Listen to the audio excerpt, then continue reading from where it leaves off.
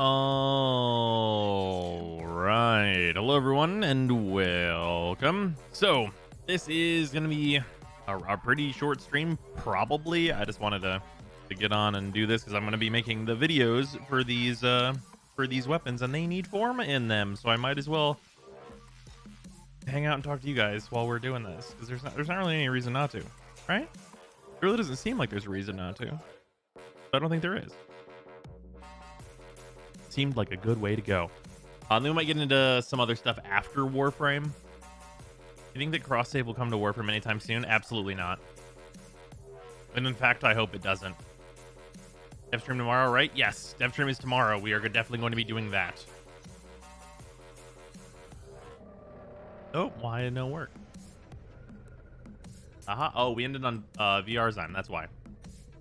I hear some mess. That's okay.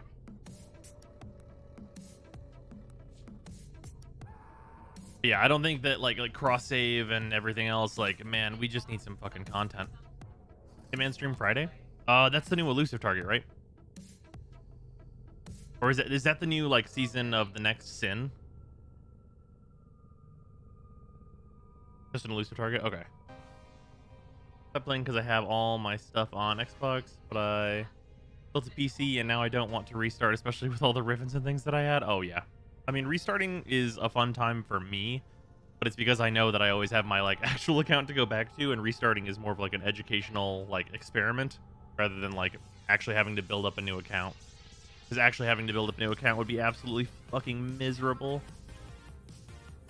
Damn, that Protea dripping. Yeah, I'm really a huge fan of how my Protea looks now. And I do really like how the Astilla and the Volnus look. I think they both look great. Like the visuals on both of them are really good.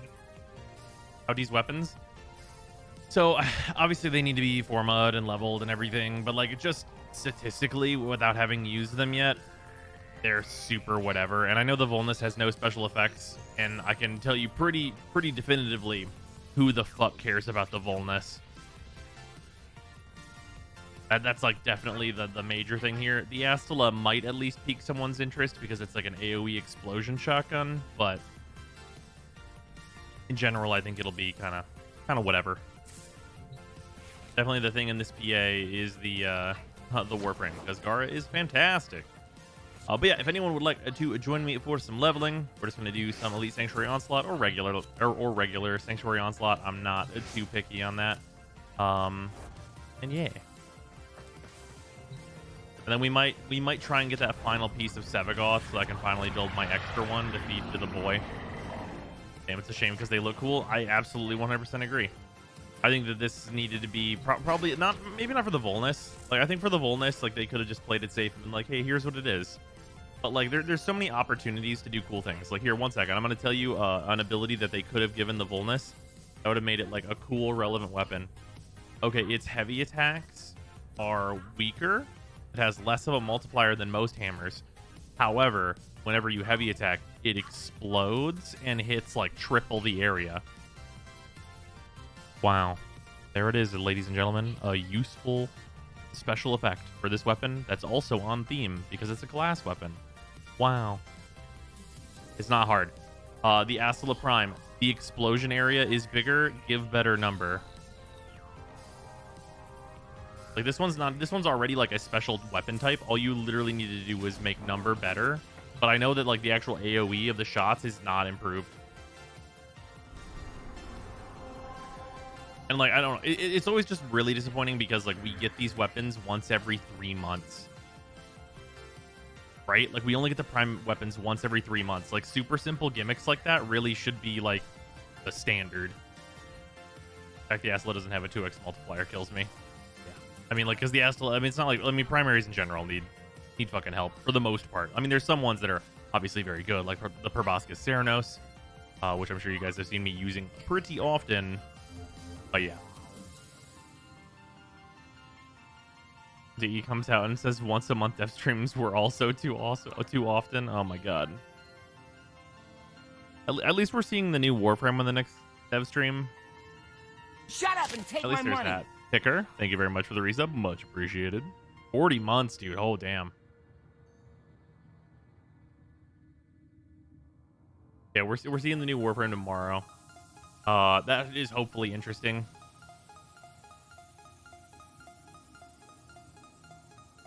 Bubonico best gun. Bubonico is another case where I really wish it had better numbers. That thing's like a victim of its regenerating ammo. If it just had like a really fast reload, it'd probably still be really good. But like without something to help it regen faster, like Gauss, it can be a bit of a pain to use. And you're not, well, I mean, in terms of the primary fire anyway. The secondary fire is like generally all right.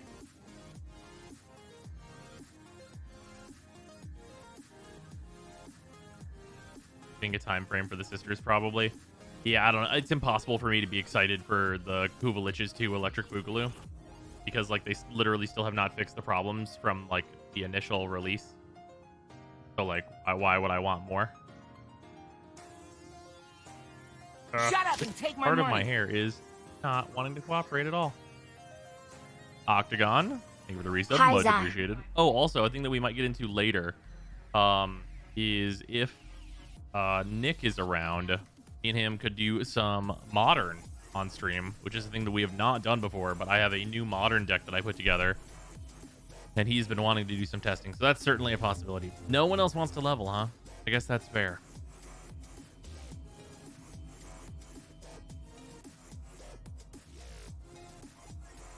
I have an MSCD negative impact Bubonico ribbon. Is that good? What is CD? Crit damage? Crit damage MS. Shut up and take What my is money. MS short for here?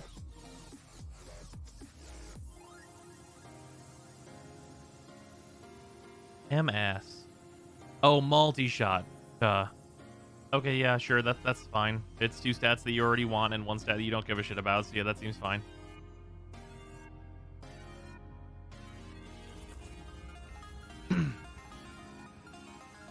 Is your heavy attack Reaper Prime still good? Oh, yeah. I like the hybrid, personally, but like it really doesn't matter which way you go with it. Agree on the game real quick. I've been living vicariously through you for Warframe. No, that's fully valid. We don't need to have a full party. 100% honest. It is not going to matter too much. I'm going to grab a fucking XP doubler, though.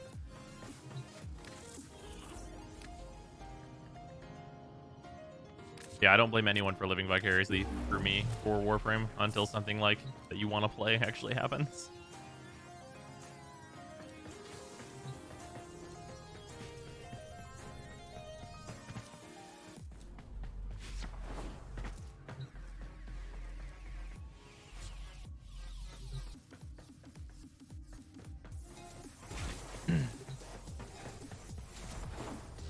I will say a thing that I ask myself all the time is if there are like, you know, what is it, like 40 to 60,000 players on Warframe at any given time, where are they?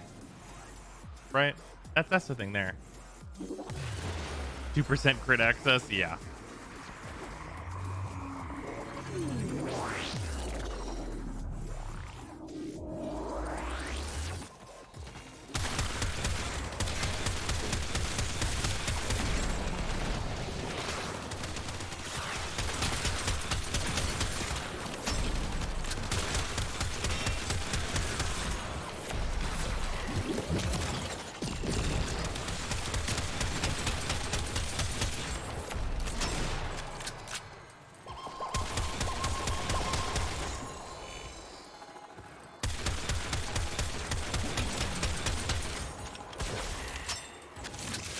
On the topic of things I actually want to play, I made it to rank 10 Trust and Genshin. Dope. Yeah, I'm just about at 9. I think I'll be at 9 tomorrow. If I rush stuff, I could be at 9 today. But I've not been in a super hurry to get to 10 or anything. Because I'm not even like at the new book level yet. I need to get to 20k coins before that happens, and that'll be a little bit still. Probably need to get started on putting some sets together though for the house and stuff in Genshin.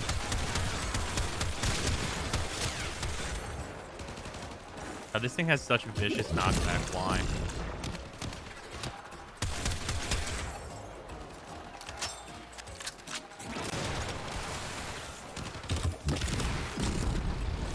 Where are these 60,000 registered losers? Fuck.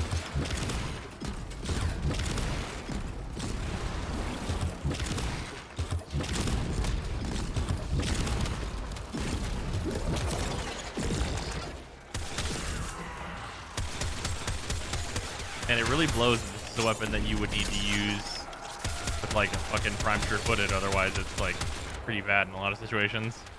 I hadn't even considered that part. If you're waiting for 20,000 coins, there is no next level. Oh, is that the last one? Oh, cool. Oh, neat. I guess I'm almost done with the book then.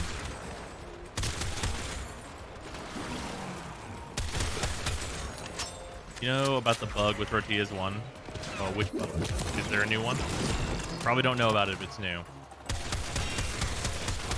Using Tortilla a lot with no trouble though recently.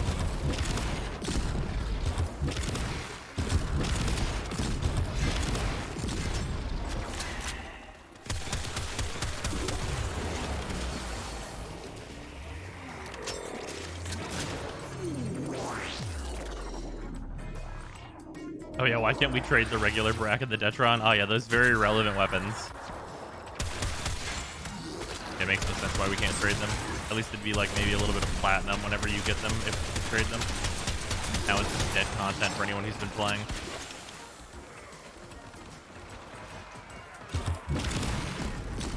Shield satellites sometimes don't work in full power. Like they don't give you like the appropriate amount of shields or like for the appropriate amount of time. If you mean the recharge, I've noticed that it is slow occasionally, but it usually doesn't matter.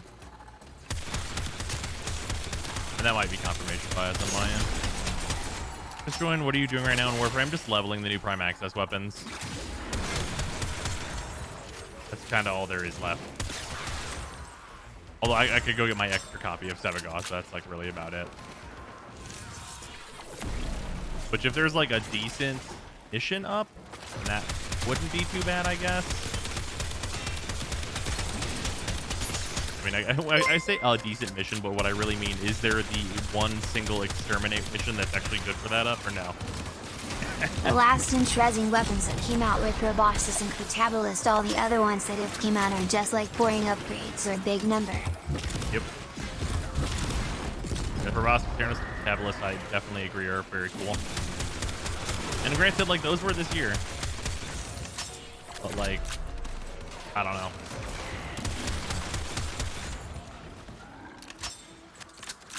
Copy, don't you mean helmet fodder? Yeah. Or they added commas to damage numbers. Yeah, that part's nice. That's a good little improvement.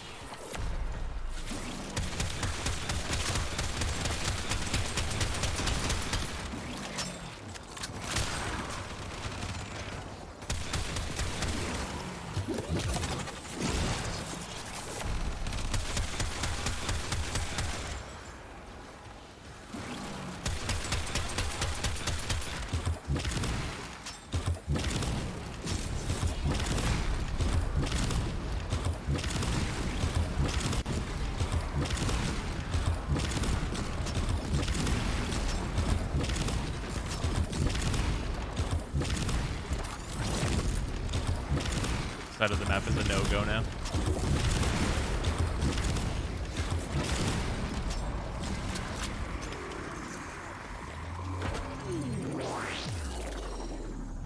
Was the proboscis was last year? Has it been so long? Because it's like relevant weapons. Holy shit! Really? Is that true?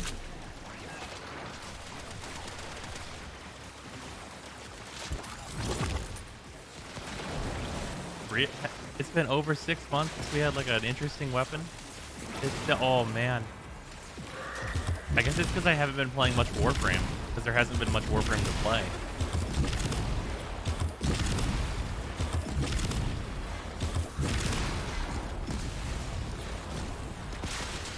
That was in November. That wasn't even December. That was November. Both Prime Access this year have been complete as. Hey, at least the frames that are in it look nice. They're just the exact same frames, though.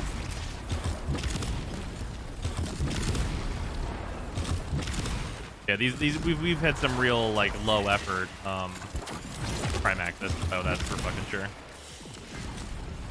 Well, my weapons are max rank. I'm down to keep going if you are, Nova, but let me know. It's sad to look at Warframe's content speed. I mean, it's even more dire because, like, I'm playing Genshin Like, I feel bad for the people that won't play gacha on principle because, like, Genshin is maybe the most active and, like, well-updated free-to-play game, like, that exists right now. I cannot think of anything that is even coming close to competing. Because, like, even PoE has been a little slow this year.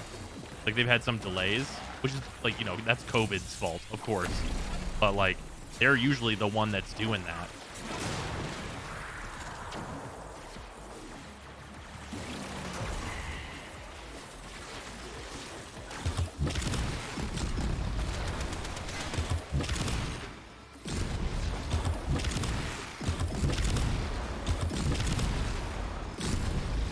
The PoE is a much better game than Genshin. I mean, that's debatable. They're extremely different games.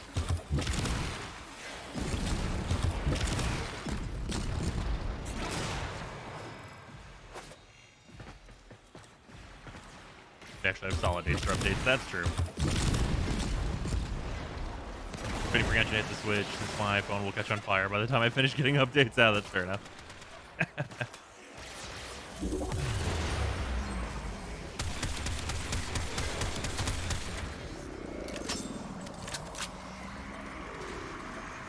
Ah, yes, the Astilla. The Astilla of the Astillas. Of the Astillas. Just by virtue of Genshin being a gacha. Oh, yeah, sure, the monetization is definitely worse. Like, on the merit of, like, how good the actual game is, I think it's, you know, kind of hard. Like, no one's defending the gacha, but yeah. What are you building for the Volnus Prime? I mean, honestly, I'm leveling it, and I am going to put the Forma in it, and I'm going to put the heavy attack build on it, and I'm going to put the regular build on it, and I bet neither of them will be much of anything. It's just being full honesty here. They're probably going to be basically nothing. It's going to be like, wow, a hammer where I will use the frag war instead. That's what I'm expecting.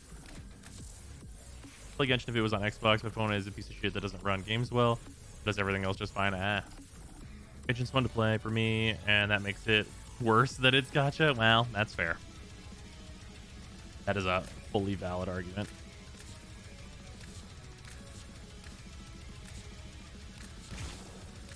I was looking at force built to farm the PA weapons. I barely managed to farm Gara and only took one relic each. Yeah, I mean, well, the good news is that, like, everything on the Prime Access is already dirt fucking cheap.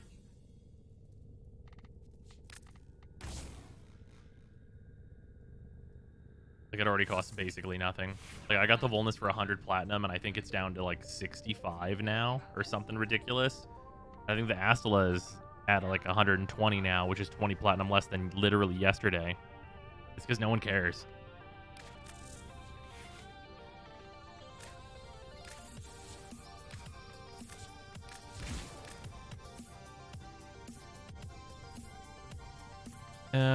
Building it crit. And I have to decide whether or not I'm leveling Prime to Chilling Grass, which I guess is, like, statistically the right choice on this weapon.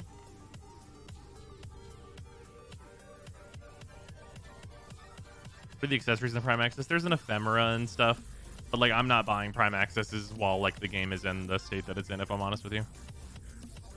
Like, I haven't bought a Prime Access this year or all of last year.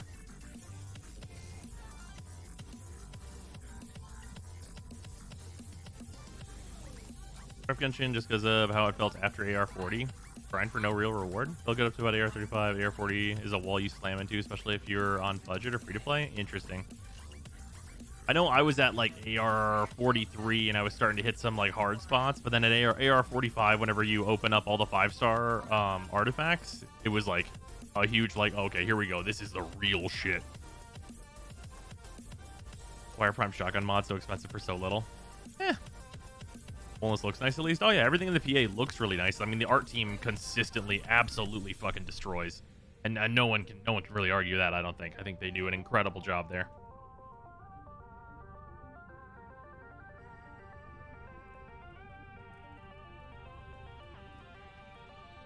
Oh, there's 20 plat missing in my balance. Ah, yeah, shit. Have you tried to build the Astilla for fire rate? It's stupid. I mean, I guess you could do it. Doesn't really seem like it'd be much better, though. We just used ammo faster and need to reload more, and its reload's not exactly the shortest thing in the world.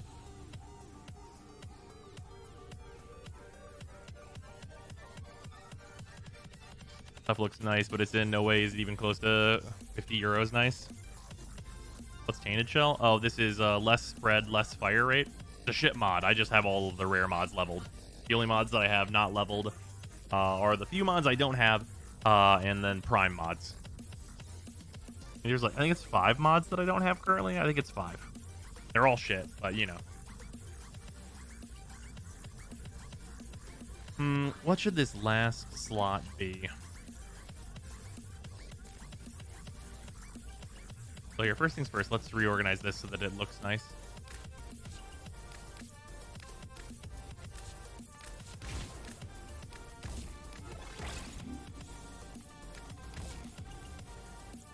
Much better. You run out of more on late AR-30s. You know where to farm stuff, and you lack power. Then you hit AR-40, where you're supposed to get access to a farm location. You can't do shit, and unfucking will take like a month of suffering. I'm paying $15 a month to suffer. I guess so. I don't know. I never hit any kind of like a suffering area, and I've only heard people have like pretty smooth, like free to play experiences for the most part. You can swap polarity positions. Oh yeah, absolutely. After you form mode once, you can swap them to wherever you want them to go. Blaze it is. I mean, yeah, that's probably honestly the play. Just because heat is so good and I mean damage go up is damage go up, right? I mean, if that's the case, it's one Forma. Oh, man, instead of chilling reload feels like such trash though. Like forming a D polarity on this and losing 40% reload, like going to 2. Ugh. Ugh. That feels bad. Why'd they have to give us Chilling Grasp and Charged Shell? Like, literally, shotguns are, like, the only ones that have, like, a really, like, good, like, weird utility mod in the form of Chilling Reload. Maybe the Punch Through / Reload mod. With the explosions on the Astilla, it's not very good to have Punch Through. Prime Toxin or Heat is too good. I mean, I guess so. I mean, realistically, I would want Prime Toxin because Blaze exists. Like, you already have a Heat mod. Yeah, you know, it's actually interesting. Blaze and Chilling Reload, like, shotguns are kind of the only ones that have these where it's like, these mods are so good and I don't want to use a regular elemental. I've got, like, better than regular elemental. Why isn't reload speed an X-less option is the real question. Reload speed is a DPS stat is the reason. If reload speed were allowed here, that's what everyone would use. I mean, I don't even use this slot as it stands, really, unless I have to. Do you recommend someone to get back into Warframe right now? I mean, you'll have a good... It depends on when you quit, but there is a good amount of, like, story stuff to do and things, and, like, I think that the Railjet content is fun, and it's not particularly rewarding. Like, there's no endgame farm for it or anything. Like, once you're done with it, you're just kind of done with it. But, like, if you just want to get back into Warframe, play what's there, and then get out again, I think that's absolutely reasonable. The problem is that I think that, like, play what's there and get out again is, like, quickly becoming not sustainable for DE. Like, we need something longer term that people are going to return for over and over.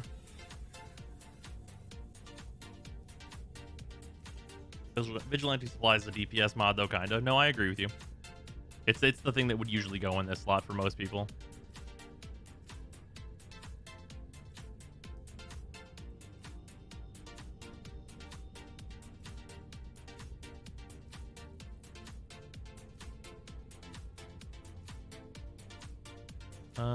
Does Firestorm not increase the AoE size at any capacity? I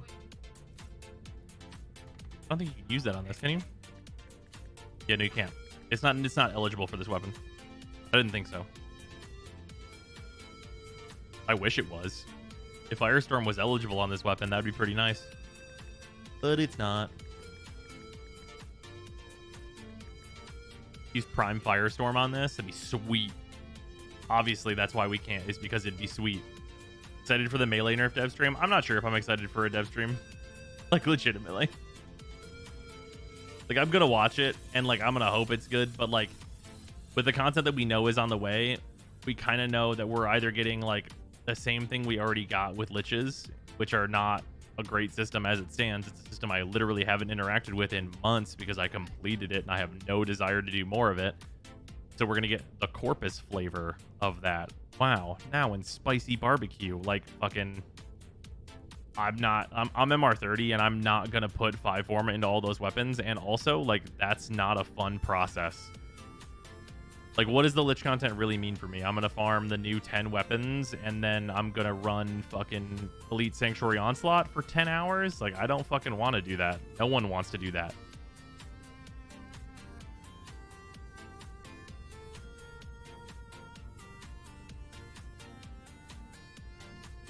Yeah, the Kuva Grattler and the Heck. Yeah, I mean, those sound fun, and like I hope their stats are good enough to actually be used. But like those sound fun, but for what? But for what is a big consideration here. Like we're not doing tactical alerts. There's no alerts there. We have no like consistent events or like new events coming around that are like rewarding and stuff. Like I mean. It's pretty rough. Any idea why the main content / main map has simply been ignored? The reworks maps would be the best ever if you drop defense as a mission. But MR31, I mean, yeah, I'm gonna get there. I don't even think I'll need. Yeah, I mean, I only need 26,000 at this point. Like, I'll get there just with leveling the weapons once, and that'll be just fine. I'll be honest, if they don't do something crazy for this legendary rank, like if it's not like awesome, I will completely stop caring about it instantly. Because like MR30 should have been like this big thing and it really isn't.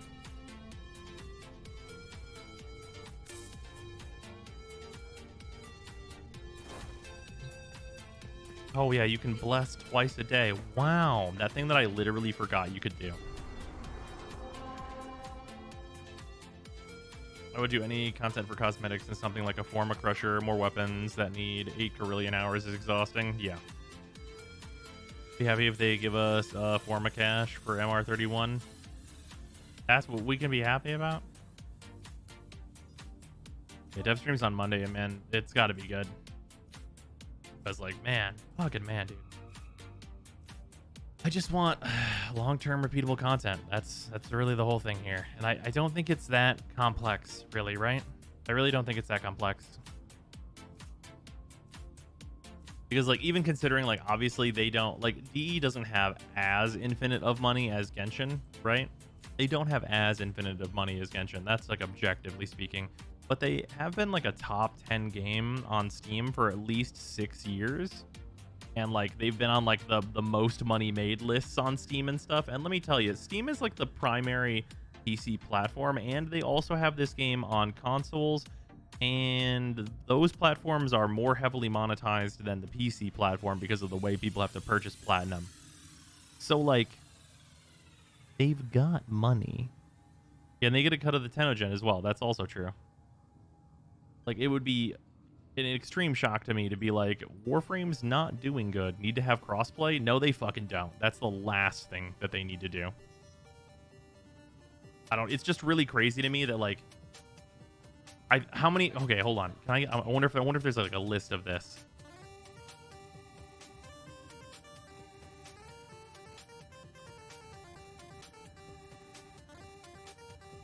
One sec. Let me see if I can get it here. Oh boy, oh yeah, it's on the wiki, baby. Oh,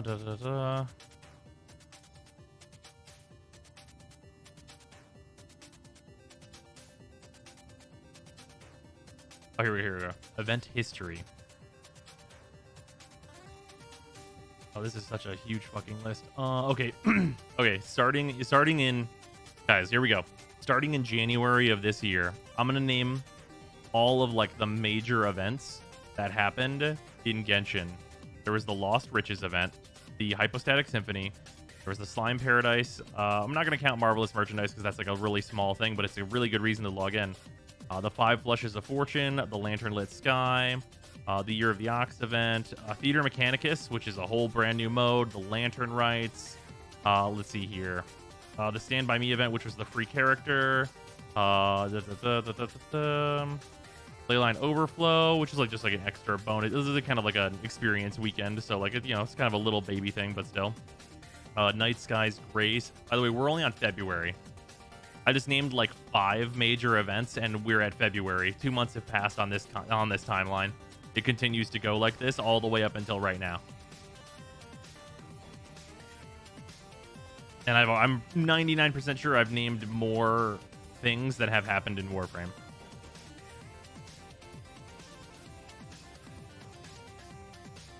Yeah, but we had a Fomorian. Wow.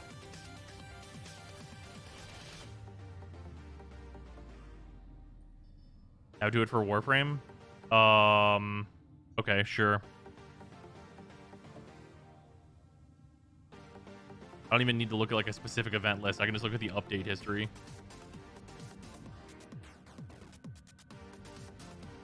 Oh, why is this not in timeline order? 1 second. Here we go.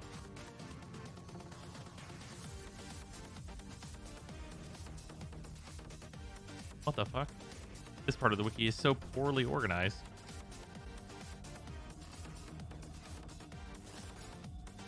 Whatever, I'll just go to the forums and look at the PC update notes, like list. Okay, let's look at the totality of all the things that have happened over the course of this whole year in terms of like major things. Let's go. Oh, wow, it's only like a page. Wow. Okay, Orphix Venom. Okay, that happened. The new Nightwave started. We'll count that. Let's throw him a bone. Oh, we can count star days, even though that was kind of like a login and whatever. Corpus Proxima and the new Railjack stuff. Okay, we're on 3. Is there anything between the Corpus Proxima and Call of the Tempestari? Don't think so. So Call of the Tempestari happened. So we're on 4 things that have happened this year. And then you could pretty generously say 6 if you count the 2 Prime Accesses. Oh, you could say 7 if you count the anniversary stuff. That's true. You could say 7 things have happened. That's true. Here, 1 sec. I'm gonna count the ones. I'm gonna count the ones for Genshin. Just the important stuff, not like the Seize the Days or any login events or any like other extra stuff that they also fucking do. Okay. Oh, we can count character releases on here too. Oh boy. Oh god, because those all have quests. Every time a character releases in Genshin, there's a quest associated with them. Okay, 1, 2, 3, 4, 5, 6, 7. I'm just gonna count the Lantern Rite as all one thing, so we're just gonna condense that down, even though it's like 3 different events. 8, 9, 10. Let's see here. 11. Hu Tao was this year. Let's see here. 12, 13. Wait, no, that's a login event. Not gonna count that one. 13.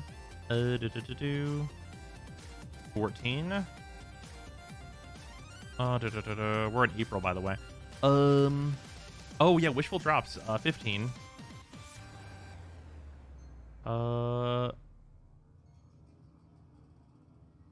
16.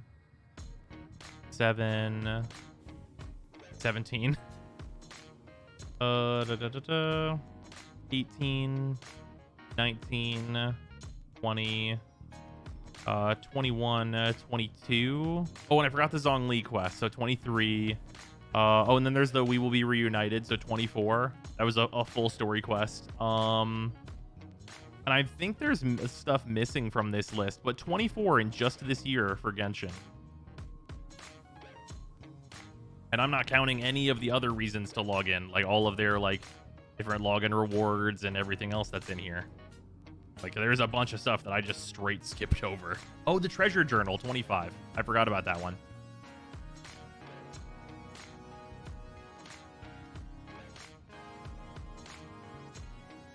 Correct me if I'm wrong, but doesn't Genshin have more characters under 2 years than Warframe after more than a decade? Oh, no, definitely not. No. Warframe definitely has more characters still. Oh, yeah. Oh, no. All the Hangouts came out. Oh, shit. That's 28. Wait, no. Wait, no. That's 5. That's 30. If you count each of the different Hangout series as like one, including like separating Noelle's into her 2 big parts, that's literally 5 more like big content drops, because those are like not short at all. That's literally 30. That's literally 30 pieces of meaningful content. Wait, is it 6 more? It's Diona, Bennett, Noelle, and then Barbara, and oh, Chongyun. I forgot about Chongyun. Okay, no, that's 7 actually. Oh, that's 32. Oh. How many did we say Warframe had? 7?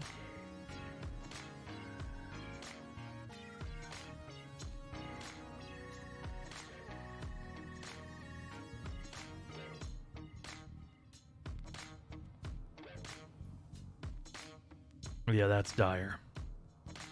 Like, I'm not saying that Warframe should have 32. Has 7 what? Like, content updates. And that's, like, counting Prime accesses. Actually, no, when we counted the anniversary update, it was 8. Like, it's 8 actual, like, things to log in for versus 32 for Genshin. And I'm not, and that's just from January to now. And I'm not saying that, like, Warframe needs to be at 32 reasons to log in. Like, I am not saying that Warframe needs to be at 32 reasons to log in, and I definitely am aware that Genshin is making more money than Warframe, for sure, guaranteed. But 7 is really low. And now let's count the number of skins released. Ooh, that's true. There's definitely more skins released, because Genshin hasn't released their new skins yet. To be fair, Genshin is a newer game. Okay.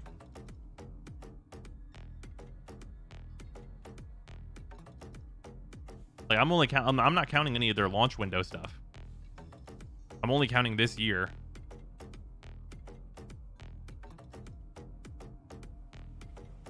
Like, if we count like Genshin's launch window stuff, like, they spent a lot of events like learning and stuff, and now like they've learned and their events are great.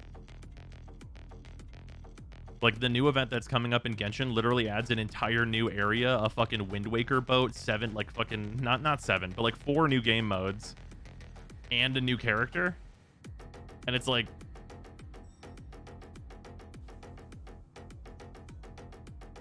right? These 2 games are at different points in their life cycle.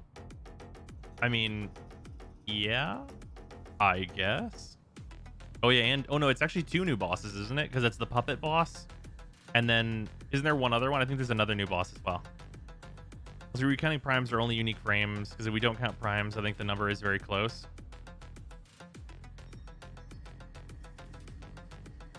No, I am counting primes.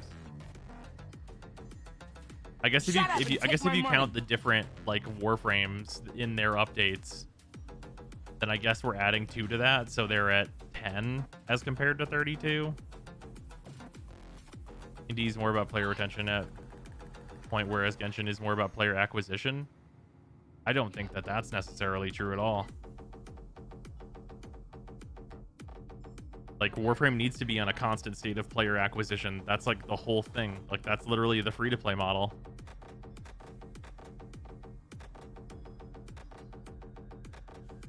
Like, DE's kind of never worked on player retention.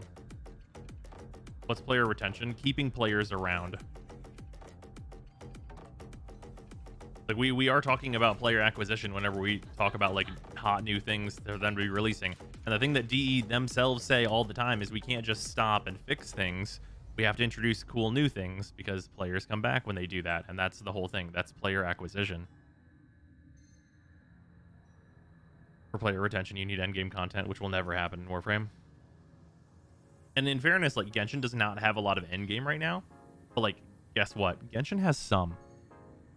Like, Genshin has the Abyss and stuff like that. They have like their endgame systems that cycle on like a monthly basis and stuff, and like come back, and like there's more rewards that are worth it, and like you're they have that part down where it's like, hey, there's a little bit of end game here, and there's also like a lot of character building, and like there's a lot to do.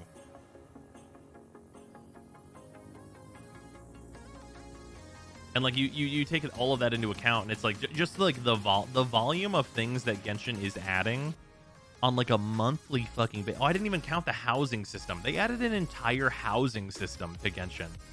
33, I guess now.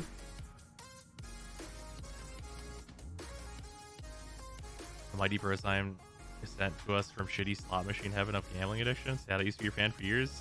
I mean, I really don't care, dude. Like, I'm not saying that gacha good. Like, the gacha part is not the part that's important. It's like the actual content that they're doing and updating in the game to like keep players in the game. Like, it's like Genshin legitimately has like very high quality content in it, and it releases a lot of very high quality content.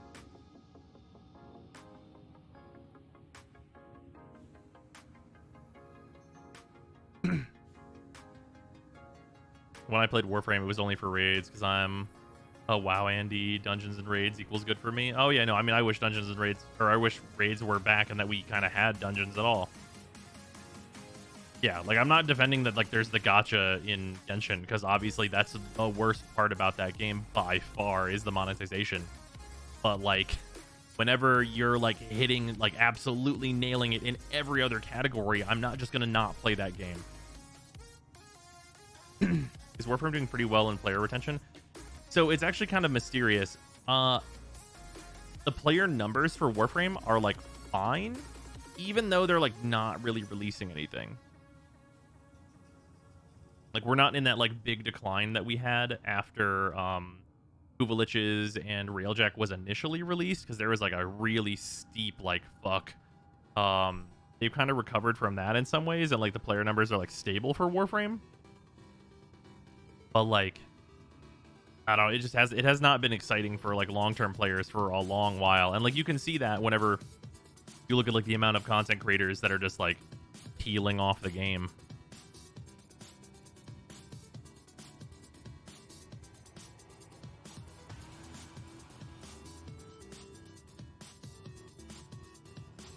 Maybe because the TennoCon hype cycle has started up. That's possibly it. I don't know, maybe DE has figured out some like special thing where it's like we don't actually have to release any more content. Like stuff like the index and stuff that's already in is enough, and we can instead just like release a new shiny Warframe with like one new area, and like that will be more than enough to like continually sustain this while they work on like some secret project in the background. Like maybe they're, you know, working on Warframe 2 or whatever the fuck. Like there's always the tinfoil hat theories like that, where it's like, well, the reason there's not much coming out is because it's just in maintenance mode essentially, but like we just don't know it's in maintenance mode. But like there's no like weight to back up a theory like that, right?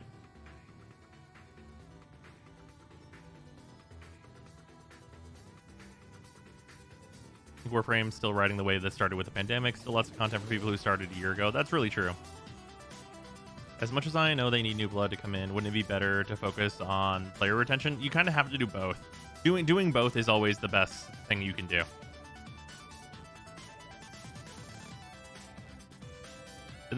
Didn't they completely redo the Railjack system and planets and the Corpus system? Seems like a lot. The Corpus system? Yeah, they added the Corpus system.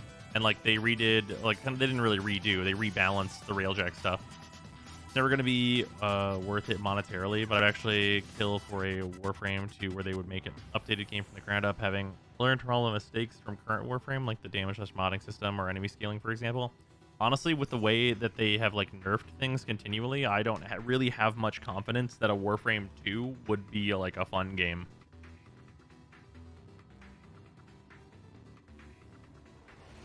Right? Like they look at the way that we play the game and they're like, no, not like that. Really, really often. It's like really hard to have confidence whenever that's been the case for so long.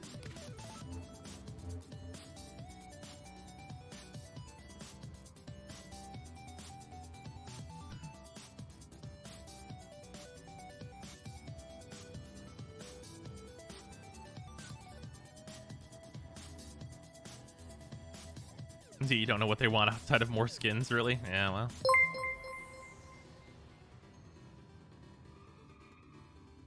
started the day of pandemic, and I finished doing everything by Warframe 2 story. would feel like Warframe 0.35 with how they... Yeah. Since I didn't want to play Railjack until this update, that's fair, Frank. Oop, Shady, thank you for 100 bits. If they just had a live team for Warframe, they just made like hold events happen regularly, that would be an improvement. But they've said they don't have a structure. Yeah, not having a structure is really, really rough because, like, come on. You still play the game often? I mean, I play Warframe whenever there's content to do. And that's really the whole thing. Like, right now, I mean, I'm leveling the Astilla and I'm leveling the Volnus. And, like, neither of these weapons are ones that I'm going to use. Like, let's be realistic here. Like, I might use the Astilla for funsies a little bit, maybe, but... Like, once these are leveled and, like, once the videos are made, I don't have anything else to do. Like, theoretically, I could go get, like, the 3 mods that I'm missing. But, like, those farms are a colossal waste of time whenever I could play other things. So, no. Yeah, basically.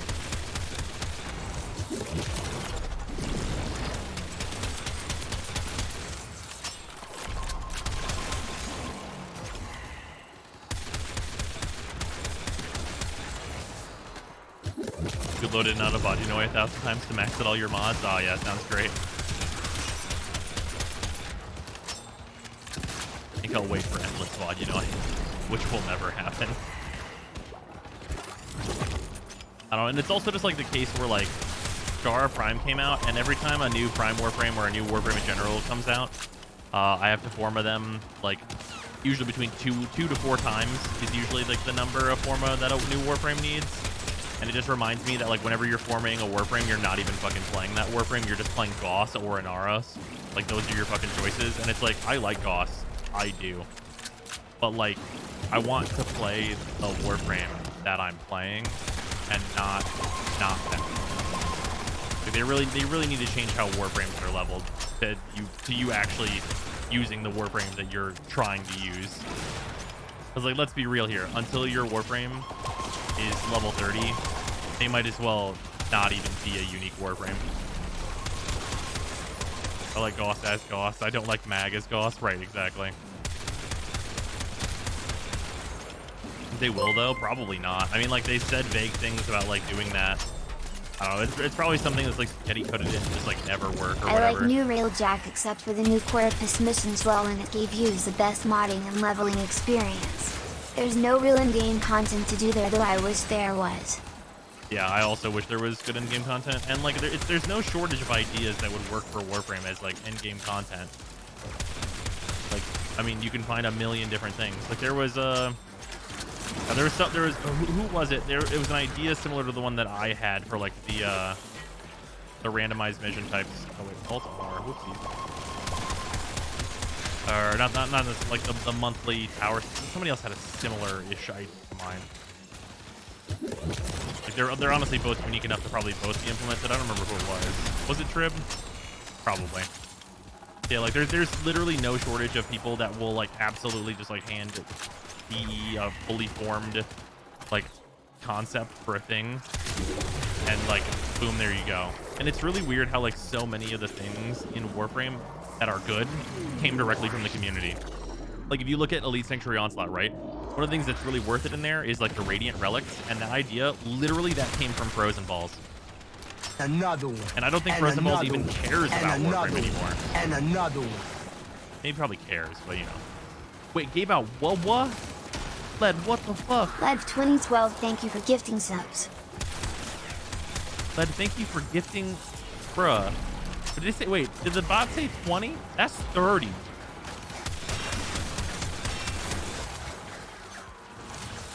Oh, okay, one memento. I throw these Healy balls right here. Bots just said thank you for gifting subs. Okay. Holy shit, this list is long. Led, thank you for gifting these 30 subs, dude. To Rencel, the Phantom, Lonnie, Vogie, Xylek, Phantom. Got a lot of Phantoms in here. Set, Brave Boar, Mike Face, Bumblebee, Furukawa, Night Sky, Okari, Blaze Wrath, Dragon Soul, Game of Beards, Gomija, Biggie Slims, Frizy, Lost Revelation, Alatier, Phoenix, Pajama Gamer, Bombarda Maxima, Ralubes, Purging, Wadad, Free, Habo, and Heavenly Hands. What went into all 30 of you? Jeez. Whew. Have a bit in this trying time, Frank. Thank you for the bit. Much appreciate. What about class quests that you run with a new frame that will get to 30, where you have to learn the new frame to run the quests? Sure, I mean, that's kind of like a vein of a Final Fantasy type thing, like an FF14 type thing. You could do that, that'd be cool. But I mean, some of that is like about the time, I guess, but it depends on like if it's engaging or not. Right? I think it'd be better to like focus more in on like the co-op content as opposed to like, that sounds like more of like a single person thing. Like, I mean, like, let's just be realistic here. I really don't think I'm alone at all in saying this. Warframe needs raids, and Warframe needs like a dungeon system, like legitimate dungeons, like actual dungeon content. Not like, hey, go in and just kill this number of dudes, but like more refined areas and goals. Or like multiple goals that are coming at you quickly, and like they could even do a thing where like it's like a roguelike run in this game. Like there's so much space for them to go into that Warframe absolutely applies to, and it's like really baffling that they haven't done that. Like, just someone at DE play Binding of Isaac, just put that in. Like, you can absolutely do that. Be like, you enter with your build, and then you can pick up all these weird items that do crazy things, and your build can get really wacky when you get these items, and we're going to send these weird enemies at you. And, like, it's just, there's so much you can do. I don't know why more games don't copy Diablo's endgame system unless it's, like, copyright protector or some shit. I don't think it is. But, like, and you look at, like rifts and stuff, right?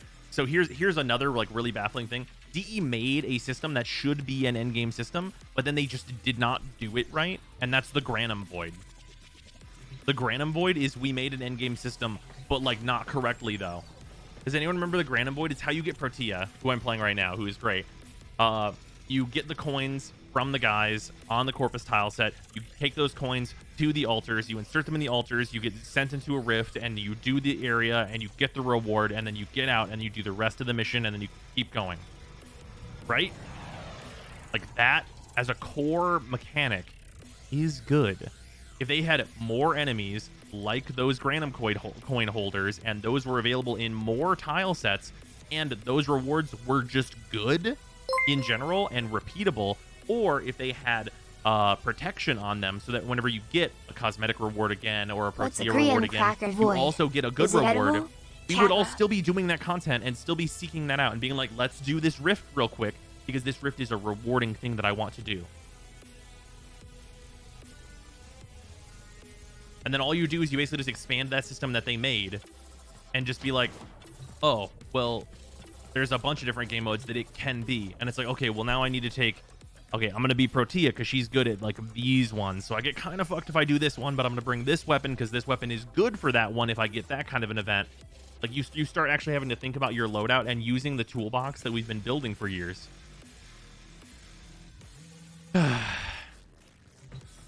It's frustrating.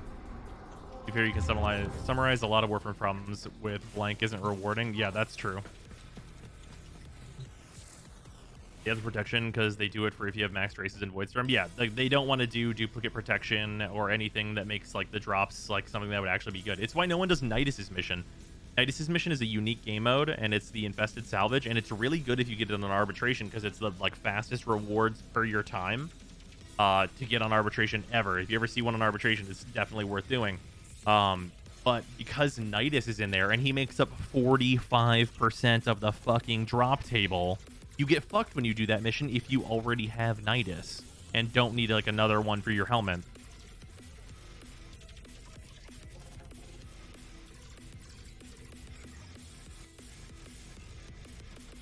Me no use toolbox. Me grab sledgehammer to do content, and having a sledgehammer is fine. But like, I just want the content to want a screwdriver or want a hammer or want a power drill.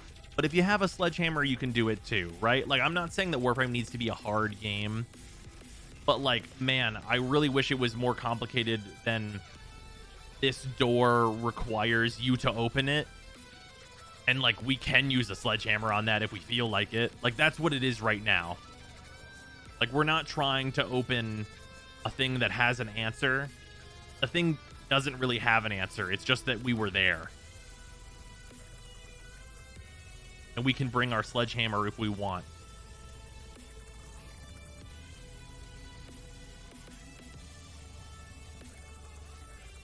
Let us wondering if you had any other frames you think a sentient skin would be nice for. Personally, to see one for Mesa. Ooh, Mesa would be a good at. Well, would Mesa be a good applicant for that? For a sentient skin specifically?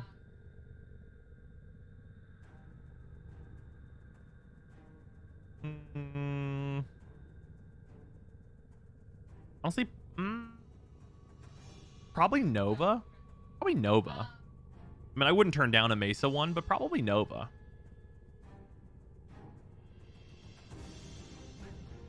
Oh yeah, Wisp for sure. Root could do with one. I could see it. You really go a lot of ways with that. But they make another infested salvage. So one person can farm their 20 Nidus while everyone else can play something fun with rewards other than the 20 Nidus. But that's the... Also, pranking for 5 bits. That's the problem, is you don't need to make another fucking node. Like, we need to condense these nodes into, like, actual game modes that anyone would want to do. And all you do whenever you have a mission like the Gauss mission on Sedna, where it's like, we farm Gauss here. Gauss makes up a good portion of this drop table. You're pretty likely to get Gauss. That's great. I'm a huge fan of that. But, like, the thing here is it needs to be, oh, you already own Gauss. Gauss is already in your inventory. Therefore, we're going to give you one of these parts in case you're wanting to build more Gauss. By all means, please do that, player. But we're also going to give you a relic. Awesome. Wow. You fixed the drop tables. Wow. It's not fucking hard. Oh, you already have a Nidus built? Well, here's another Nidus blueprint. And then here's a relic in addition to that. Tacking on 1,000 fucking credits on some of these drop table rewards if you decide to sell your Nidus blueprint is nothing. Chief00117 gifted a tier 1 sub to LED 2012. They have given 5 gift subs in the channel. Chief, thank you for gifting a sub to LED. Much appreciated. Or just add a generic, if you have a copy of this blueprint, you can't get another. Sure. And you get like a more meaningful reward instead. Even if that like other meaningful reward is like, oh, you get 300 endo. 300 endo, not a great reward. It's a lot better than a fucking blueprint. Happy birthday to Miss Sarah. Happy birthday, Sarah. Chat says happy. I know, but they say happy birthday early. It is not her birthday until tomorrow, but you guys say happy birthday early. Oh, she says lame. Also, thank you. Oh, but they can't give us both. What would they do about the 5k credits each part is worth? Yeah, I mean, honestly, just make it so we can't fucking sell the extra blueprints. Wow. You need to make Deimos underground bounties longer and put a huge boss in the end. I mean, I think they should really think about, like, not making them longer and maybe just having a cool boss in them in general. Alright, sounds good, Ken.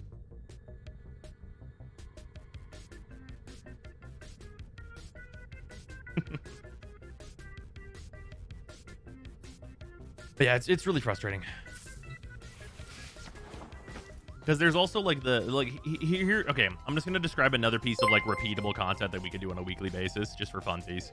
True-me, thank you for the 100 bits. The fact Void Trace's duck protection wasn't in the patch notes just amplifies the why aren't these changes in the patch notes problem, which happens more than it should. Get Sarah more of her new favorite yogurt from the grocery store. We did get a bunch of yogurt. What's up, Gil? Group discussions always make me sad because these changes will never happen. Right. Okay, guys, this is going to be a real fun one for you guys. Okay, so you know how we have like a daily piece of content that is sorties, and actually a lot of people do sorties, but in general, it's not actually a really rewarding piece of content. It's just a thing a lot of people do because it's a thing people know about, and it's a little rewarding. Some people are there for the ribbons, etc., etc.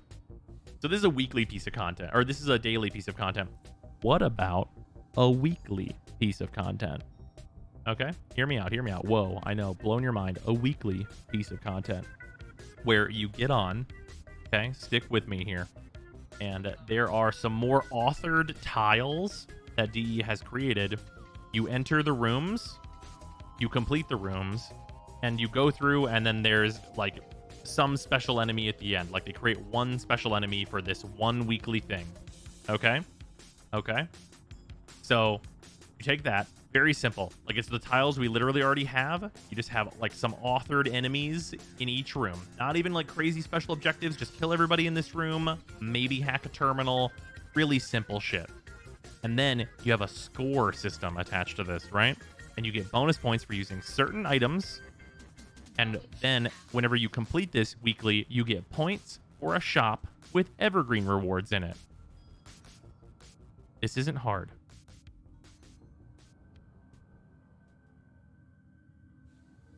This is super simple stuff.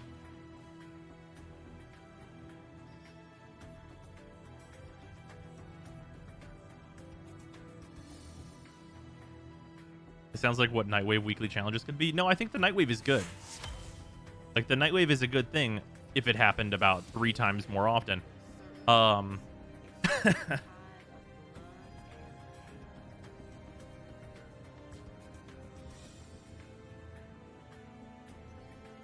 They never make it worth it, though. I don't want to run 5 hours for 10k Kuva. Right, and it's not about running 5 hours. It would just be like a short, like, I don't know, 10 rooms. 10 rooms with a special boss that you're going to fight every week. And it's like, hey, this week we want you to use Protea. Randomized, you're going to get bonus points. And you get, like, you know, you start with, like, a base amount of points, and then, like, your time is factored in. And all you need is, like, a reasonably accessible amount of points for a player that's, like, reasonably well prepared.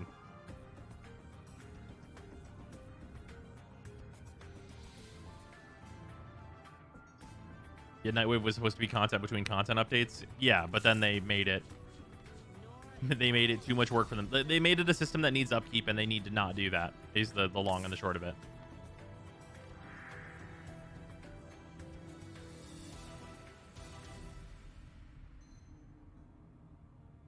But you would make it 5 hours to get 10k because we can't have good rewards. It sounds like you're describing a recent Genshin event. Oh, yeah, it's kind of like the Misty Dungeon, I guess. I mean, even before Misty Dungeon happened, that was a thing that I had already talked about. How many days are we up to on this intermission yet? I think we're on, like, fucking 300 of 600 or something like that. That's what it feels like. God,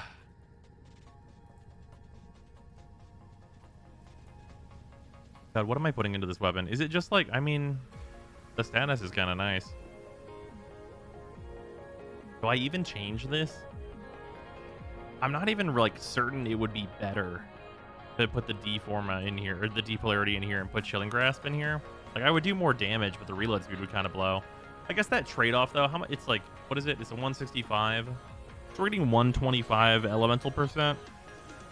Like on time to kill, it's probably better to use Chilling Grasp here. 300 of 600 IRL days. That's the way it feels. It's not the actual count. Every time I hear you say good rewards, I think of the Railjack mission that had 7 extra rewards and how that made it fun, but we can't have fun. Yeah, whenever the devs are talking about on stream how like they really liked how we were optimizing the mission and like going super hard and like doing all this stuff.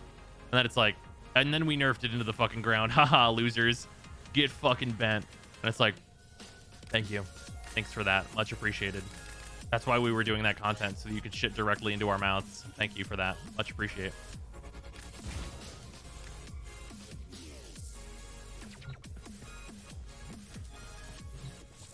It's amazing how we're describing Misty Dungeon, one of Genshin's worst events ever, as a potential positive addition to Warframe. What? Do you think Misty Dungeon is one of Genshin's worst events? I think it's a thing that should become a permanent addition to Genshin. Misty Dungeon is absolutely fantastic. I love the Misty Dungeon. Like, I think it should be a permanent addition along with the test run.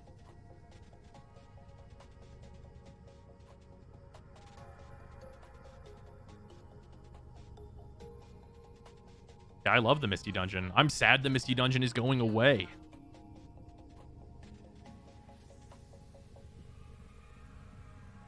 The worst was the hide and seek. Yeah, the hide and seek one's not great. Like, I still had a reasonable time in it. Honestly, like, the worst thing about the hide and seek one is if you're not good at it and you lose a bunch, it takes a really long time to get the rewards. Yeah, it honestly feels like there's a massive schism there between the people who actually play the game and want good call on the people who don't, who only understand numbers and not fun.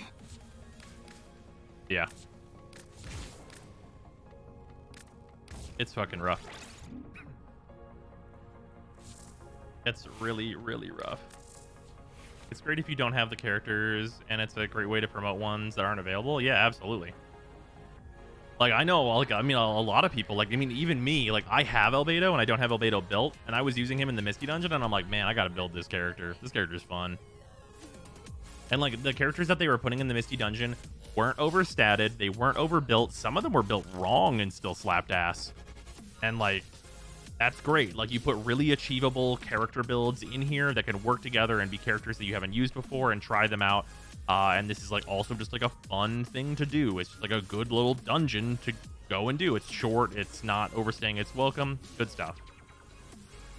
Albedo himself had a pretty meh build. Yeah, Albedo's build was meh, but it just showed off that, like, Albedo himself is cool. Misty Dungeon made me build Amber, and that's a feat. How's the Volnus Prime? It's a hammer. It's fine. Its stats are okay. Hey, I have that exact same build on my melee. I bet you do. I bet you do.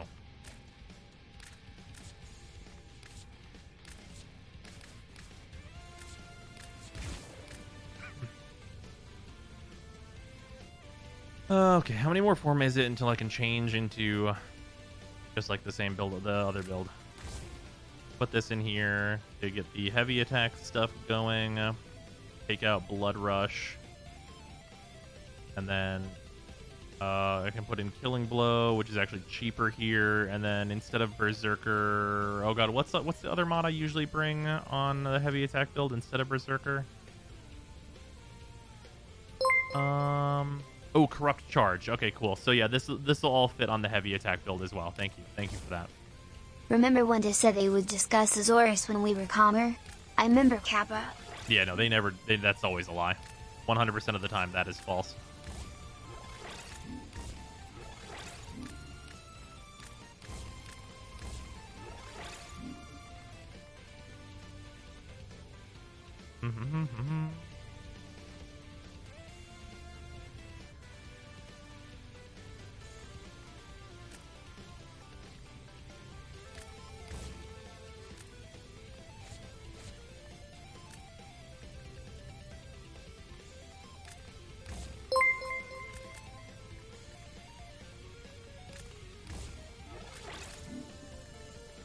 Meanwhile, Rivens, There we let's go. ignore that I guess Lobo's mind blank.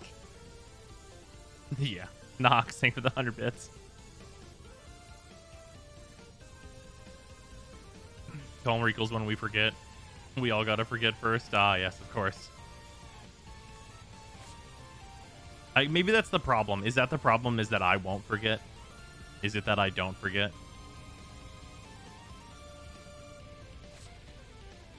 That's really what's wrong with Warframe, is that I don't forget.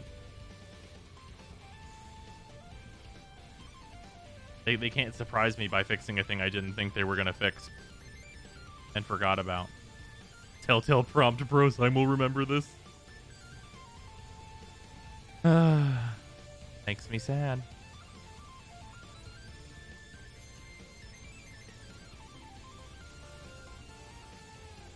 Is it considered forgetting when half your content creators are like, well, time to play games that are actually rewarding? Half is really generous, Nox. I'm going to keep it super real with you. Half is the most generous. I played Warframe even once since the Corpus stuff got added, and it's been great. Oh, fuck. Fuck.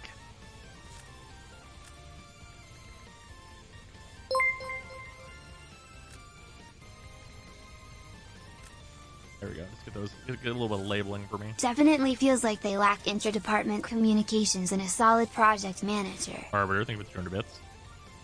Yeah, I obviously have no insight into like what's like really happening inside Warframe, but it's It's the case where people say stuff like, "Oh, Tencent bought Warframe, now it's gonna go to shit," and it's like, is it gonna go to shit, or are, like, they gonna hire a manager?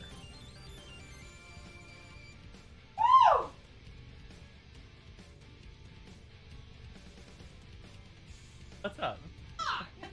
Sarah said, "Woo!"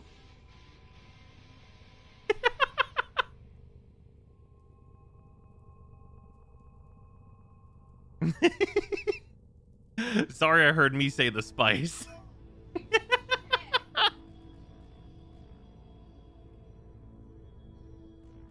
You guys could hear that one? Yeah, Sarah had the reaction for that one. You know, I didn't look at the Misty Dungeon builds, but now that you mention it, they are not what I would ever try. Yeah, which is totally fine. Does DE not have a manager? I mean, they have managers, but like an overarching like you have like Steve, who's like clearly like a visionary for the game, right? But like it feels like no one is in charge enough. Does that make sense? That makes sense? Like there's not any one person that is in charge enough.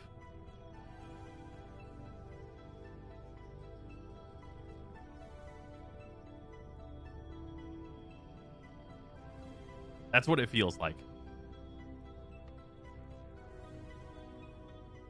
They said they don't tell people what to do. So that's Valve's thing, and they made one game in the last like 10 years, I think. Yeah, Valve doesn't tell people what to do either. And that's only if you count Half-Life Alyx. Valve made a game in the last 10 years. We can count Half-Life Alyx.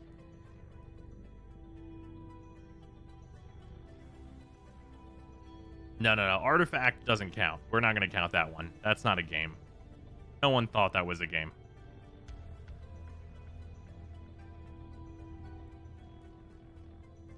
Artifact got booed on reveal. At like the main big front stage like Dota event. They were like, Artifact, the Dota card game, and it's just it's everyone in the audience. It's the immediate disappointment. It's never been faster, and it's never been more recorded. Like it is literally the caught your ass in 4K audio just on like releasing something disappointing.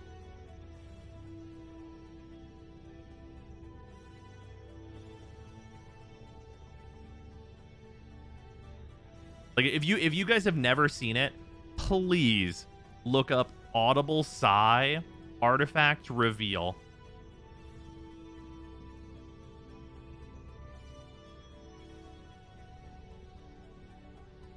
I'm sure if you type that in, you'll get it on YouTube. Because it's such a massive audience of disappointment. It's never been more extreme than that. Also, I think my weapons are done. This is only 2 Forma. 2 Forma is really not that bad. At least there's that. That's 2 Forma on both, and this is to do both builds on the Volnus. You don't even need it for like the normal build if you want to go that way. Although I'm not sure if I want to use Crushing Ruin or not. Although I guess I get that choice on here regardless due to the extra Forma. And this is the only one where the stance matters anyway. What did I just join to? Disappointment? Oh, we were talking about how disappointed people were with the Artifact announcement. Artifact new game announcement from Valve crowd reaction on YouTube. There you go. Oh my god, that was the funniest sound ever. Yeah, it is rough. It's so rough. Like legitimately, like like obviously we talk a lot of shit about like where DE's at currently. I don't know that DE has anything that could get that reaction in them. Like I legitimately don't think that DE is actually even capable of that level of disappointment no matter what. Like that's on a whole different that's on a whole different scale.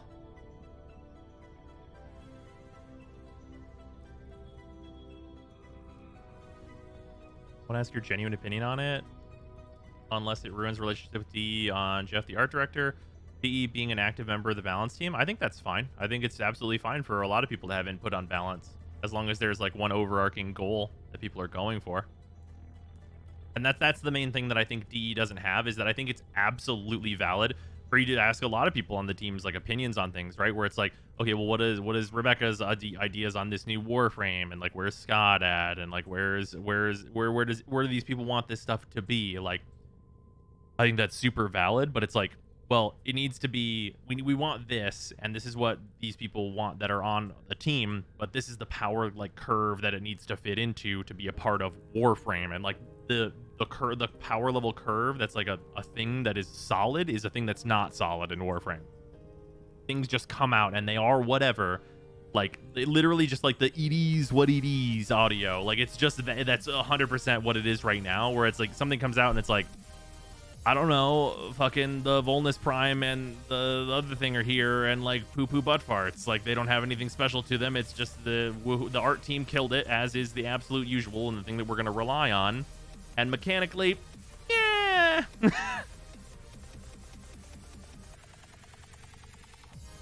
Why was the artifact reveal so disappointing? It was so obviously just a cash in on Hearthstone and other digital card games being big, and also like no one playing Dota needed a card game.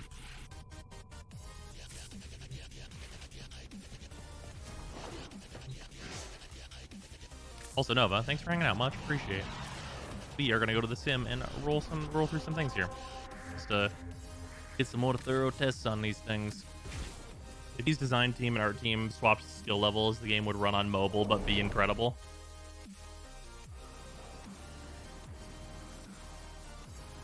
Here I love League of Legends and I'm in love with LOR. I think that's because of the way they did it, though.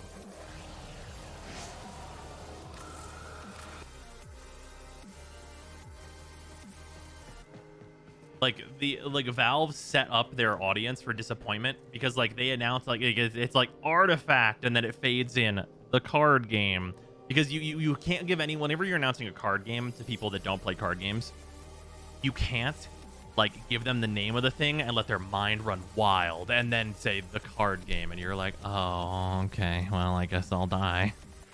Everything I just thought about is not what I got.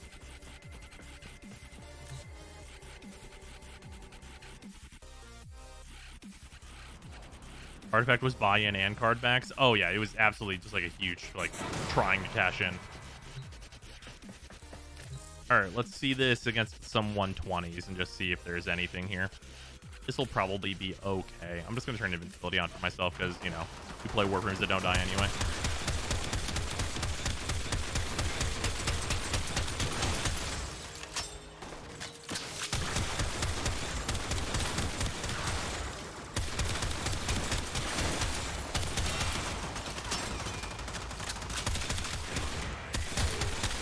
I mean, I can kill them.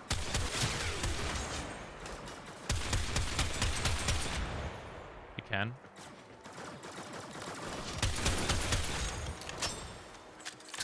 It's not great at it. Okay. It's gonna look real sad when I bump it up to 180.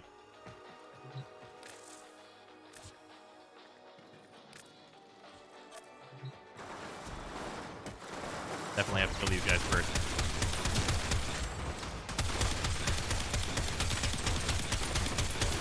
Much lower full magazines on those guys.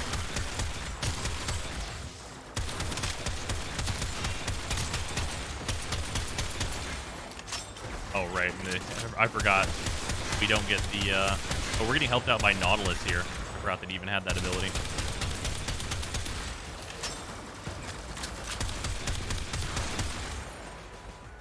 I mean, it's just... It's totally fine.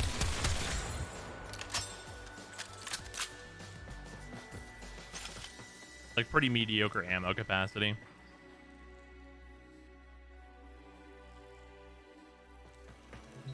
Why aren't primaries just the single target DPS machines? Great question. All right, let's look at the Volnus. Which build are we on though? So I'm gonna switch off of this because honestly, Nautilus is like visually in my way.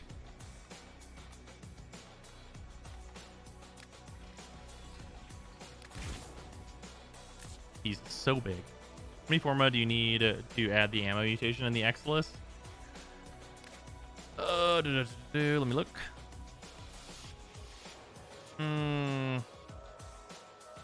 3.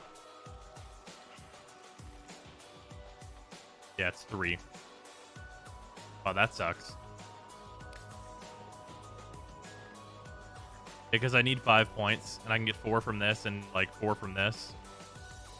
And then I have to change the polarity on this one. That'd be 5 Forma just to add Vigilante supplies. Fuck that. Also, yeah, depending on if you buy an X-List adapter, because an X-List adapter is, what, 4 Forma? Mega not worth it.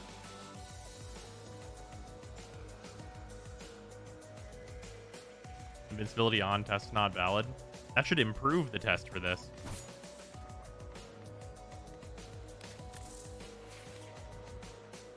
Did you do it with 2 if 1 was the X-List slot? No.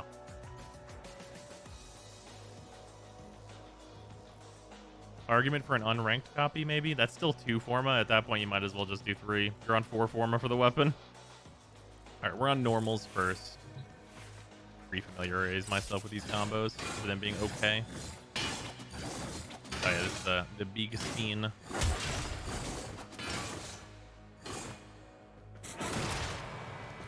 Alright, spawn these boys in. This should do just like very normally. But it's a melee weapon, so like here we are.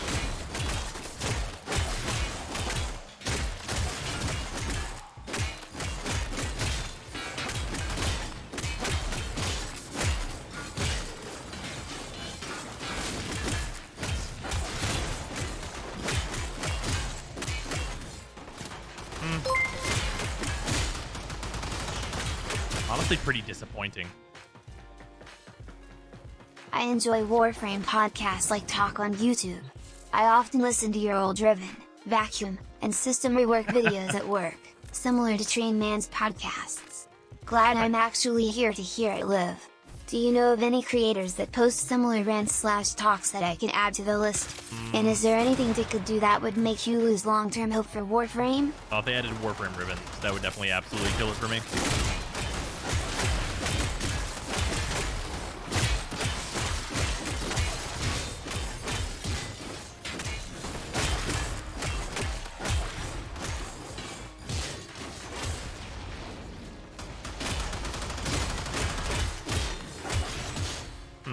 That tested a little better.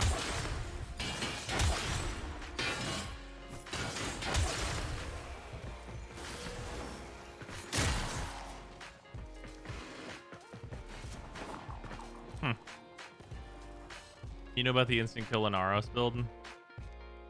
Which one? The one that uses his abilities or the one that involves the helmet system?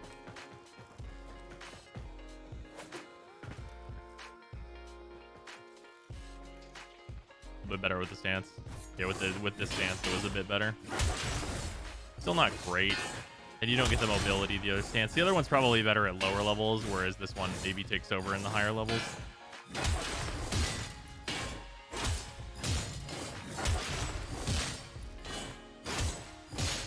This one's probably more what people actually want from a hammer. Anyway, let's look at the heavy build.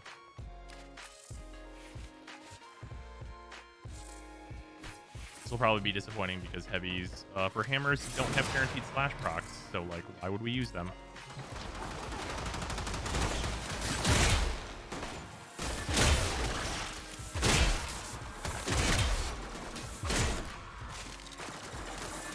Yep, no guaranteed slash procs. Why would we use it?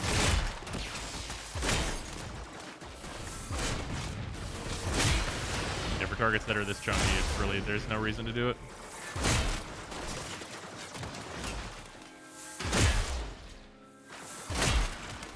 So like the Fragor gets by because it has the extra upfront multiplier, which really multiplies the damage a lot. Yeah, pretty whatever. Like why even bother if no slash for the Fragor? Yeah. I mean, it's worth trying just to test it out. Yeah, seems like garbage to build it that way. So it's pretty much this or nothing, or like maybe hybrid, but like, eh.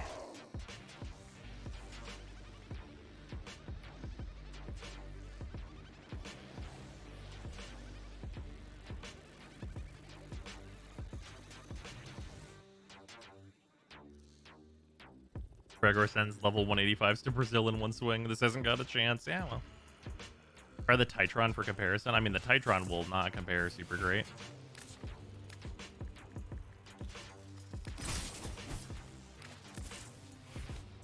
I don't even have my heavy build on here. I guess you just mean in terms of like the regular build.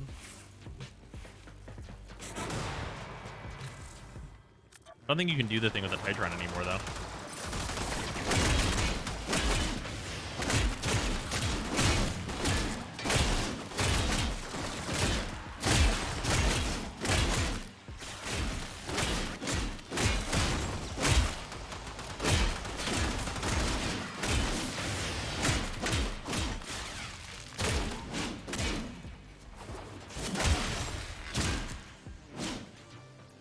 Yeah.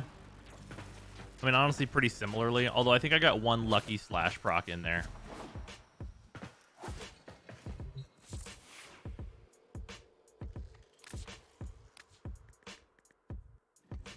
In the end, it's another hammer.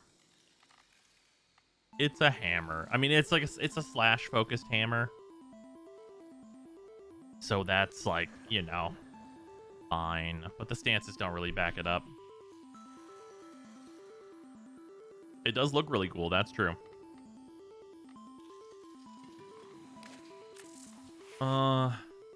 Is there anything that we could do to this build to make it perform better?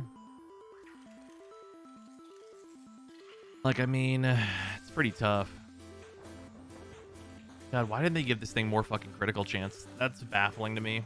Or critical multiplier. Can you believe that this weapon starts with under a fucking 2x critical multiplier? Like, holy shit, man.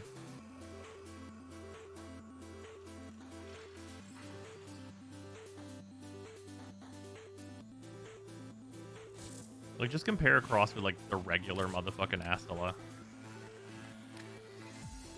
Here. Well, here we go. You have 4% critical chance, which is fine. 8 more shots in the mag. And 5% status. And then, like, a little more damage. And I mean, like, you know. It's really minor. Was it 4%? Yeah, you're right. Yeah, 4%, not 5%. Sorry, my bad. Only 4% more status chance. I tried 100 munitions on the Astilla Prime. I mean, like, you can just to force more slash procs, but, like,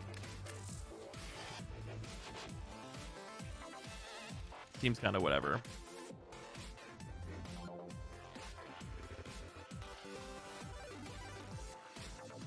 Because, like, I mean, at the point where you're using 100 munitions, it really just says that I should be using a different weapon. Because, like, here, we'll just compare to, like, a good weapon right now and the Astilla.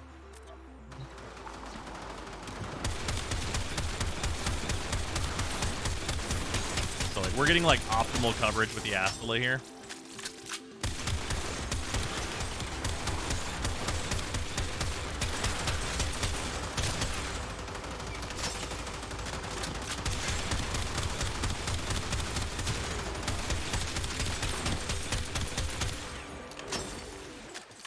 Right, and that's what it looks like, okay? Astilla Prime seems to clear more cleanly than the Volnus. It's only because the enemies are grouped super close together. If there is any kind of space, then the Volnus will outpace. But then we have the Proboscis Theranos. And the build looks like this. It's really, really similar. Like, nearly the same. In fact, there's better mods in general on the other weapon because it's a crit weapon. This isn't a crit weapon. This is an also relatively new weapon.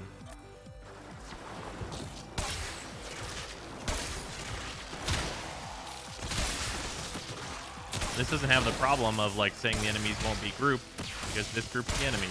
Probably should have fired at these guys first.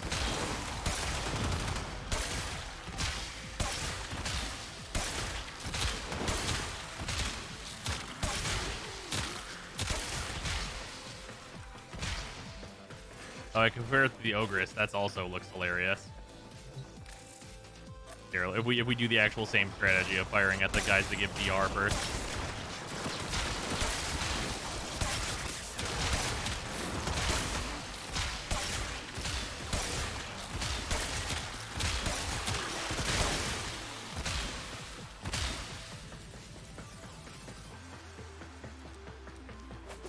The Volnus build wasn't good, so no shocker. Okay, cool. Tell me, what would you change? Let me guess. I'm going to add a Kuva new core and condition overload.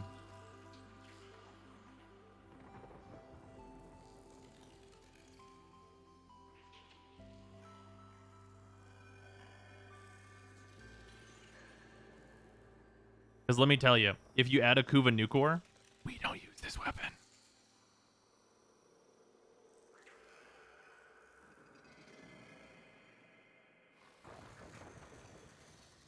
Come on, big brain me. The viral conflicts with slash application. It does not.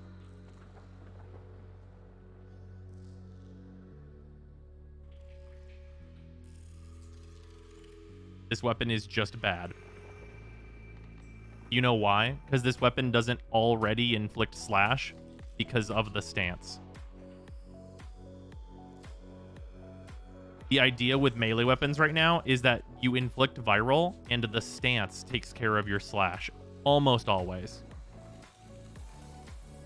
There are a few weapons that is not the case, and they're usually really weird weapons like the Redeemer.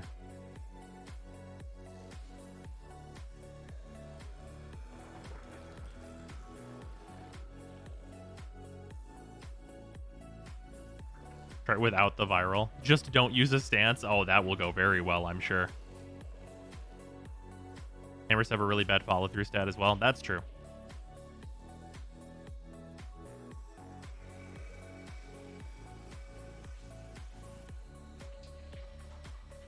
Weapon is built for viral, so status application leans towards applying viral instead of slash. Are you suggesting that you put the slash mods in here?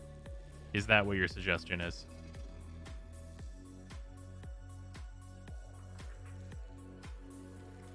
So would you just go all attack speed? Because there's way better weapons to do. You can just do the exact same thing as like a bunch of other weapons that are just already slash focused, that are faster and better than this. And also have a stance that applies slash. Weeping Wounds on a slow attack speed weapon. Okay.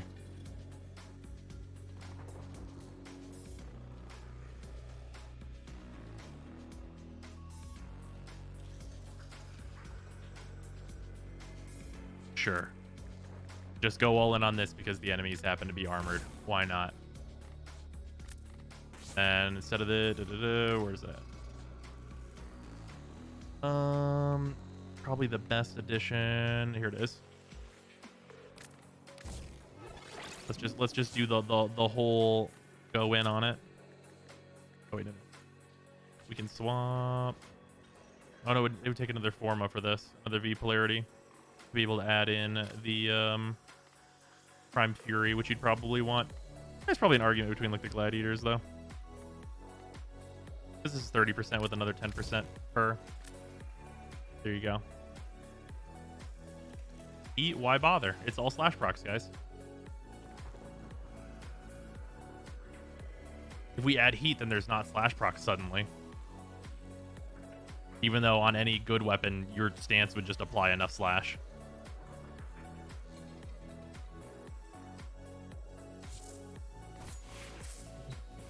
And then you'd also be applying heat and also be applying viral. You just have all the statuses, which is what we normally have.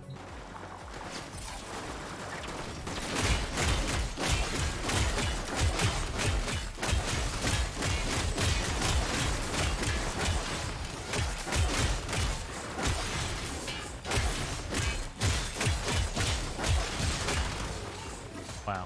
We can inflict slash to the heavily armored enemies. Amazing. The problem is that there are slash weapons that just do this better. There's some tiny crits. Yeah, but if you build all the way up to a 12x combo, then you're only inflicting slash, and slash is the good damage type.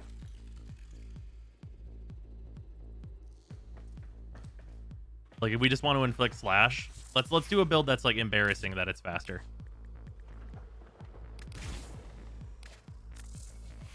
We'll go for, is this the heavy one? This is hybrid. Do we even have the heavy one around still? Oh no, the Cronin Prime is not embarrassing that it's faster. Come on now. Do-do-do.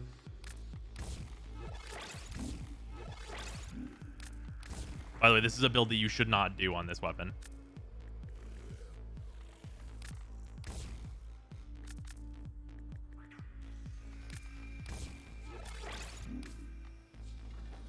Where are you?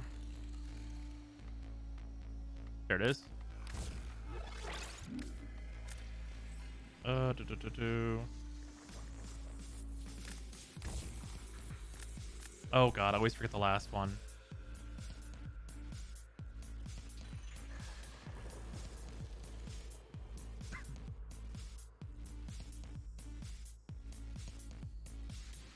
What the fuck was it? Corrupt Charge is already in here. This comparison is rude, sir. You're right. I think it's Berserker in this build. Was it Berserker? Did we determine that Berserker is faster by like a good enough amount to be worth it in this? I'd always forget. Hammers have 4 slash procs at all. I think one combo has one in it, but it might be none of them.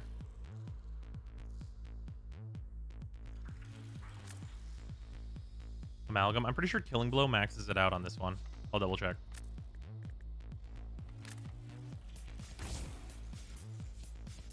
Oh no, it goes down to 0.5 instead. Yeah, we'll go with that. It's technically less damage, but whatever. A spoiled strike. No. Here, I'll tell you what, guys. Boys and girls will make the build worse. There you go. We'll just specifically put a bad mod in here. Oh, I'm thinking of the Redeemer. Okay, we'll on purpose put a bad mod in here that doesn't really feed into like what we're trying to do.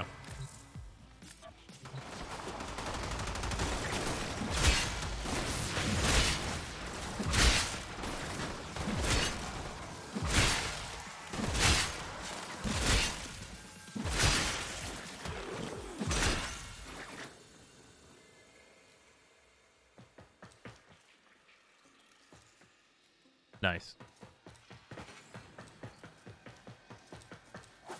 Use the Volnus forehead.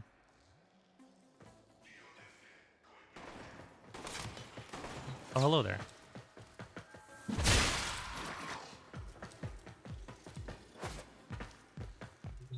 Now we do the actual Reaper Prime build. Oh yeah, the fucking hybrid build. Yeah, this build's just funny. It runs corrosive, which is suboptimal, but like you have to run corrosive in order to do it. I missed an enemy, so it's worse. It's true. It's true. I don't know why I'm grabbing energy. There's no reason to bother. So this one, in fairness, you do have to build up combo.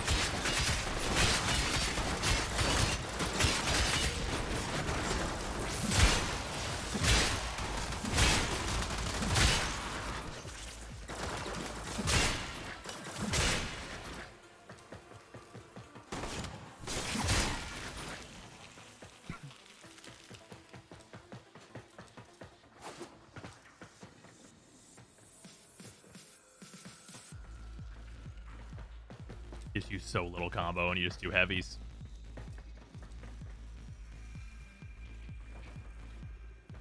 Now Cronin Prime. Cronin Prime's just brutal. Cronin, you just do like the regular stuff. Which build are we on? Cronin also has 2 good stances, which is just unfair.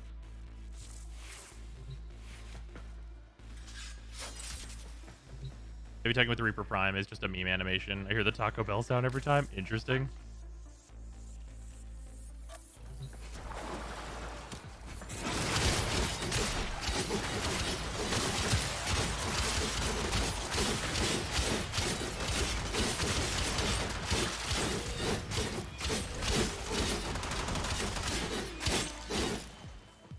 I mean, the Cronin is just rude.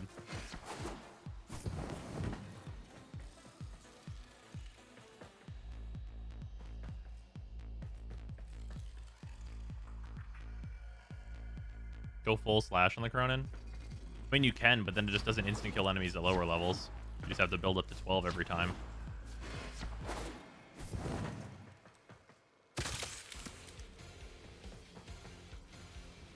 Basically, you have better options than the Volnus? Yeah, absolutely. Because, like, the stances are just literally better. It's literally just improvements. That's not without even talking about stuff like the Sylvan Aegis Prime, which is just brutal for single targets. Obviously, I have a Riven though. Is this an easily replaceable Riven? I remember.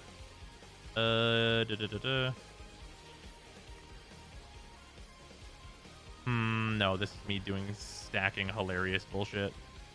I use Gemini Cross over Sovereign Outcast. Oh, I switch back and forth. They're both good.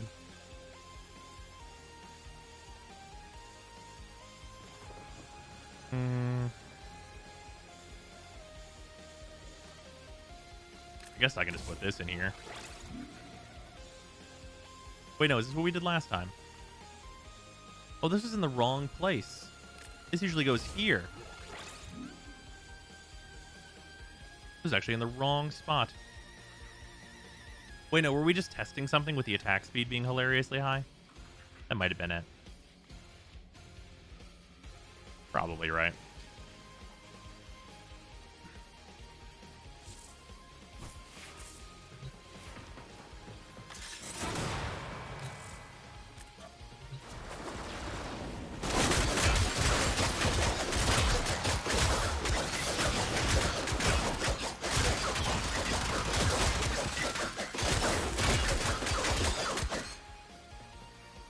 This weapon's just fucking rude, even without that dumbass ribbon I have for it.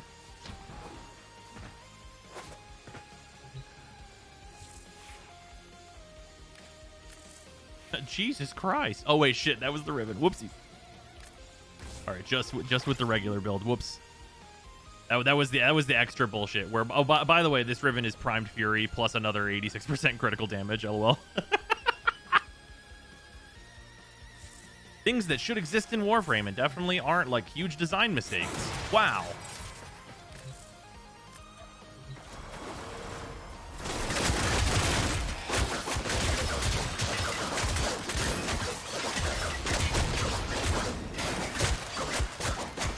You didn't die from the first hit. There we go. You got away.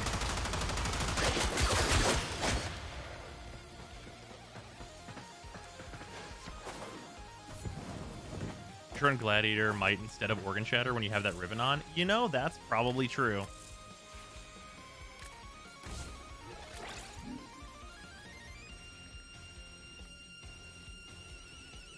That's probably true. Yeah. Yeah. That's so unnecessary. But yeah. Are the whip blades any good? Oh no, whips are total garbage now. Yeah, you just have, there's just so many better options than the Volnus. Like, the Volnus is totally fine. But, like, I would honestly rather use the Keratinos. I want to take the skin off these. Because, like, even this weapon, which build is this on? Yeah, this one's on hybrid. Oh, the blade and whips, not whips. Oh, no, their stance got completely fucking trashed, so they're kind of not worth it at all.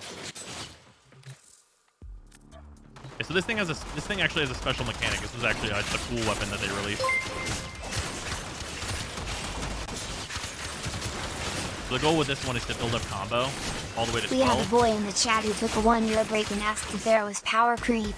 Bros, can you show him the glaive P plus new core? The glaive and the new core together. That's so rude.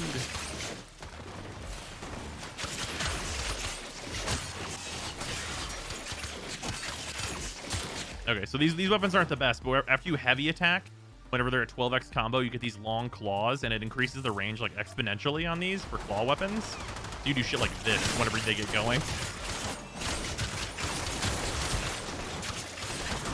You hit everything. Like, considering these are claws, their range is so outrageous.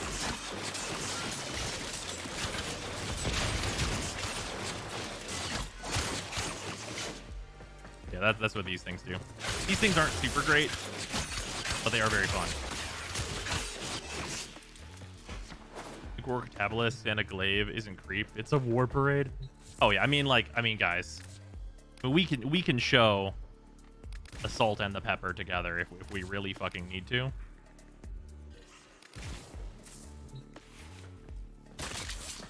I don't even know if I need to fire the new core for this.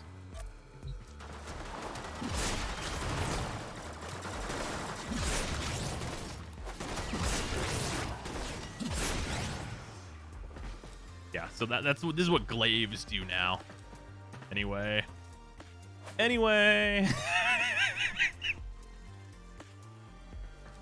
What?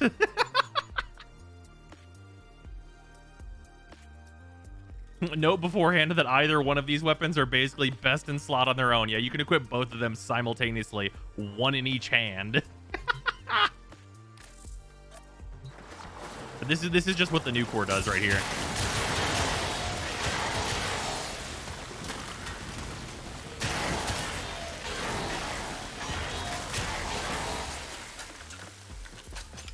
Yeah, that's what the new core does now.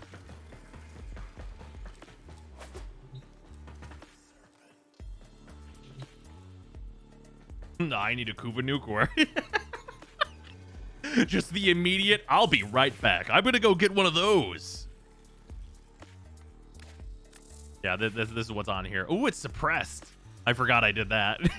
I think it was playing like fucking Ivara or somebody. I suppressed it. Silent. Gentlemen, do you have on the new core heat? Yeah, it's on heat right now. The only time you really switch off of heat on this thing is if you're like doing either condition overload stuff or profit taker, and then you use magnetic.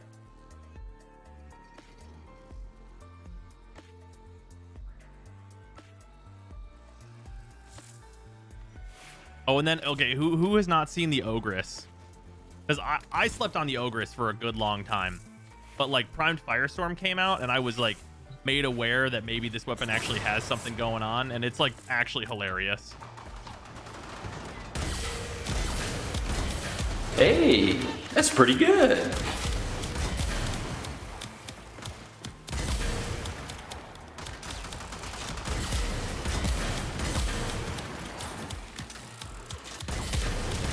Takes a while to burn through armor, but like the AoE on this bitch.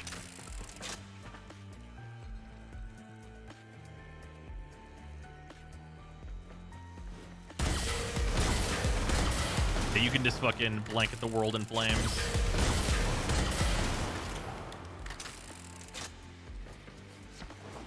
What's the element on the Ogress? Heat. I should run it without Firestorm and just run more damage. I never found it necessary in most missions. Oh, I like just paving the world in flame. You can definitely run it without Firestorm if you want. It's Ember's old 4, but it's a gun. But what's the element? Fire.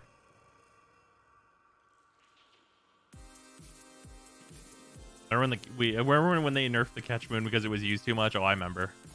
I remember that. Remember when they nerfed the fucking Kuva Brahma? I remember. I haven't tested the Kuva Brahma in a while. It's been a little bit. Oh, this is the HM build too. I mean, this is going to be really funny then, probably.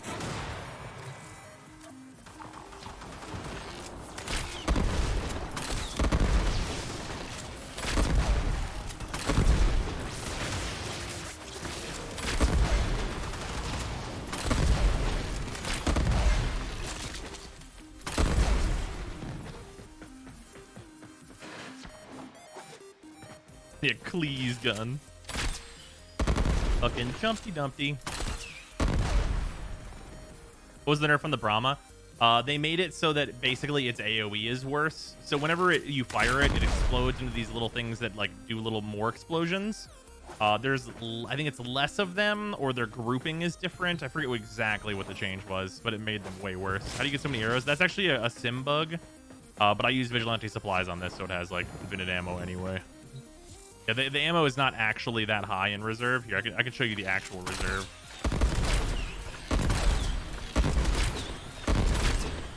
Yeah, they lowered the ammo reserve as well, but everyone just runs Vigilante supplies.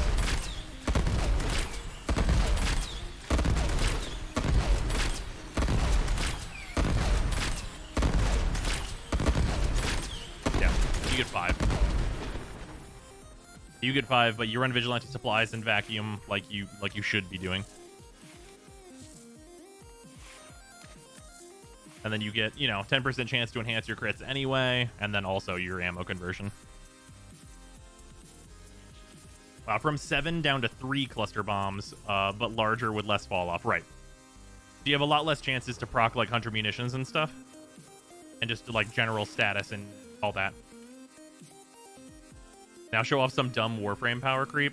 Oh, I can just... Oh, you mean the Warframe that I've been this whole time? Guys, are you ready? For anyone who's not seen this, get fucking prepared.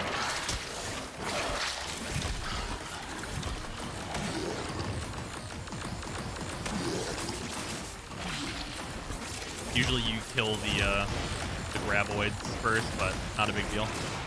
Even if you don't.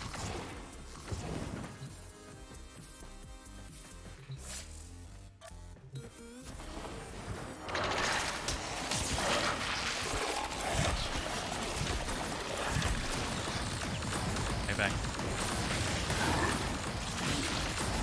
Yeah, the heat procs will take care of that. Whatever.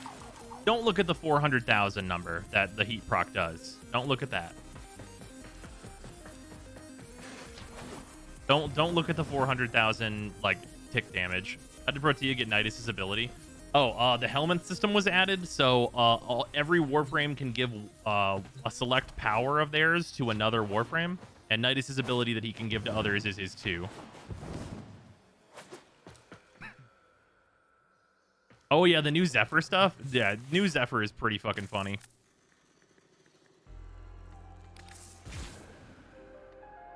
I just have the Fulman on here, which is like honestly a pretty low level thing for us to do. Like, let's do that. I think I'm on the right build. Oh, let me make sure I'm not on the meme build. Oh no, this is whenever I was messing with airburst rounds. What was over here instead? I think it was just an auger mod. I believe it was just this. Okay, so anyway, this is at 70% strength.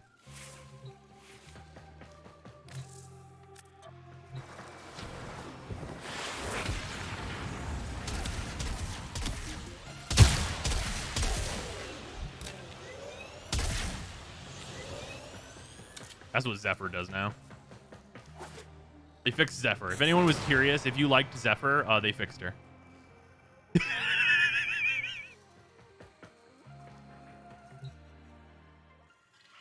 Yo, what the fuck? Wait, I blinked. Do it again. Also, I also did not even use the right mode. You have to hold it.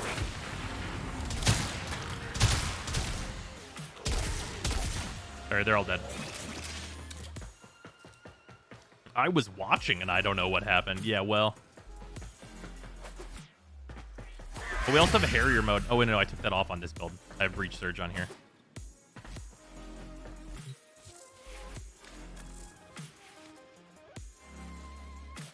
Here, this is her ground pound build. This is infinite scaling, so that's fun. Is the lens still good? Absolutely not. Yeah, they changed her one so that she can just Harrier around. You have infinite flight now. You also get more crit while you're in the air. Faster than the Volnus? You better fucking believe it. So they basically made it so that her dive bomb scales like infinitely now. So you do this to zoop everyone, and then you do this. And you can see in the top the percentage bonus that I'm getting. And this goes up faster whenever you're actually in like missions. But every time I do this, I'm getting that % more damage on my dives. So this keeps going up as long as I'm not on the ground for more than 3 seconds, I believe it is. And it never goes down unless I'm on the ground. And I can hover.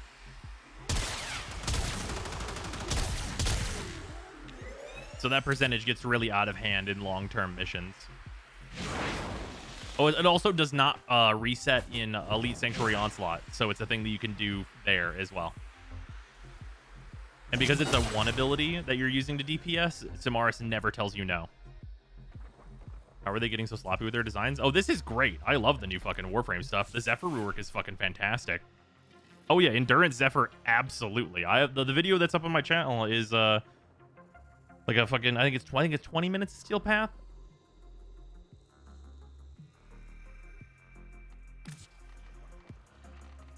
Yeah, no, some Warframes recently, like recently reworks have been absolute fucking gas.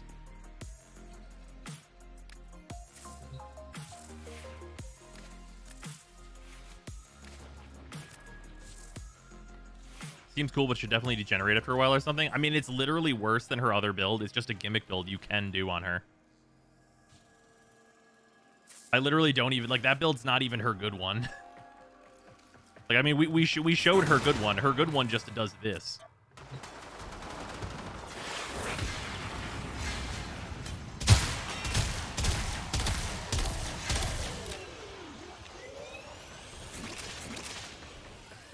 Like, that works in Steel Path. It does the same thing. I want to really express here that, like, these enemies are, like, level 180, Rose, did but you it grab wouldn't the matter if they Prime were Loki level, like, skin? 500 or Also 600. for the lens dude, it got ruined by radial damage fall off, and lying when they said they'd raise its base stats, but didn't.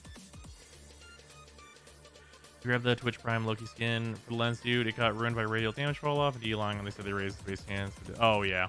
Also left thing with 100 bits. How long will Railjack enemies survive the tornado? No. If you shoot into it, then no. They won't.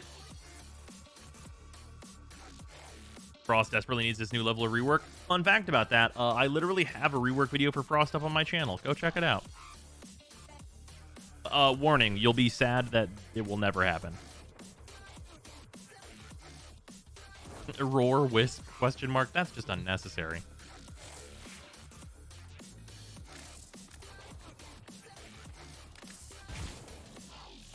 Yeah, this shit on Wisp is just absolutely fucking brutally unnecessary.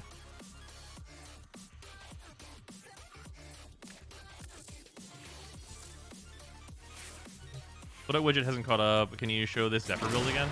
Oh, yeah, that's up on YouTube. Holy shit, that fashion. Oh yeah, Angel Wisp.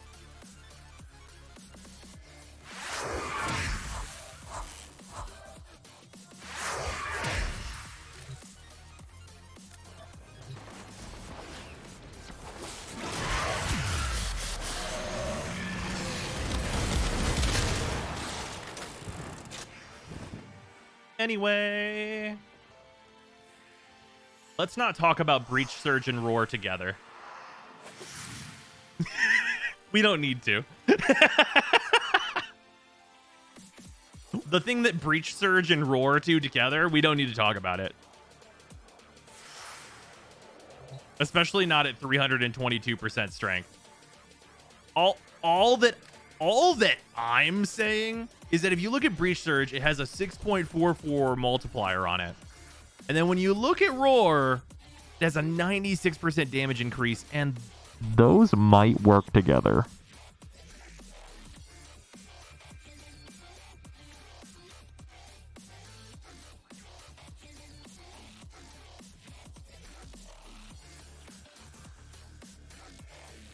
It's a bug? It's not. It's not a bug at all. That's how Roar has always worked. It's just now it's all on this one Warframe. Oh, by the way, for anyone who doesn't know what Wisp does, she can drop this big reservoir. It gives me constantly regenerating health, faster like just movement speed and fire rate, and then also a little electric AoE that zaps enemies that so that they cannot like move and are just stunned.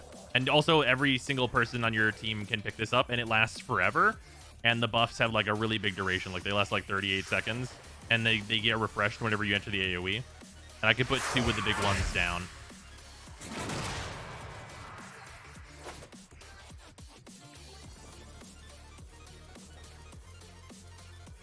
Garuda, Breach Surge plus Talons. Oh, that's like a Mimi build, but like it is a thing that exists. I don't have a Garuda loadout. Oh, let's show Baruch. Baruch, I really need to get that other skin for you. Really need to grab this. Well, this is the new one, right? I don't like this one as much as this one.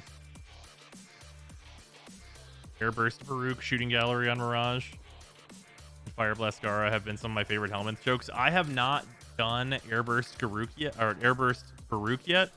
That does sound funny. I have Empower on because that's always been comedy. Leopard, thank you for the 100 bits. Oh, hot take. For anyone looking to get an Ogres, try and get one with a Toxin affinity so that you can switch it to Toxin plus Magnetic for Corpus Murder, RJ, for example. That's just unnecessary and rude. So the one bad thing about Baruch is that he has a lot of things that you need to build up and keep going, and usually he runs Naramon, so you don't have to worry about this. We build up the 14x combo with the Mecha Prime, or basically 14x. It's 13x, but whatever. And you have to use like your 2 a bunch in order to get meter. And you use your 1 and your 4.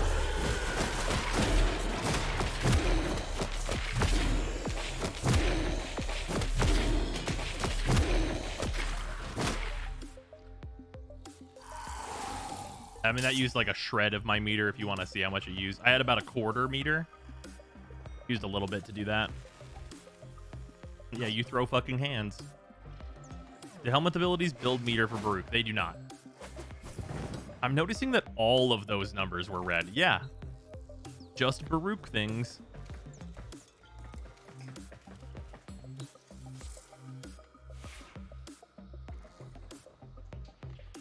Oh yeah, Korra's fixed now. They like, oh, well, she's not, I mean, she's not fully back to the way that she was, but she's playable now, which is better than nothing.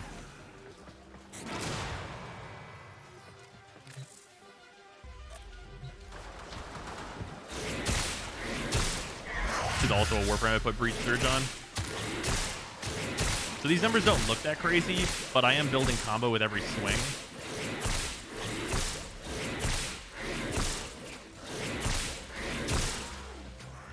So we're at a 4x combo. Now, I'm just going to keep showing this until we're at the top end, and you'll be like,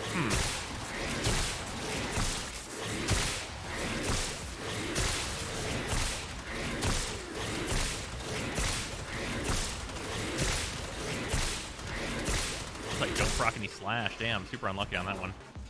Doesn't matter at higher levels, though. It's only that good because you use a broken melee weapon. Ah, yes, the Kama. A broken melee weapon. It's definitely the melee weapon that's broken.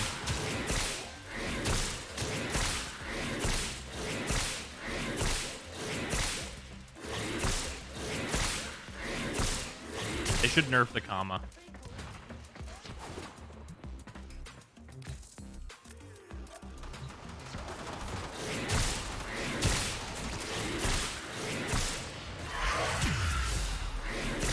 You guys should convince DE to nerf the Kama. Look at this growth shit that I do.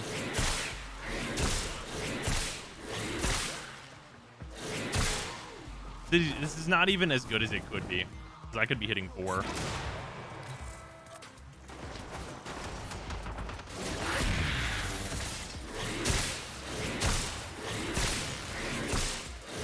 Or 2 for that matter.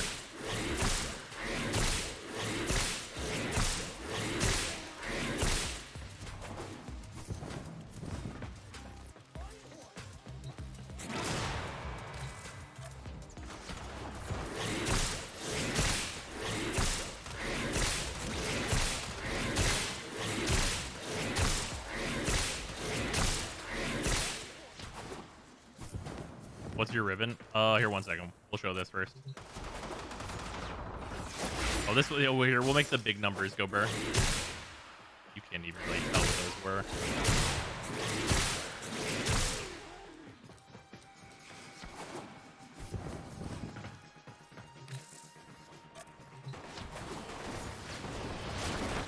Oh yeah, no, it's not even an ideal roll.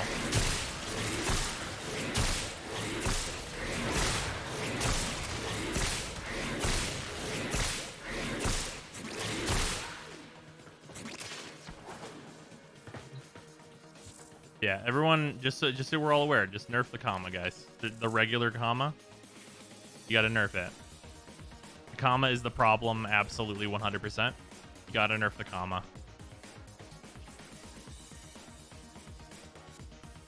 It's definitely like not that this is better than Prime Pressure Point, and also it's a combo duration mod, and also that it's better than a 90% elemental. It's for sure not Riven's, guys, and it's for sure not Riven's working on this ability and other abilities in general. It's the Kama. The Kama is just absolutely fucking busted. Like, what an insane weapon for Korra.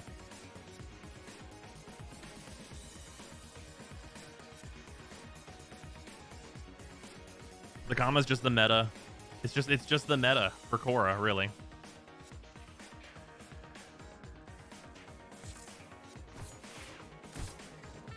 I don't even have like the actual spice equipped. I literally was doing this the wrong way because I didn't have Helios on. So these are the gladiator mods.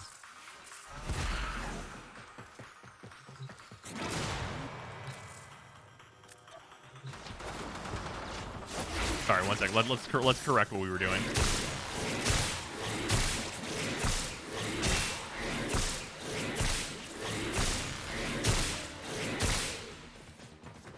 Apparently, they could just let you mod the ability stealing separately from your equipped weapon. No more stat 6. That sounds good. That won't happen.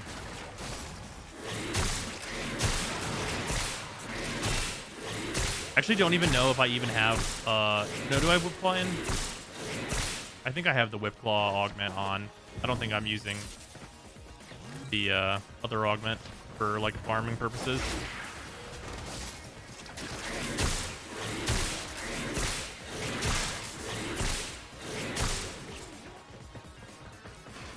Do I not have the right in? The augment's not in? Is okay. Shit. Fuck. All right, hold on. We're all fucked up here. Yeah, we were using pilfering. I was farming something. Hold on. We'll also put accumulating in here. Sorry, I was doing this build the complete wrong way. Also, yeah, I guess I could just hit them normally. That's true. Just to build up the combo real fast.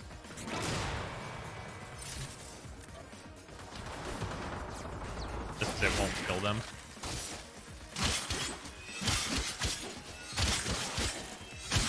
There we go.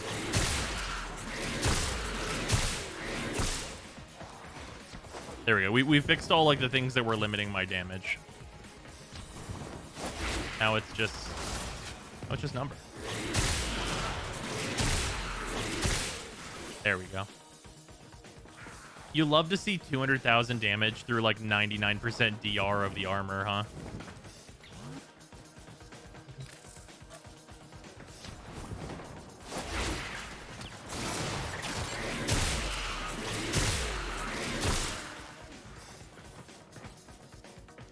There we go.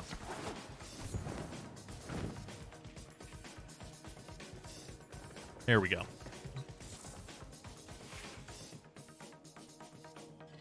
The hilarious part is that now that Korra is line of sight based on her 1, though, Baruch is still better. Don't forget that nuke has 10. It costs 6 energy and has a 10-meter range. Yep.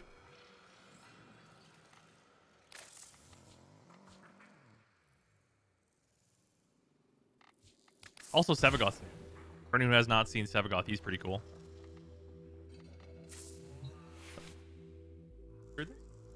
I did? Oh, sorry. Oh, I get the top. So, whenever this is open, it's harder to, like, get open without the top. My leg. Hello.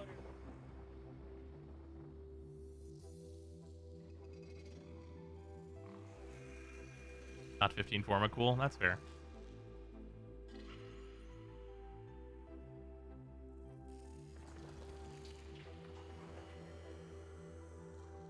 Oh shit, no.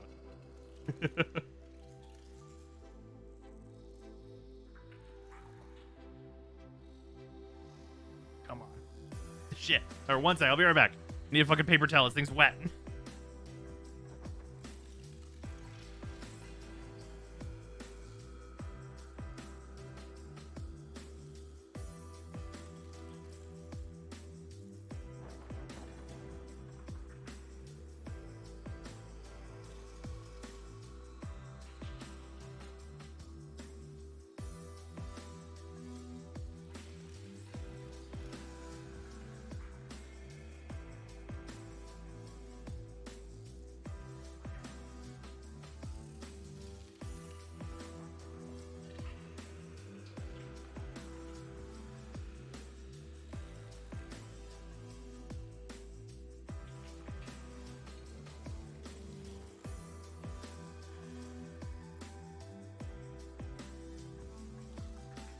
Upper.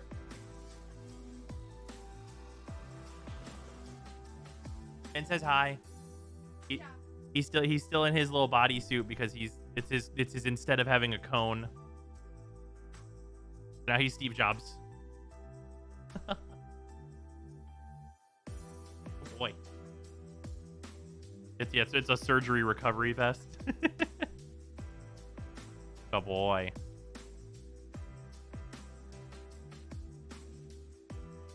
Hi. About to sell you an iWolf, yeah. He's not wearing his sneaking suit this time. Yeah, he's got the camo one as well. His camo one is his like jammies, because this one is like a size big for him, so that he's like more comfortable during the day, because we can watch him if he's like trying to get at his stitches. But at night he has to wear the tighter one. It's his stealth pajamas. Oh boy, Finnegan. Oh good. Finnegan, you want to say hi to chat? He says no.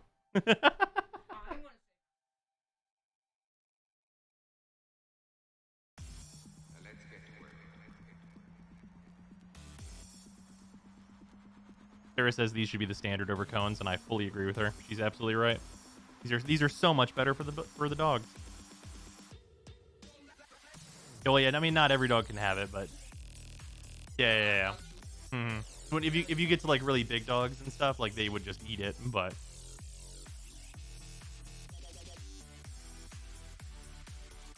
yeah. Oh boy, Penny.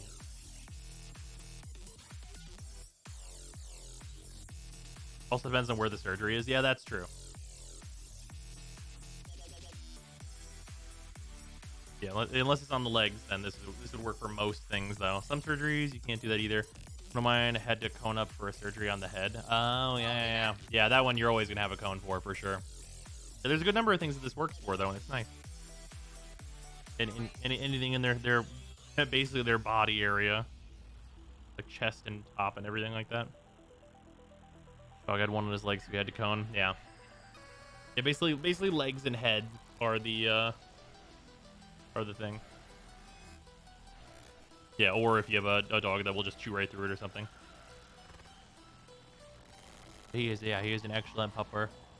He's very good about his recovery. He doesn't know why he has to relax, but yeah, he thinks we hate him because it's like, well, we're not going on my big long walks or anything. Why are we not doing that?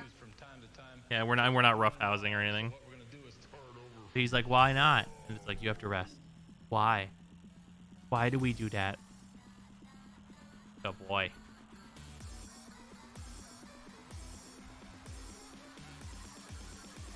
All right. Hey, Vinny, you want to go with Mom?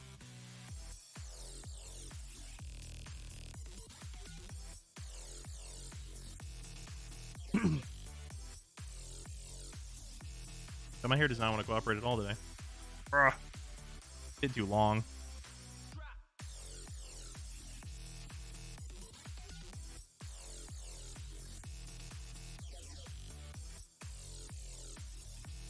All right. Anyway, Sevagoth thing. Sevagoth is cool. He has a meter to build up. Here, I'm actually just gonna move the camera because there's meters on these Warframes.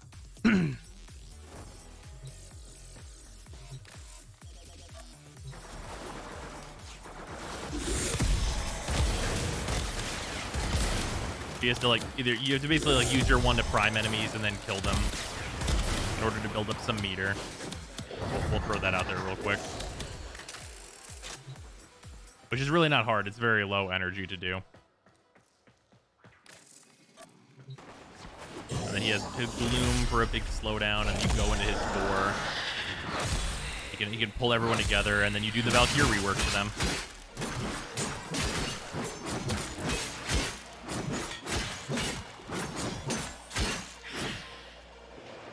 The Valkyrie rework she will never get.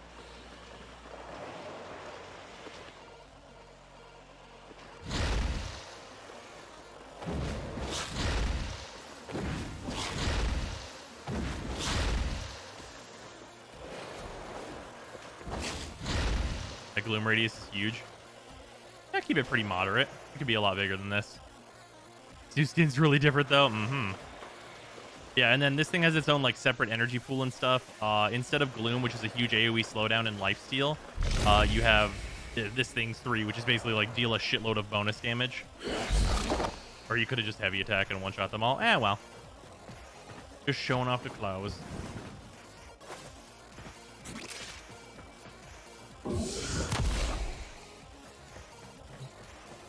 Yeah, and then there's like the little thing that you can do with him where you prime them all with the 2, and the 1 makes them explode and deals percentage damage.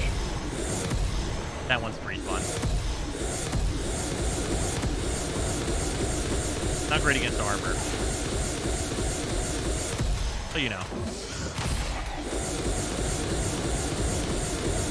What percentage damage thing is that doesn't, you know, do flash.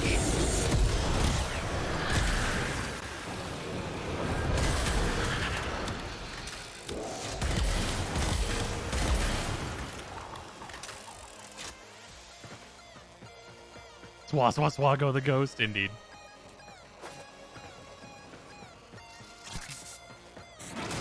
But yeah. Yeah, Sevagoth's cool. And then he has a thing where, like, if you die, you go into this form, and Sevagoth becomes a totem, and then you need to kill a couple of guys, and Sevagoth just fucking gets right back up. His claws have force slash proc heavy, so it's hilarious even with low strength. Oh yeah, I mean it's everything Valkyr wishes that she was.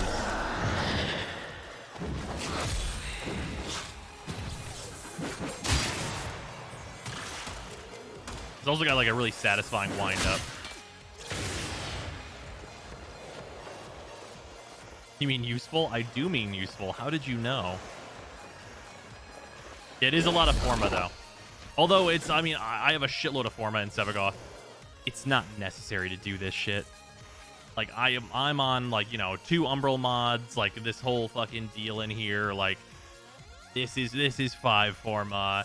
And then we're like looking at, you know, Sevagoth's Shadow, which is entirely separately modded. And this is a full Umbral build. And like, this is 4 Forma. And then we're looking at his Claws, which are a 5 Forma build. And like, you can cut these builds down and they're like going to function basically Mr. identically. Streamerman, are you aware of what date it is? Am I aware what is? What day it is?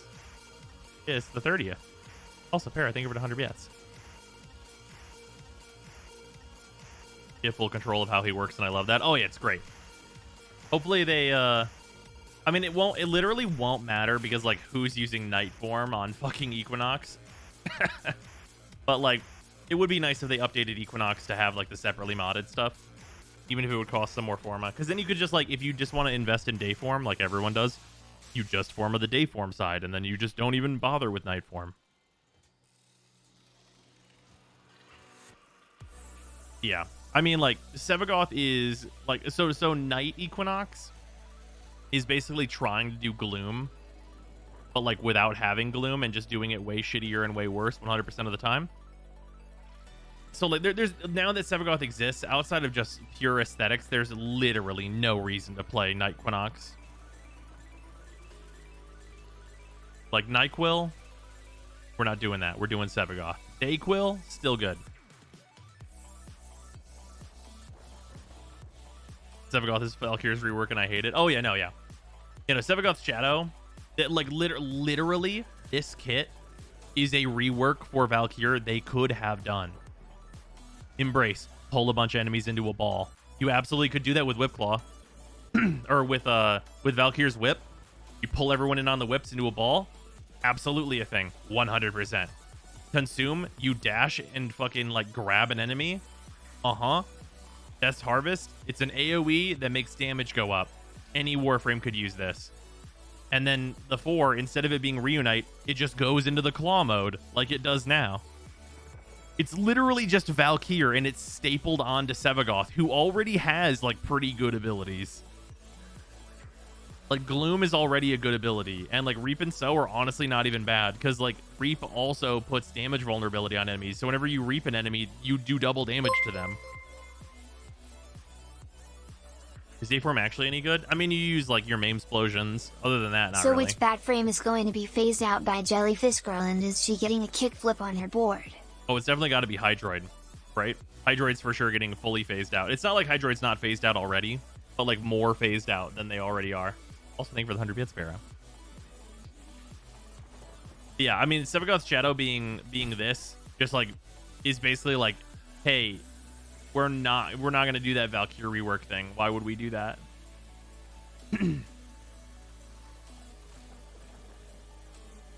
Oh, Hydroid exists. Fuck. Yep. Wait, Volbon exists? Who? Who? How many Warframes are literally who right now? There's like a good number of Warframes that are just literally whoing it up. Like, let's see here. Who are the most who are the five most literally who Warframes? Banshee, for sure. Gotta be Banshee is in there 100%. And then Frost for sure. And then yeah, it's gotta be Banshee, Frost, Hydroid. Banshee, Frost, Hydroid. Now people know about Atlas though. Banshee, Frost, Hydroid, Nyx, and Volbon. Yeah. Oh, Loki. I forgot about Loki. That immediately bumps him up. I forgot he existed.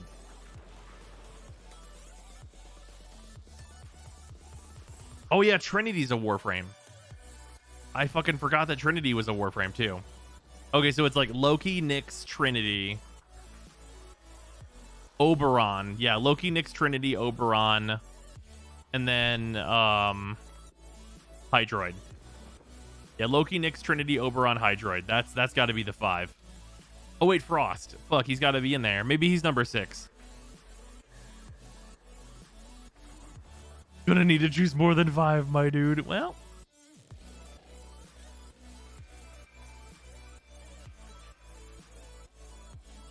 Oberon still gets use on Profit Taker if you want to give everyone status immunity. But do you? Do you want to do that?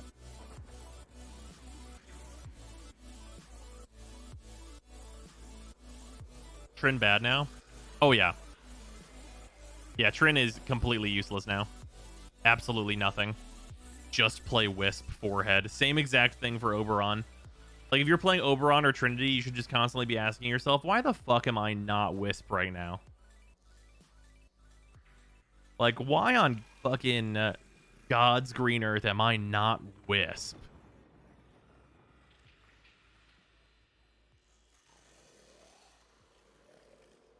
Especially now with Oberon being on Void Storms now. Like, bro, you cannot recommend Oberon to anyone. Oberon is for nobody.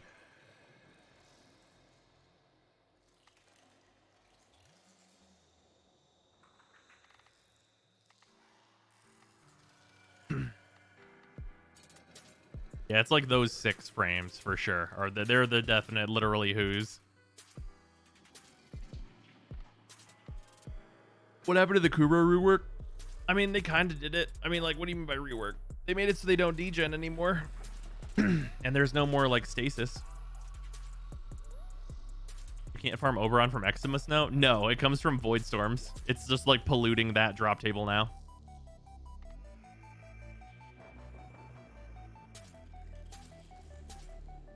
To be fair, you could say that about Wisp just about over just about any other Warframe. Okay. Counterpoint: Baruch, Korra, Mesa, Nova, Octavia, Protea, Rhino, Saren, Sevagoth, Wukong.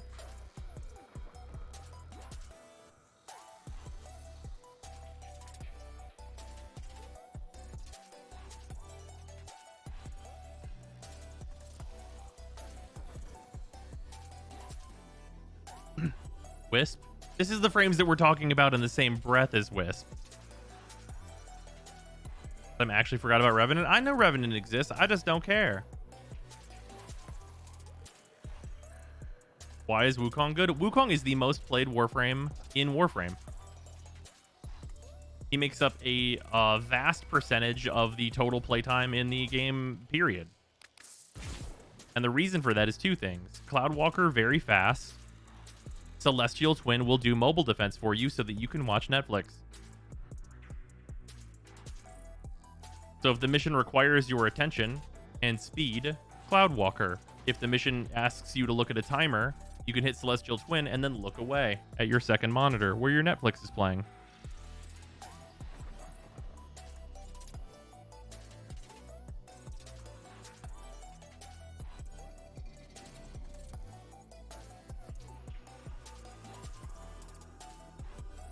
Should I try getting Ember Prime?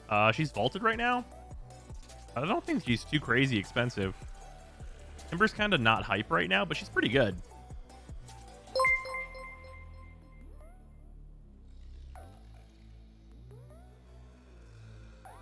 Cold Taku, List, Banshee, Atlas, Vauban, Zaku, Trinity, Grindel. Thank you for the 100 bits. I don't agree with Zaku. I think Zaku's place in the meta is actually pretty good. Like legitimately, Zaku is a lot of work. Like they are a very, very active playstyle, which is going to be, you know, negative for a lot of players. But, like, the Vast on Time being a just box breaker is like really actually very good. And then besides that, just like this build, this condemn build that I have for Zaku, I mean, like, you can take this into Steel Path and it will just do the game. It will just play the game, right? Like, you use Grasp of Look and like the defense stripping, and then you just have the Vast on Time constantly up, and you use Condemn to stay alive, and like these will just kill everyone. Like, yeah, it's clunky, but it's actually not bad. Like, if they made it so that the timers on them were a little bit more more gracious, they would really not be very hard to upkeep at all. Like we were talking about the Vast on Time, and instead of like a, what is it, base 25 seconds, if it was base 35 seconds instead of base 25, I think that Zaku would be like a pretty laid-back playstyle. Why are people still acting like Volbon isn't still a CC god? Okay, so like, do you know whenever like you have someone that's like really good at something, but that thing doesn't matter at all? Like, if you're good at let's say you are the person who is the best in the world at North Pole pole dancing specifically only on the North Pole, and that's all you do. That's not really relevant.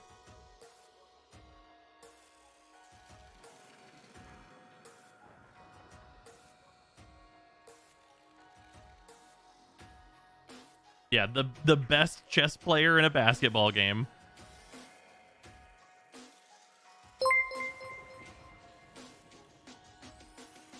Leopard, thank you for the 100 bits. When the best CC is death, who needs CC? Also, in the days of CC being relevant, A god of pouring a glass of water. Yeah, the best gardener during World War II.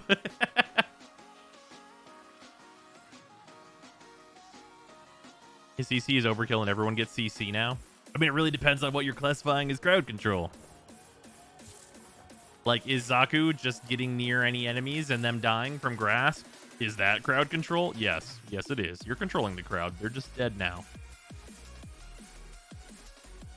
Like, if you're Baruch, you send your fist in a general direction and everything falls over dead, and it's like, man, I really crowd controlled those guys good, huh? Yep. I'm the best boxer in this library. I am controlling the crowd. I can just turn them off.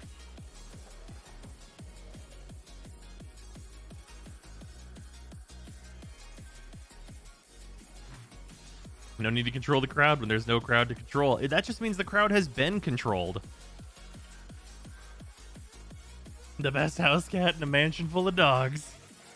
Bloom on any Warframe makes you not really need Volbon anyway. Oh, yeah. Let me rephrase. Volbon's the type of CC that lets you walk away from the game for 4 whole minutes. But Wukong is that. Because you just hit one and then like give it an Ogress or whatever, and it'll just be like blam blam, and then you'll come back and be like, oh, you did the mission for me. Thank you, dude. Thank you, Wuclone. I appreciate.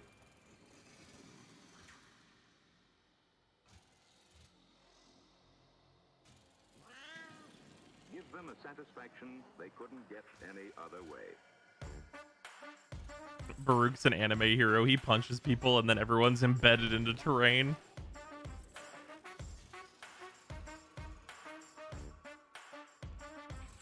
Octavia also does that. I mean, she has more timer upkeep.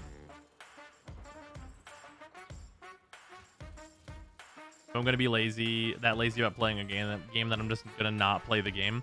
See, now, I tend to agree with that, which is why if you look at like my roster review that I did right before the statistics came out on like who's most played and everything and like what the meta actually is, the two things that I got wrong were where Wukong is overall and where Hildryn was.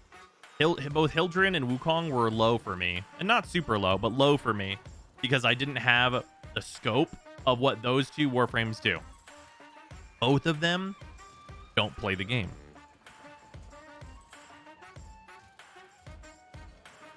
Both of them don't play the game. And that is incredibly valuable to the people playing Warframe, is to not play.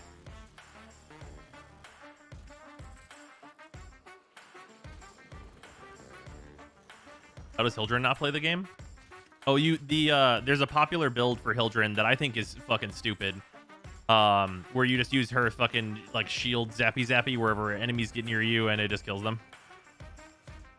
Or 3. I don't remember the name of it.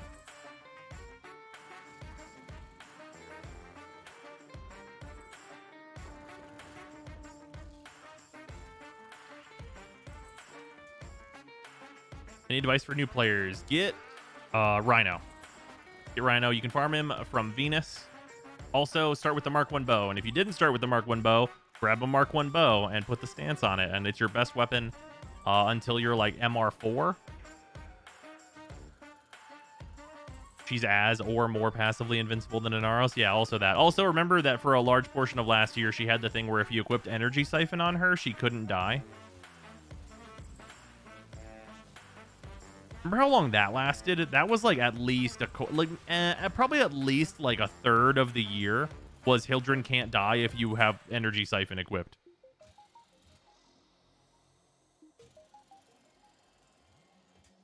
Or like the new Sentinel. Yeah, new Sentinel's kind of neat. Really big. It was like 5 months. I think Volnus is the best CC frame. Is like saying Frost is the best frame for defense. Yeah, it's like, sure they can do it, but they're definitely not the best at it. She also has a purpose in Railjack. See, people say that about Hildryn, but I really don't think that's true. Like the two Warframes that are good pilots in Railjack are Protea and Lavos, and then right behind that is anyone that has Dispenser as their Exilis, or as their helmet ability. I think Protea is number 1, and Lavos is right behind her.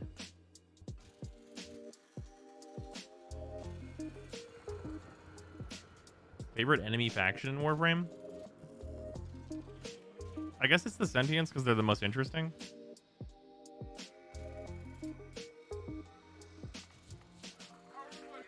Frost isn't even the best for defense, like Gar and Wisp exist. Yeah, but you need someone that's like just basically a macro, but like they can't be a macro to continually hit 3 on Frost whenever you're doing a defense mission for several fucking hours, like no one should do.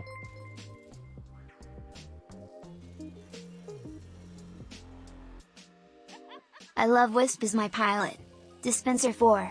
The Wisp buffs carry an Archwing and through side objectives for the other people on your ship. Oh, that's fair, Picker. That's a good one. Also, thank you for the 100 bits.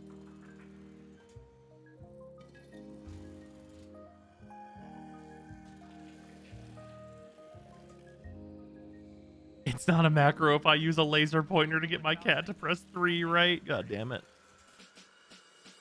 I do love that, like, playing Frost in like an endless defense mission will trigger the AFK timer. Like, actively playing, like, the optimal gameplay will trigger the AFK timer. That's probably the funniest thing about Frost.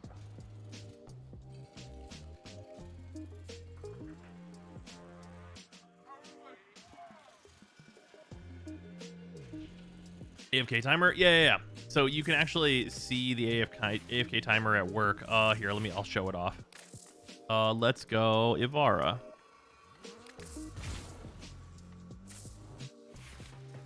But it's actually gonna be easier to show. The Warframe needs is like kind of more drain.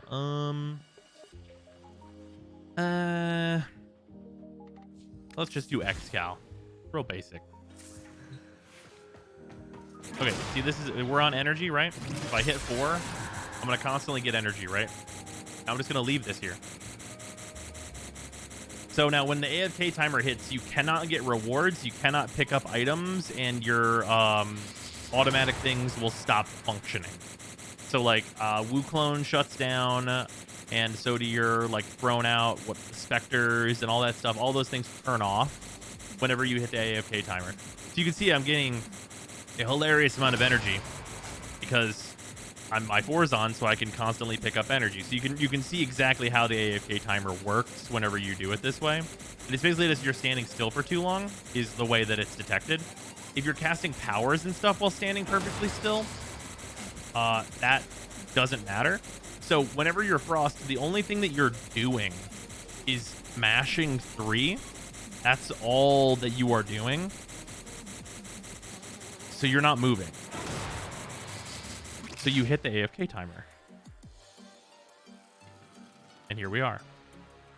So now you can see in the bottom there, I'm actually draining energy now and not picking up new energy. And it's about a minute. It's about a minute or so is the AFK timer.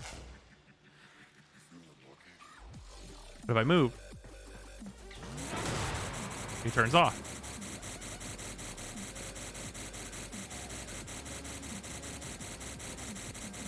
It's also fun to note that like the thousands place basically ticks up as like seconds. It's a little bit slower.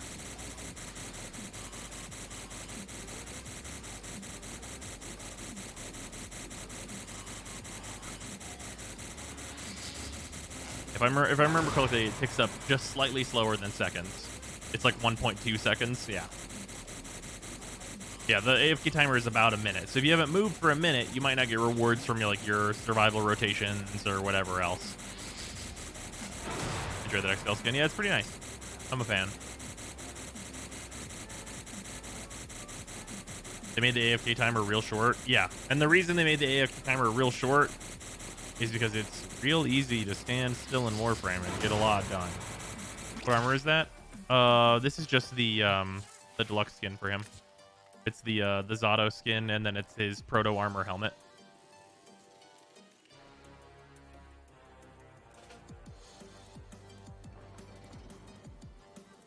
Looks great, but I wish it colored better. Yeah, I mean, that's a lot of items. But yeah, I agree.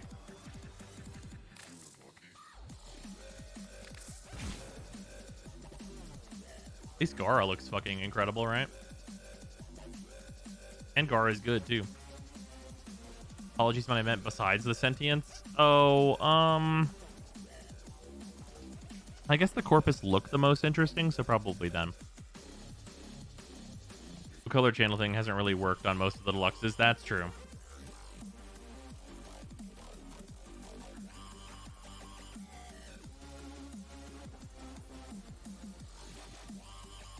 Oh shit, it's Feather. We do a little Boros Angels.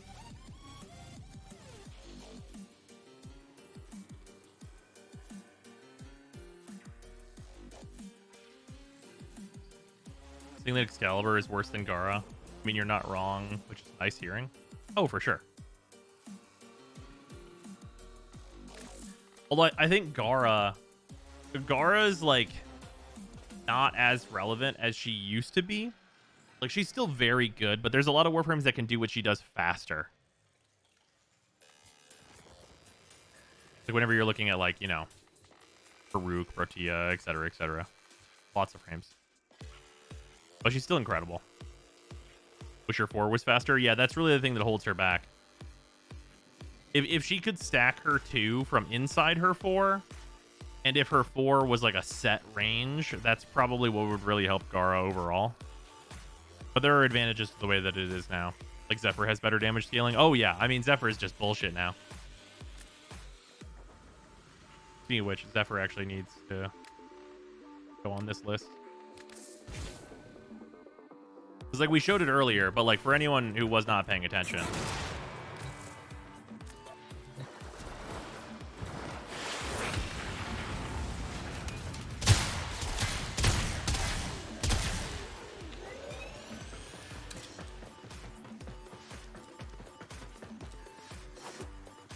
video on Gara showing her off in Steel Path and everything, or on not on Gara, on Zephyr showing her off in Steel Path and everything.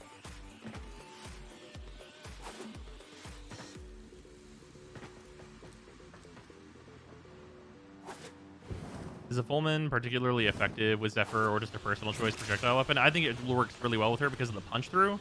You can hit multiple tornadoes, which is very good.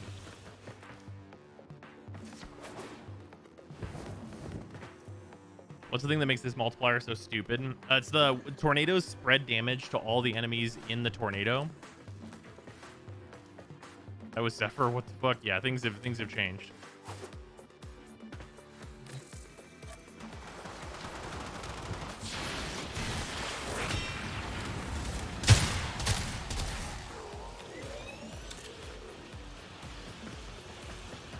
Zephyr Shut up top and tier take now? my money. I mean, it really depends on what for, but she's quite good. I've been gone since OG Railcheck? That was what? I can see DE nerfing this. Yeah, probably not. I think B plus knocked. Probably like an A minus. I think Zephyr is probably like an A minus or an A. Okay, so she's Venti. Yeah, pretty much. My max range doesn't seem to change anything. Oh, it matters for her too a lot. Let me show Gauss. Yeah, Gauss is really more of a weapons platform, but sure.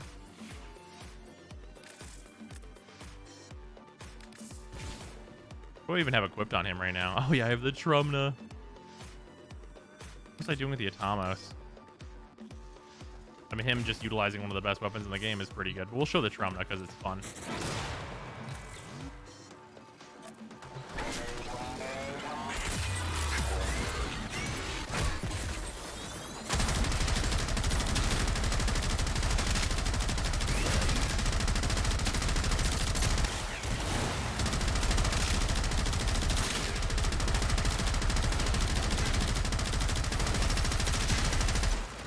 For anyone who's not used Gauss with the Trumna, it's a good time.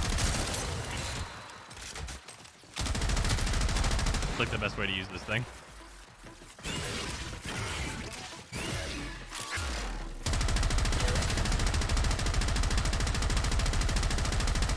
Become a fucking AC 130.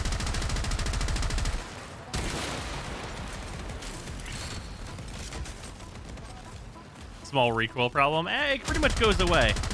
Once your recoil's like kind of maxed out, this becomes like your new center. Like if I stop firing, I aim down here. But like you basically just get a new center. Now put the Mauslan on him. Well, you can do that. Oh, do I not have the keybind set up anymore? I need to redo that. What is this doing here? This is not correct.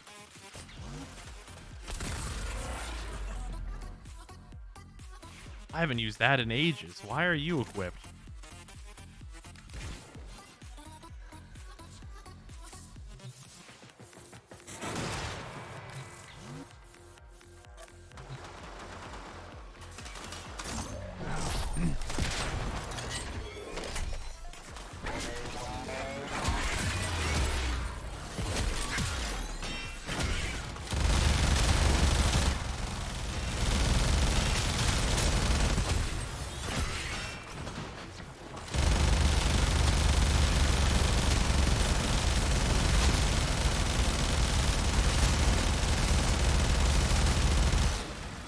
Shit's dumb.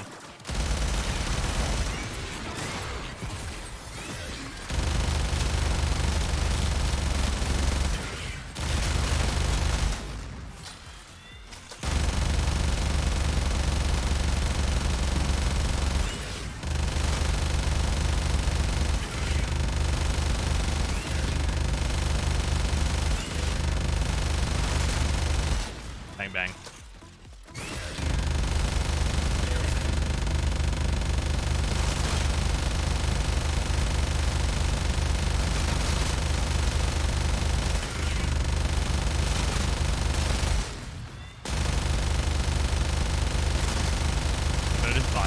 It's definitely faster, and I don't know how many people are doing that content now.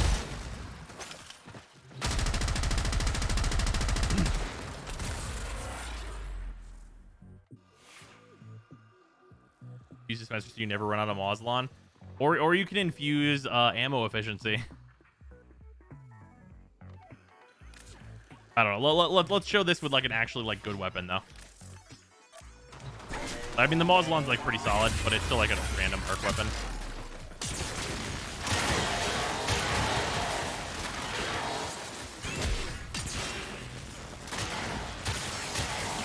Are always funny with this. It's like, why?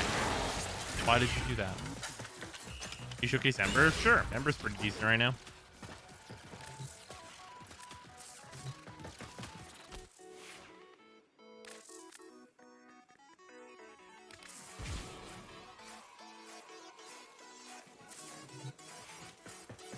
Get a pen pistolier proc? Oh, yeah.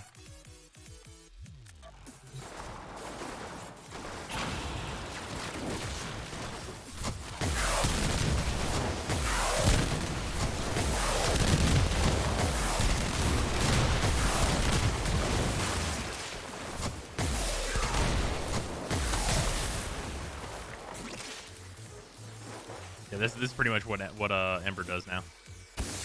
For anyone who's not in the know.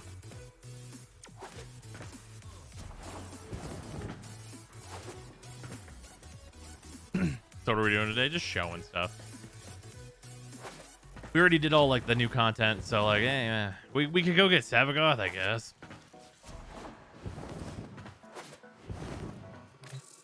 Yeah, this does have soft line of sight.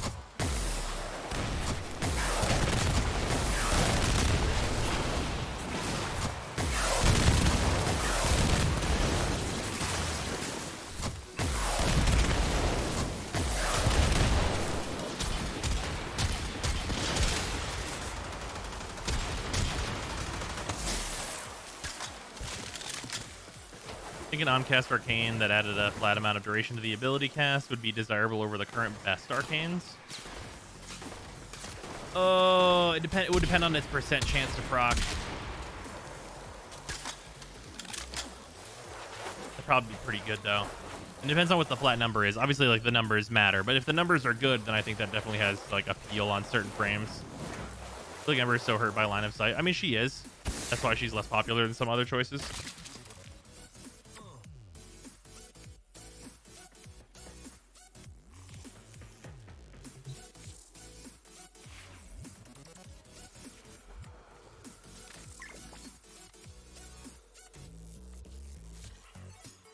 Needs to have parts if you end up farming and got room. That's fair. All right, everyone heard Savagoth farm. All right, I guess we're doing that. Back to Protea.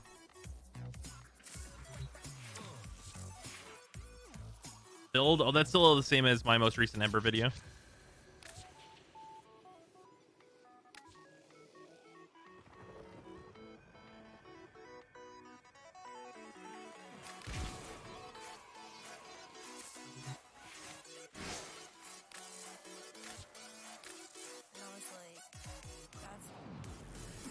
It's not that bad, just need to get up high in the air. Yeah, it's really tile set dependent. For Savagoth farm, you just do random exterminate void storms. You do the high level exterminate void storms. I believe it's Neptune, Pluto, Void. So those three. Are you ready for more 5-forma weapons? I'm ready for them as in I won't be 5-formaing them. Be a mega waste of my time to do. Nightcar, thank you very much for the 300 bits. Thank you.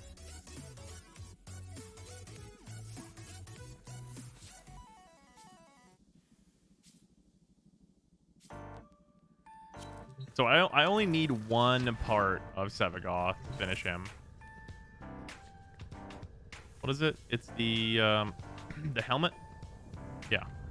Or the neuroptics, rather. All I need are the neuros.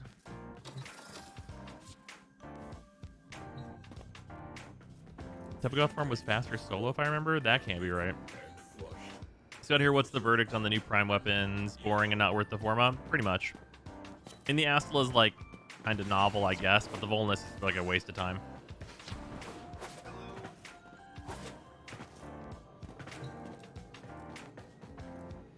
Remember said they wouldn't do as many 5-forma required weapons. I mean, we don't know that there are 5-forma required weapons, even as it stands right now.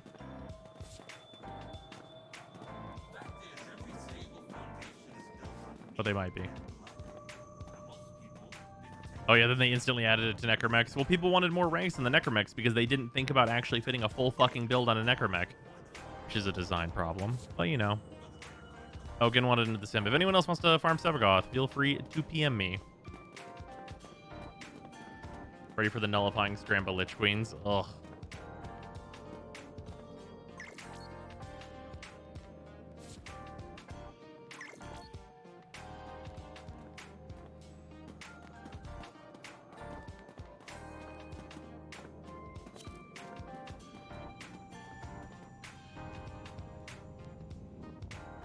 By the way, the lack of quirks on a marginal improvement prime is real bland. Yeah, it sucks.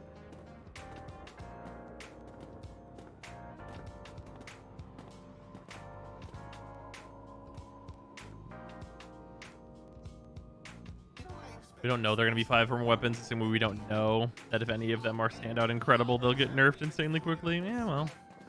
Epic Timer is faster when you max out your traces, though, because instead of traces, you get another chance on the parts. That's true.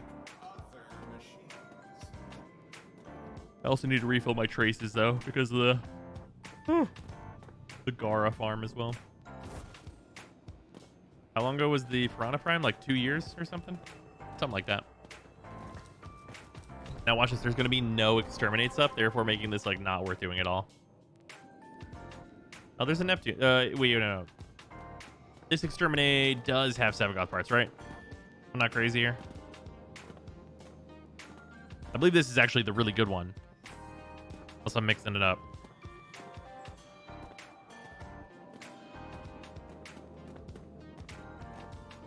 Piranha Prime came out in 2018. Jesus fucking Christ. Oof.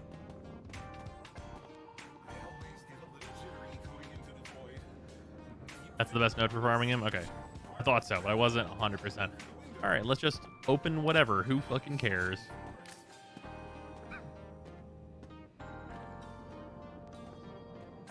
Everybody's going to say he's bad, but I think he's very good. Lavos? Lavos is middling. He's good at piloting a railjack and not really much else. His gimmick weighs him down. Have they confirmed any future rework? Maybe Frosty. Until there's a deluxe, assume there's not a rework.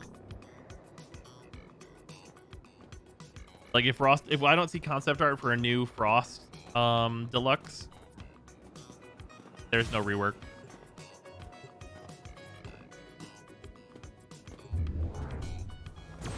Or be like Mirage, get a Prime and a deluxe and no changes. Yeah, there's also that. There is also that.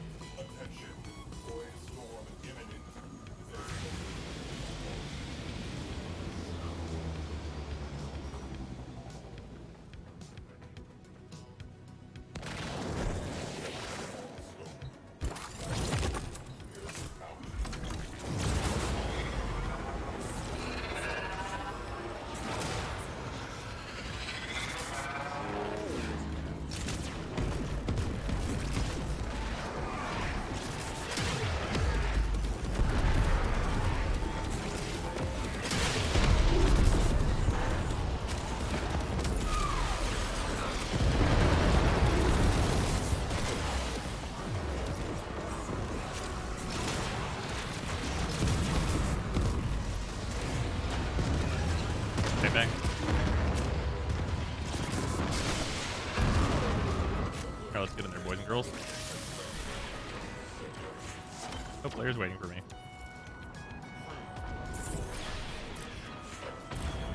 1.6 for Genshin. Yeah, I can't wait for that. Looks fucking awesome. Shields for everyone.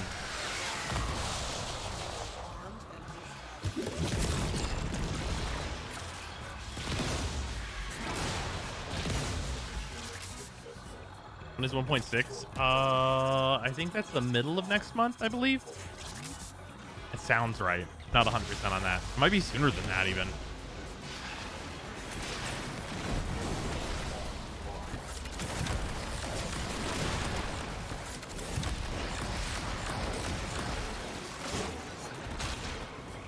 It's the 9th? God damn it. Man, this is what I'm talking about. Just like super high quality Genshin updates. Just constantly and quickly.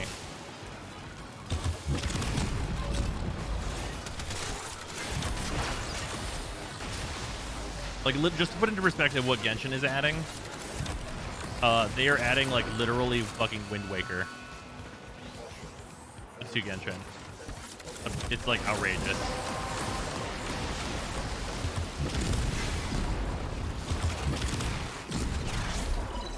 But do they have to drown us in a fire hose of high-quality content? I know. I mean, like, I'm way into it, of course, but damn.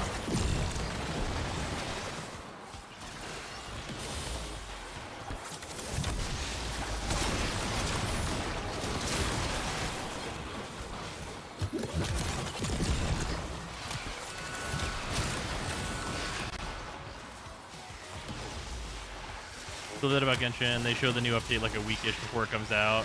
Hate when a game teases an update and then says it's coming in 2 months.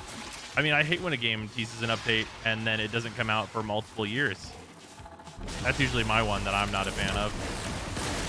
Deviri. Shut up and take my money. This has come out for so long that you're like pretty sure it wasn't ever real to begin with.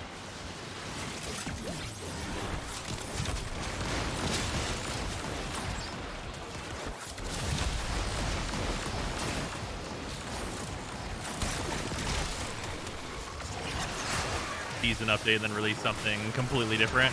Railjack.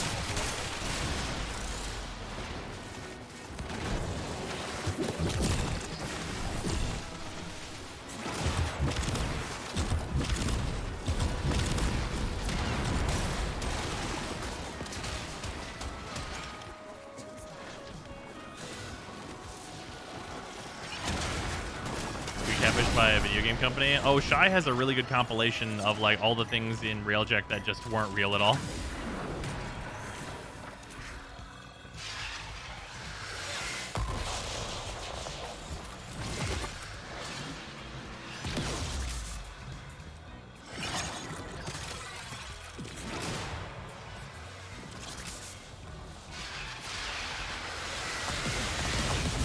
Oh, it already went out.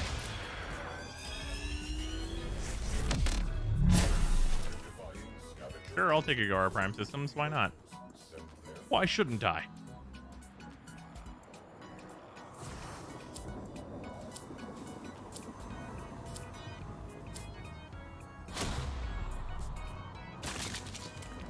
Alright, show me the fucking Sevagoth Neuroptics. Just show it to me.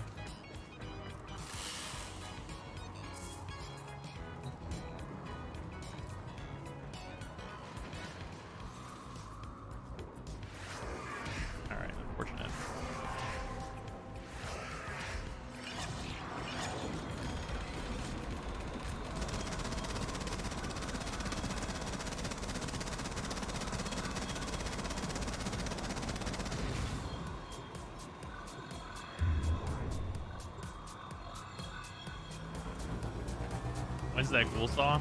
No. I don't even want that. I legitimately don't even want that.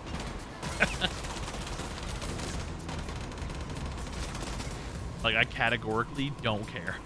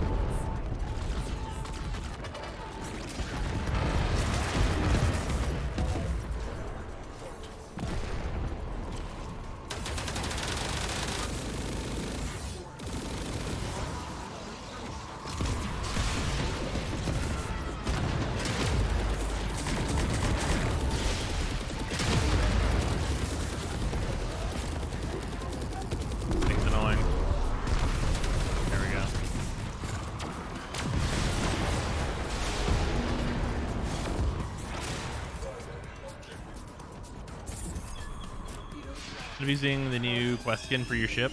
No, it's got the the emblems are on backwards. It's got the problem that like the release Railjack had.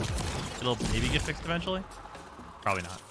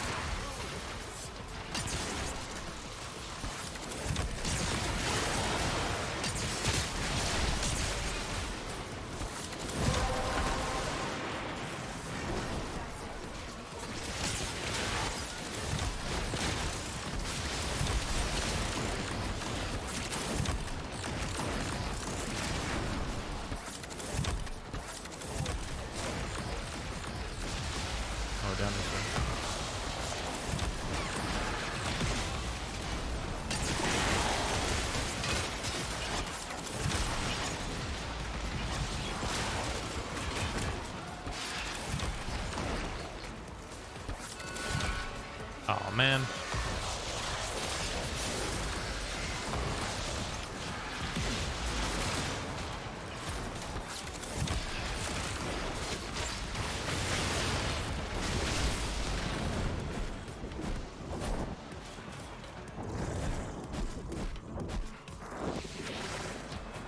The Void Storm is trying to do them solo success. They're too slow and not rewarding enough. Yep. If you do them in a squad, they're like reasonable enough.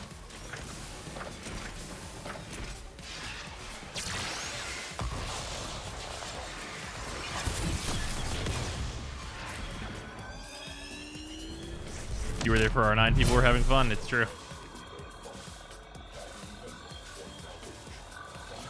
I'll take a rare.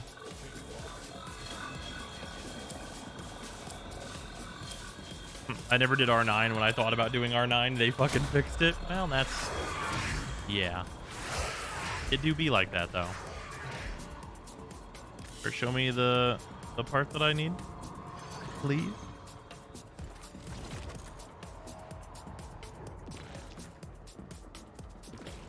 No. Okay.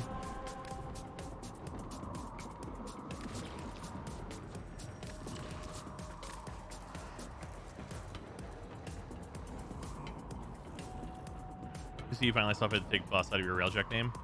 Oh yeah.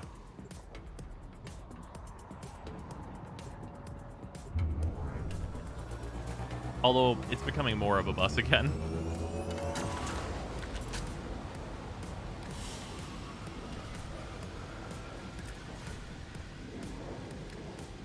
Still stand by doing this solo. Average time 3 minutes per run. I mean, that's like so much optimization for one person to be doing. Just annoying.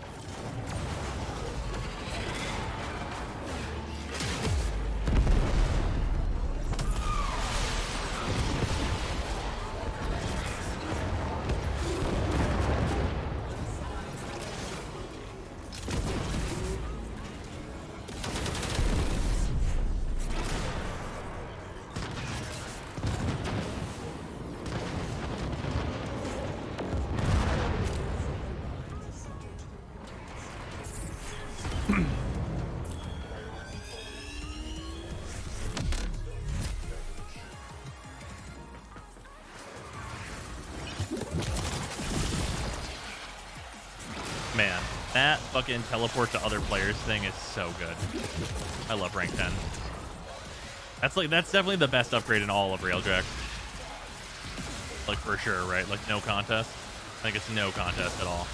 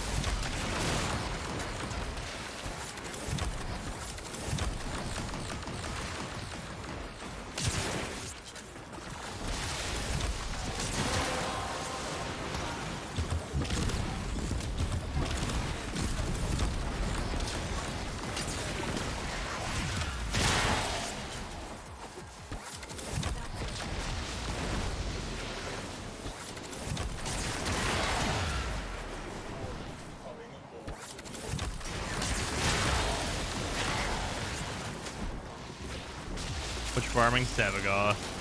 I need his last piece for my helmet one. Honestly, if his helmet ability wasn't like pretty good, I might not even be farming it.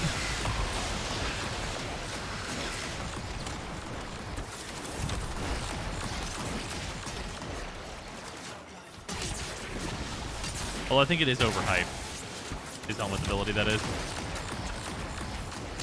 think people say it's a lot better than it actually is. Farmed one and bought the main one.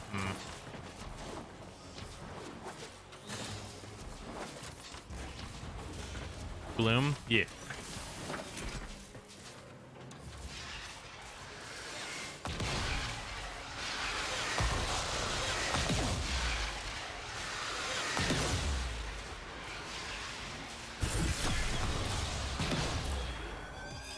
Damn, I thought Warframe died months ago. No, it's been like quite alive, actually. You'd be surprised. Hell yeah, give me these traces. What's the first thing you're putting Gloom on? Probably nobody. But it's like a decent choice.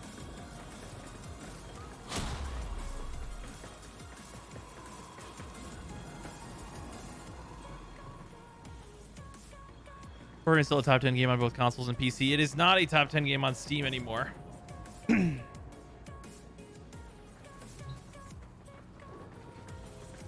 Nothing again. Wow.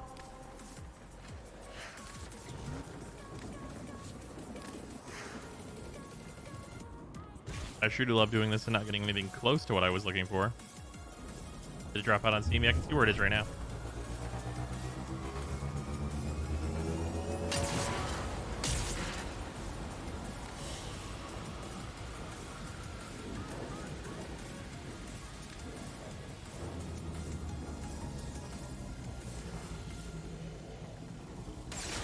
It is at number 17.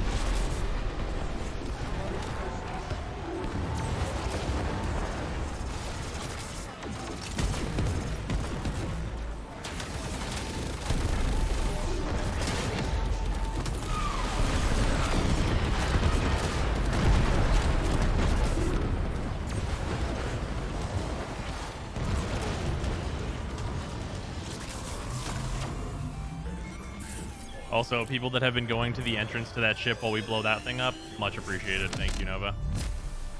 Top 20 ain't bad when you consider the past year. Oh, no, yeah, you're right.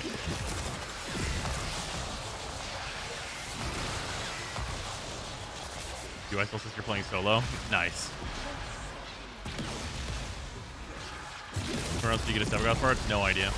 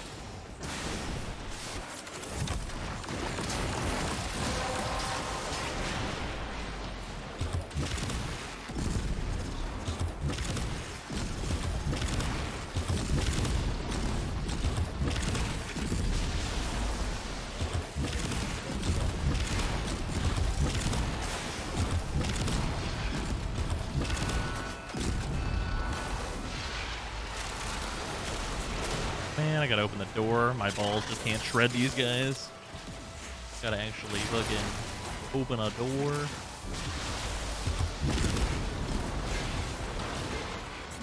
The wrong way. Are the new frames? Oh, if you don't mean Gara, because Gara is just the same as Gara. Gara Prime, that is. I mean, it depends on which frames are you considering to be new. Sevagoth's the most new, and he's cool and good. But not like absolutely insane or anything. He's just like a really well-designed Warframe.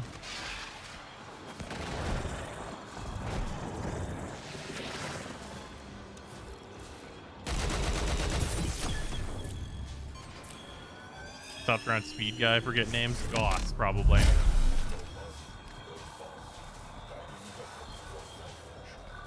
So then it was Grendel. Grendel's like Fiddling. Oh god, I have to look at a release chart. Protea has been since then. Protea's fucking great. That's who I am right now. Sevagoth's good. Lavos is kind of whatever. Wisp is fantastic. I hope I'm remembering the order of these things right. Oh, Zaku started off not great, but they're much better now. They're like the new box breaking frame.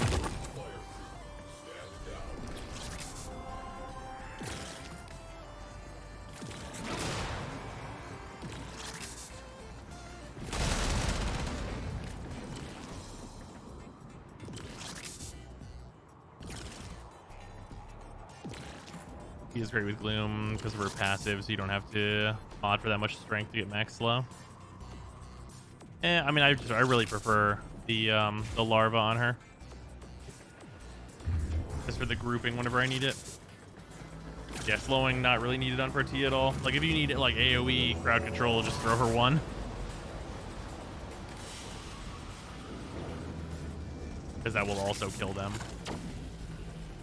Oh, we got a Sevagoth chassis. Not what we needed.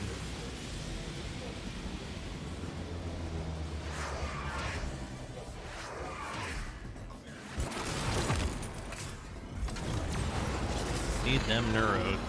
Or neuroptics, not neuros.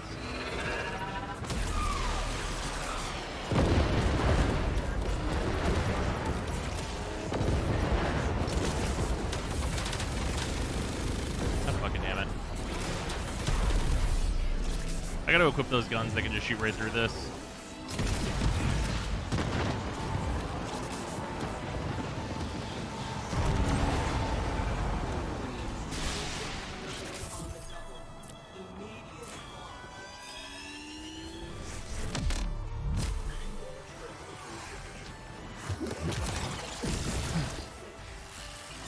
We're gonna shoot through the cruise ship shields. I don't remember which one it is, but I know it's one of them. There's one that shoots through that shield and can kill it through itself, which is super nice. It's the best way to get Arcwing mods. Honestly, farming the platinum somewhere else and just buying them.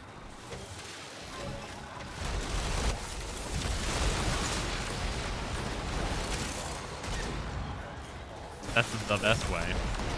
Otherwise, I mean, you just got to figure out what you want and then just like go to that mission in Arcwing. So you can transmute them, that's true. It's like a somewhat reasonable option, I suppose.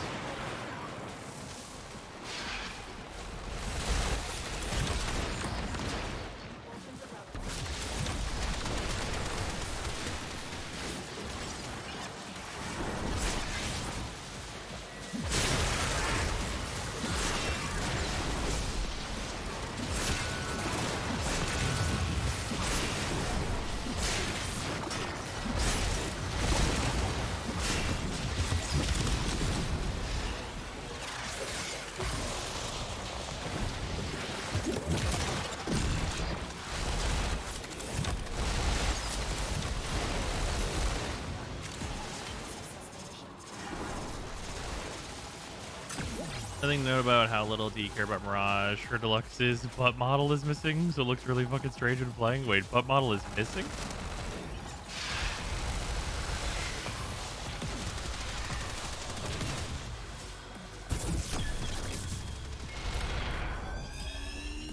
The normal map is gone? That's very funny.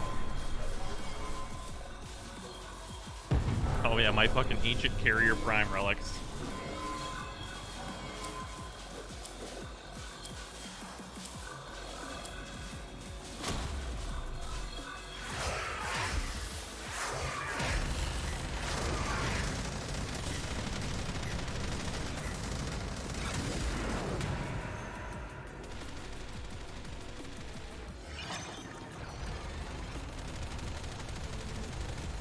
The Generous Zero's vaulted stuff for people? Oh yeah, absolutely. I definitely check what I run.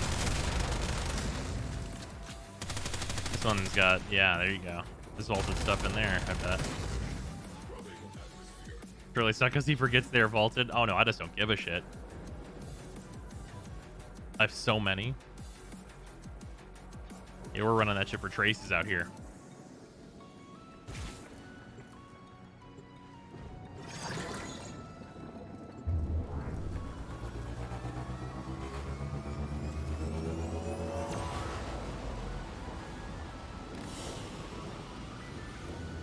Remember when Carrier Prime was relevant? I mean, they still kind of are.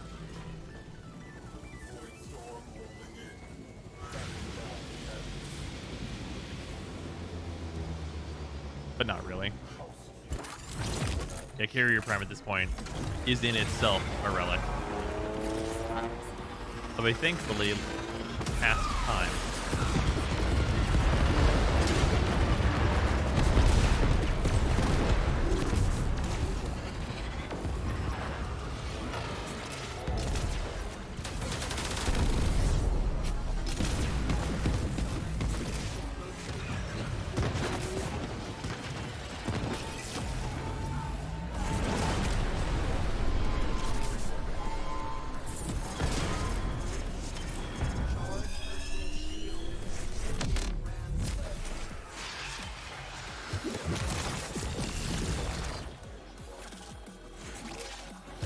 How old is this Barrage scale, by the way? Does it still fall off?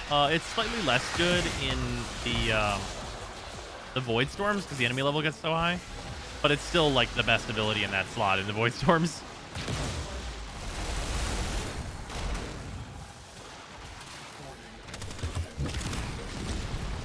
Oh, not this way. And don't you wish enemies in interception drop fucking traces as well as these guys do?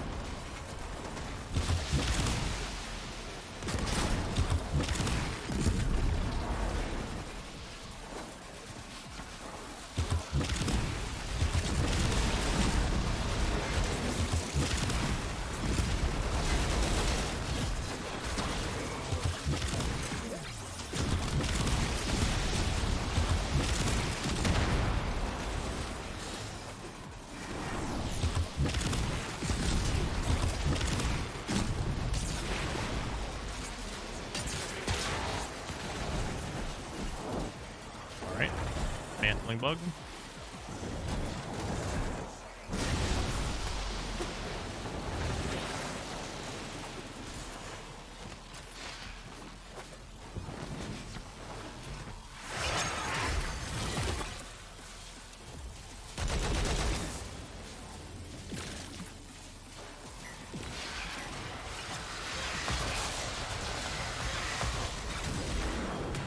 Where'd you get that operator armor? Steel Path. Remember how good we all felt about the game around the release of Avara for like Hero, and then PoE dropped and it was just like the base hitting. Well. Yeah.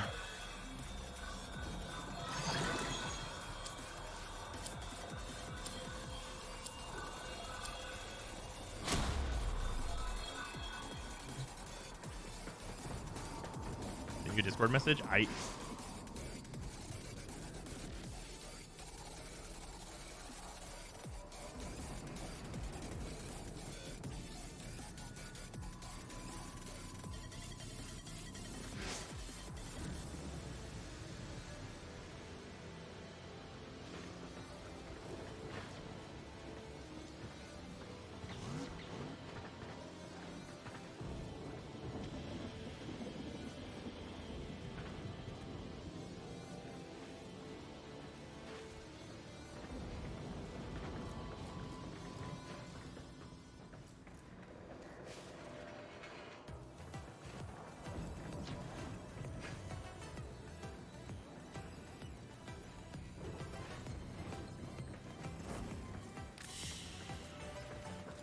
Hey, now we have 2 Sevagoth chassis. Wow. My favorite.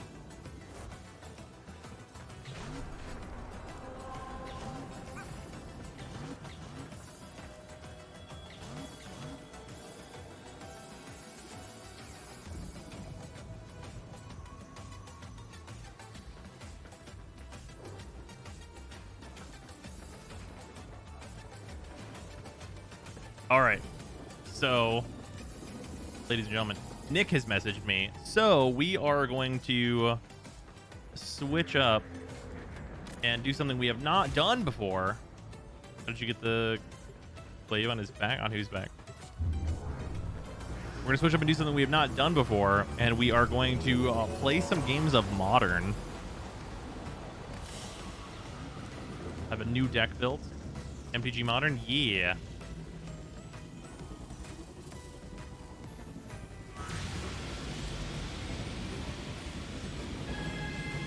I only have the one deck right now because my Tron list is outdated. Just over spell table? Yeah. Wait, a not commander game? What is this heresy? I know, right? It's crazy.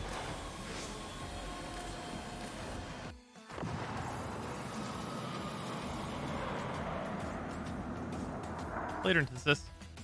See you later. Oh, hey, wow. I'm getting all that new Nairo XP. Wow.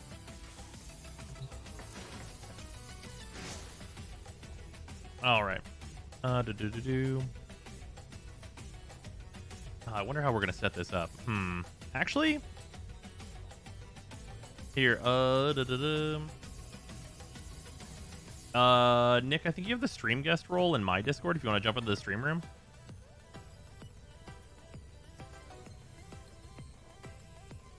These are the type of modern games that might last 5 hands. 5 hands? I assume you mean 5 turns? Because, like, yes, absolutely. Like, we're playing, like, modern. Grab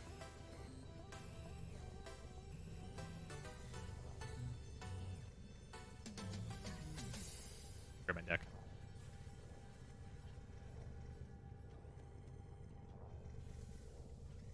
I was gonna clean this table up. Look what a mess it is. Absolute mess of it all. We do have a crack pack, though. We got to do that while we're here.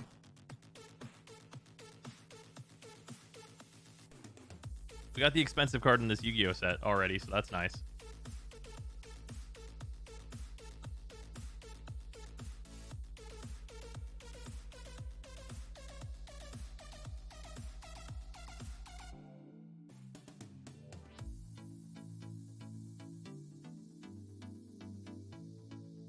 Oh, okay. It'll be the other room then. Okay, cool. Yo, what's up? You. All right. Do you want to just like stream to Discord? Might be easier. My feed is on my phone, so I don't know how I'd do that. Oh, okay, that's true. If it comes from your phone, yeah, we'll just go over spell table. Yeah. All right, 1 second.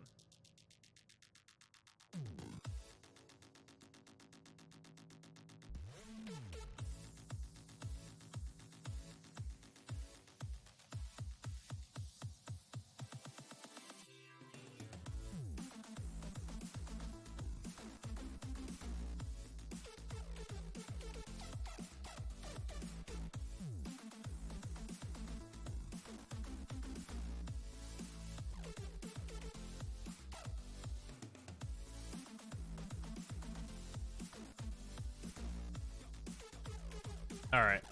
Give me 1 second. Gotta move some things.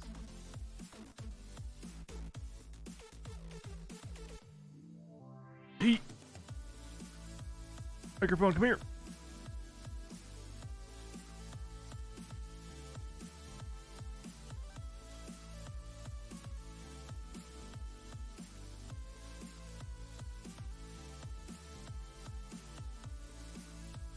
Had one cracker pack. What about a second cracker pack? We don't have a second one currently.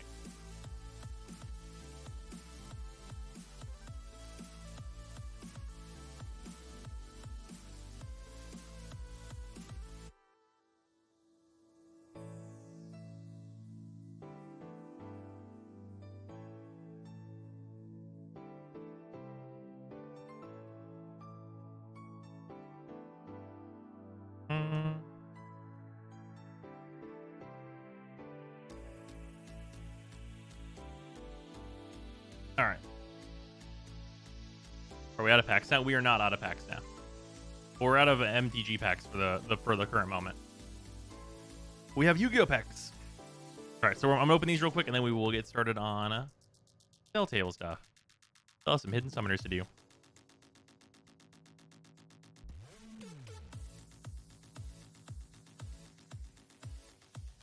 Oh, the Rocket Ride, Frank Kids. And Pandemonium.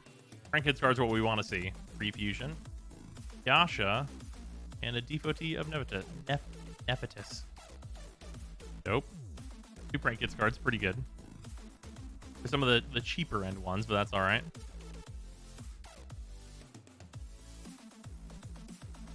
Get more in TG packs before running out of Yu-Gi-Oh! Oh, for sure. Hey, we got Bow Wow Bark.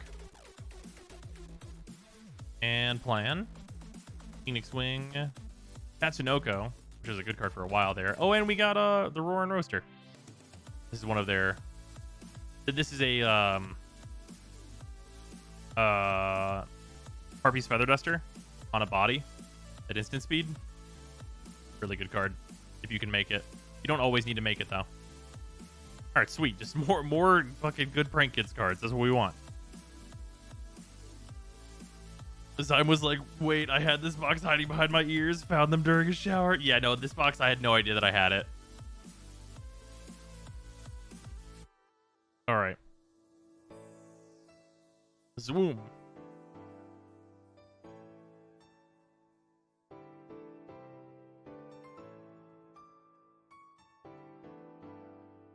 All right, one moment.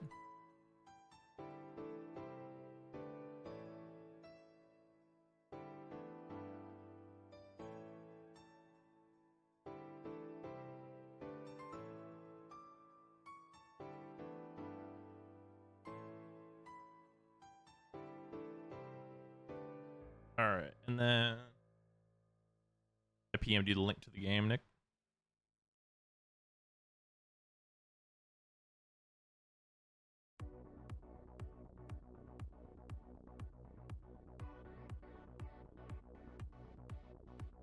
Bam. There we go. Okay, I'm gonna change the stream title and stuff.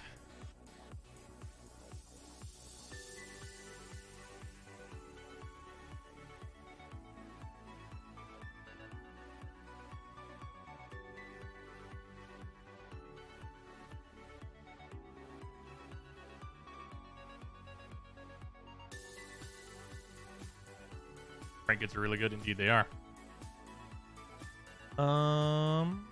Nick, I cannot currently see your camera. Yeah, I enjoyed it. One sec. Oh, okay. And then I will show some stuff off here. Extra sleeves in here. Not really important. So the deck that I put together, for anyone who knows about Modern, is I put together Pure Steel Paladin. I don't have the whole sideboard sleeved yet, but I put together this fucking sweet list. Also, I should get chat up on my other monitor. 1 second. For the purpose of this, you just want to pretending Mutavault's rank moths. Yeah, I might as well. Yeah, that's what I figured. Yeah, and then they'll be here by the time I get to go to locals.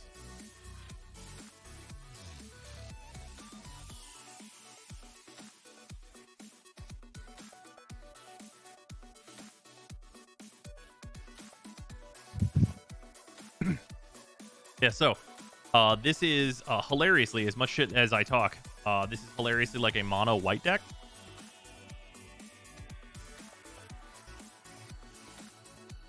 So the whole idea is Pure Steel Paladin or Sigarda's Aid. These will let you equip things for free. Stoneforge Mystic can help you find things to equip. And then a Giver of Runes is there for protection. Mistress Bauble for draw cards and artifact count. Paradise Mantles, a good equip that can make you mana. Cranial Plating. And then the big thing is the Colossus Hammers, which give +10/+10. They cost 1 mana, but their equip is 8. But whenever you reduce equip costs to 0, you get +10/+10 for 1 mana. So we're running 4 of those. Shadow Sphere, because like lifelink and such. Springleaf Drums also can get us some mana. Sigarda's Aids basically do the same thing the Pure Steel Paladin does, except for not on a body. Steel Shapers Gifts find our equipment, usually going to be our big hammers. And then we have Memnites to equip stuff to, Ornithopters to equip stuff to. Those all cost 0, so they're really easy to put in. And then a couple of Dark Confidants for some card draw. And then for the purposes of this, I'm just using these mutavaults that I have, which you can pay 1 to have mutavault become a 2/2 creature with all creature types until end of turn. It's still land. So Inkmoth Nexus, I ordered some Inkmoth Nexus, but they're not here yet, so I'm just using these for now. But we're pretending these are Inkmoth Nexus. The only difference is that Inkmoth is a 1/1 with Infect, so if you give it a hammer and you hit someone, they die, no matter what. Then the other stuff in here is just like some fetches and just like good lands and stuff. Oh, and then sideboard stuff. This is a companion deck running Luris, and then we have, you know, Fatal Pushes and Thought Seizes and stuff. I don't remember if we can ping everyone in news, but I said it anyway. Nice, Vasius. How expensive is this list to build, excluding the land base? Do you think? If you exclude the land base, it's probably $300. Although I guess you're excluding the Inkmoth Nexuses at that point, which so it's probably like $200. That runs it up a little, but yeah, it's not much outside the land base. Yeah, and it is technically a black and white deck, but like, it's not. It's basically mono white. And Steel Shavers gets more expensive than I thought it would be. Oh yeah. Oh, it's because one printing. No wonder they need to work on that. Oh yeah. Yeah, that's gonna have to change. Yeah, and then you're on a Gruul build, right, Nick? Yeah, Grulkar and Utopia. I accelerate, but only to like 4 drops, basically. Right. Does that run? Wait, no, it runs Karn as the top end, and then what? Wait, what do you plus into, or minus into? I mean, it just toolbox? kind of depends on the matchup. I mean, it's just for the wish board. Elixir of Immortality if I need to gain life. Cage if I'm against like Dredge or things like that. Batter Skull if I just need a threat. Fair. Just kind of depends. Runs a whole wish board of things. And Snaring Bridge. Yeah, Snaring Bridge is rough for this deck. Sprenosphere in case I'm up against like Storm or something. The classic liquid metal coating. Your lands no longer exist, 1 per turn. Ah, yes, of course.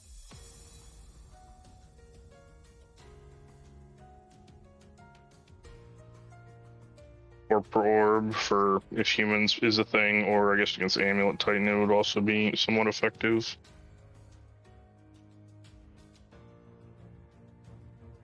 Yeah, them not getting that ETB can give you a chance to like make it so Primetime doesn't do anything, which is nice. Yeah, because if you can't go fetch the haste land, you have to have already had it. Yeah. So you literally can't attack.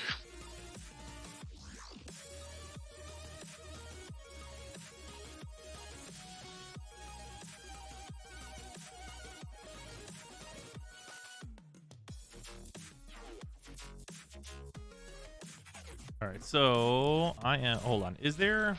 Actually, don't remember if there is. There's a thing for quickly switching between 2 cameras.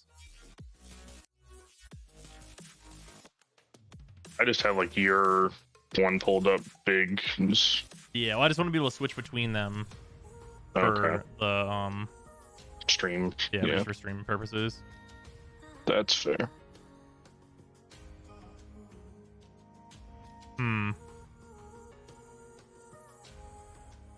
I guess I could just use the mouse. It's really not a big deal. Yeah. Like the switch is super quick anyway. All right, so we have Luris up here, which is the companion. I can pay 3 and put this in my hand and then cast it once per game, basically. Luris is really good, but the deck restriction is that all of my permanents cost 2 or less in my main board, which they do. Control 6 said game panel. That appears to not work. Not a big deal. I can just use the mouse. HP. Oh, I figure we'll just use Dois. Although I guess, wait, no, we'll just use the in-game. I mean, there's no reason to not. Decrease it. Here, I'll move my thing over here so I can do it easy. Set it to follow active turn. Wait, can we do that? No idea. We're in uncharted territory.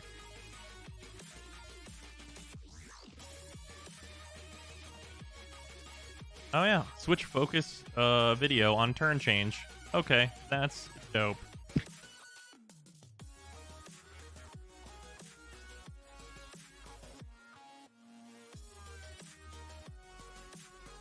Wow, that's super good. All right, well, mouse is going over here, I guess. Thank you for that, Polly. Much appreciated. Very good. All right. You have a dice. Roll for turn. Yeah, sure. All right, I'll just do evens. Calling even. Can we do that in 4. Commander? It's kind of hard to see sometimes. Absolutely. 4. You have Sweet. I get to you pick. have achieved even. Yes. Oh, I'm definitely going first then. Yeah. That just seems Almost always. absolutely correct in Modern to go first. Yeah, absolutely. We can try that for Commander coupon. Way into that.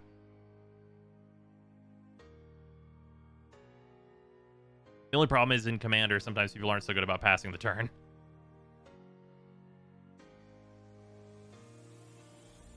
All right.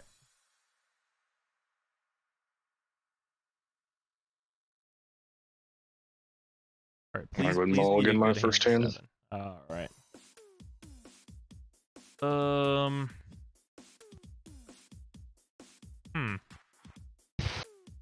Interesting. We will keep this. All right. I wanna see this hand play out. I think it might be good, but I'm not sure. Yeah, mine was just slow. It was not going to win the game. Seems about right, I guess. I hope that's the case for my purposes here. Yeah, for anyone who doesn't know, because we play a lot of Commander here, first turn player does not draw on the first turn of the game. Put that on bottom. And whenever you mulligan, there's no free mulligan in Modern. Nope.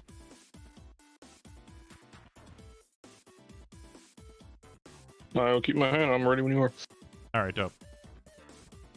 All right, let's just go planes, and let's do Your entire hand because it costs you. Hey, I don't know what you're talking about. Mm-hmm. I don't know what you mean. We'll go ahead and tap the planes and play a Sigurd as 8 and then pass.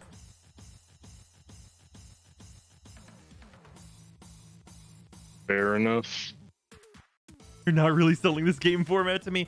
So Modern is a highly competitive format for Magic the Gathering in general.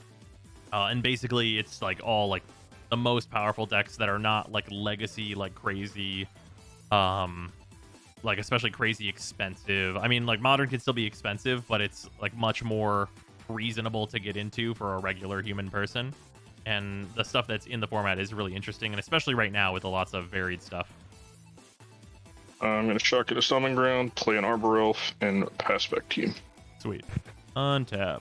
Draw. Okay. We're going to go Mutavault. I mean, Inkmoth exists. I'm going to tap the Mutavault. Oh, I mean, yeah, I do mean Inkmoth Nexus. You're right. We're going to play a Springleaf Drum. Fair enough. And then I'm going to tap my planes. Actually, hold on. Should I do this in reverse? No, it doesn't actually matter. I'll play the Giver of Runes. That's a creature. Yes, it is.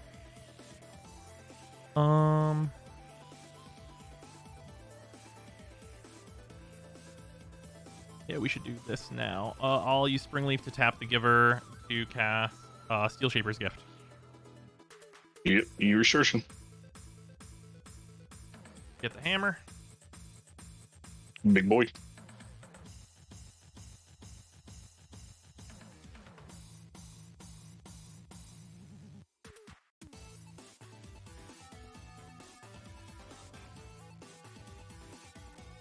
So this is the Yu-Gi-Oh format. Definitely not as fast as Yu-Gi-Oh, but it is hyper competitive like Yu-Gi-Oh is.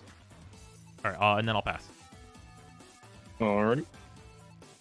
Shut up and take my money. Sometimes I remember to sub. Goose, thank you very much for the resub. Much appreciated. Sometimes I remember to sub.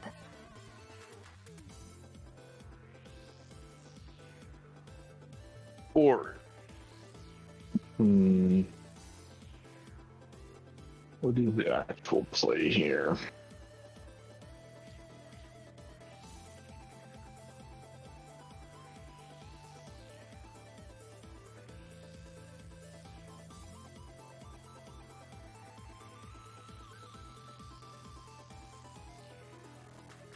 Pretty worried about just dying to a quote-unquote ink moth nexus. Yes. So I think we're gonna do top stomping ground for red, untap it with Arbor Elf, make a second red, and then a green, and we're going to pillage and destroy quote-unquote ink moth nexus. All right, seems pretty good. I don't get any search off that, right? It's just hard destroy. Nope, hard Okay. destroy can't be regenerated. Okay, cool. And I will pass back. All right, untap. We're gonna draw. All right. We'll play a bauble. And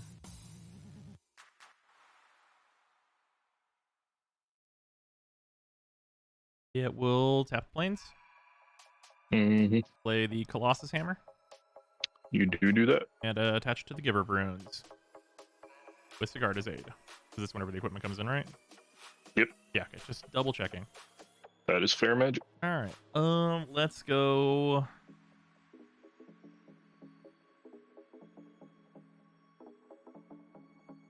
We'll go ahead and swing for 11. I take 11.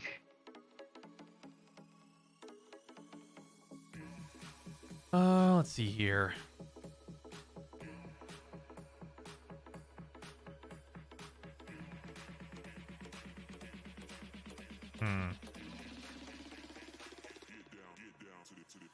Yeah, we will. Yeah, we'll just pass. Wait, swing for 11. What turn is this? Oh, this is turn 3. That's the whole point of this deck. He'd have died if he hadn't blown up my land. Yeah, it wouldn't be why I did it. Let's text on hammer again. Text on Colossus Hammer. Yeah. Equip creature gets +10/+10 and loses flying. Equip 8. That's a lot of plus. It really is. Play a forest. I think we can risk any other play at the moment. No, it doesn't give it trample, right? It does not. We'll risk it for the biscuit then. Red, untap, bringing another red, make 2 green, play Bread Elf and Cascade. All right. Into Clothis, God of Destiny. Play That's that for pretty free. good. It's not currently a creature. My devotion is only 5. Yeah. And then I think we pass back to hold Bloodbraid up for blocks. So I don't die, hopefully. At the end of your turn, I'm gonna bauble you. Yep. Alright, I will attempt to hold this up to the camera and not look at it because I'm not supposed to know. Can you see the thing? Okay, I see. Yeah, that's fine. Okay, I did not look at said card. Very Alright. good. All right, untap, draw 2, 1 for the bauble. Yeah, all right. Well, we're gonna play a bauble.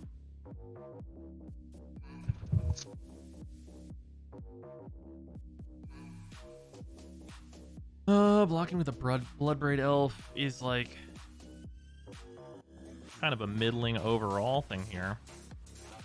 I mean, I need it to not die, so. That's really true.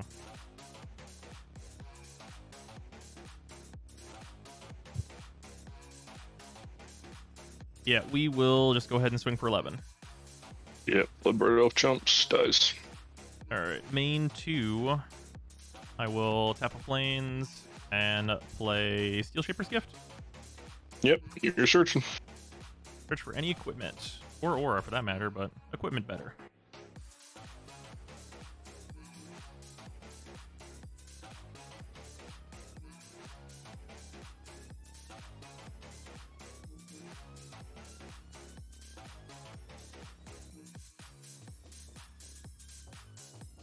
We will get the Shadow Spear.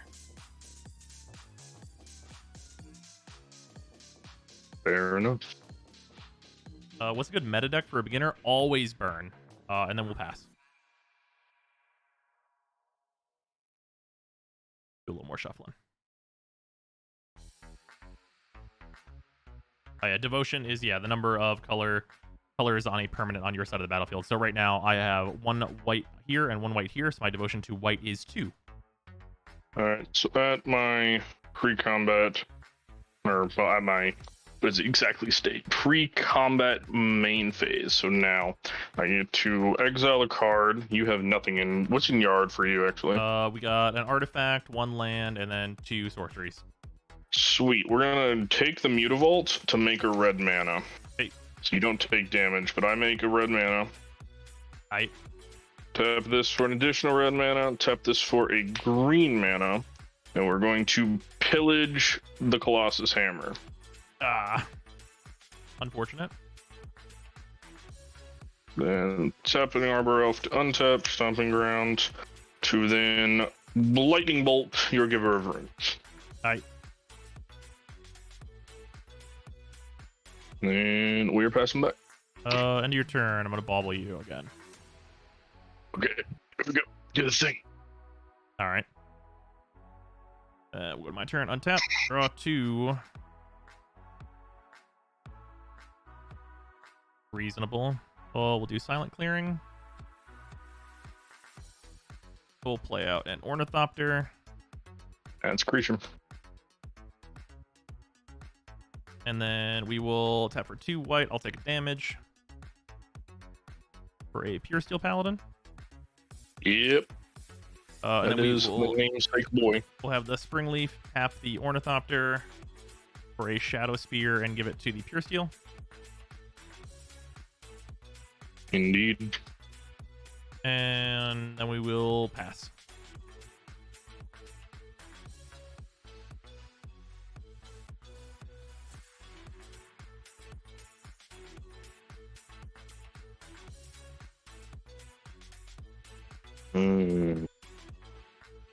Pure Steel, 2/2 plus the 1/1 from the Shadow Spear, but also has Trample and Lifelink. Yeah. That's pretty good. It's really not bad.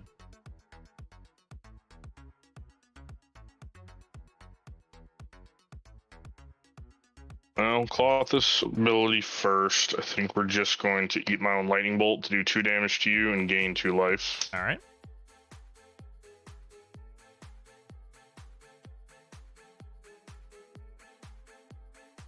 I mean, you know it's in my hand. You've been looking at my draw every turn, so Pretty much. you know it's less than ideal. Yeah. How many cards in hand? 3. Okay. So you know 2. 1 unknown. Yeah. I don't think at the very least we might as well play it, start more devotion rolling. So we got Blood Moon in play. Play Sure. Catacombs. So Catacombs is just a mountain with Blood Moon on the field. Yep.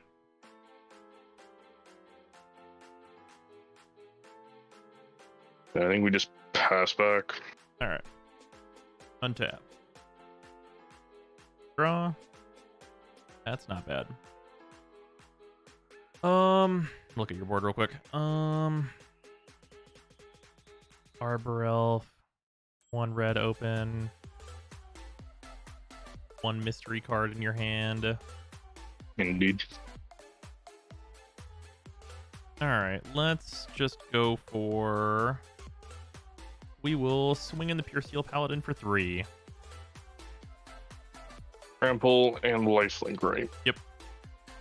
Don't think blocking actually gives me much benefit here. It only prevents 1 damage, so I think we just take the 3 and you'll gain 3. Alright. Act 20. Main 2. Sticks.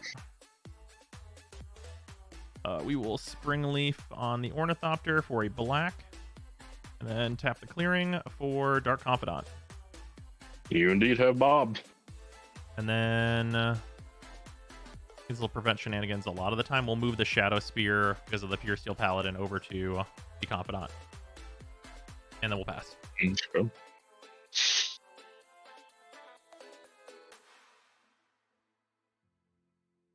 Well, that's a draw that might buy me some time. So we're gonna do another Bloodbraid Elf. Oh boy. Cascade into a Utopia Sprawl. This is ideal for me, not you. It's not great. I'm okay with it though. This goes on the bottom in a random order, but as it is one card. Yes. Very random. But Bloodbraid Elf is relevant and Utopia Sprawl is relevant because my devotion is enough to activate Clothis as a creature now. Oh, that's true. So I am at 7 devotion, so Clothis is now a boy than just an enchantment. Right.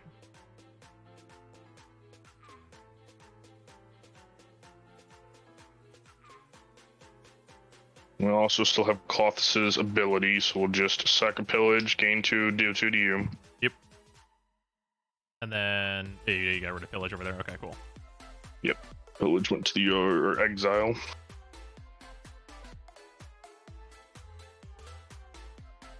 And Utopia Sprawl makes red mana. I do have to name that, so you know. Yeah, just use When it basically is have another tapped. dual land now. Yeah, it basically just makes a green and a red. Right. It makes both, but yeah. So you only have Bob though That's true. as your blocker. 1/1 plus onto him, so he's 3/2. Yep. With lifelink and trample. You can just swap it back to pure steel or to Ornithopter next turn. I feel like you're gonna start coming at me in the air now that Clothis is a creature.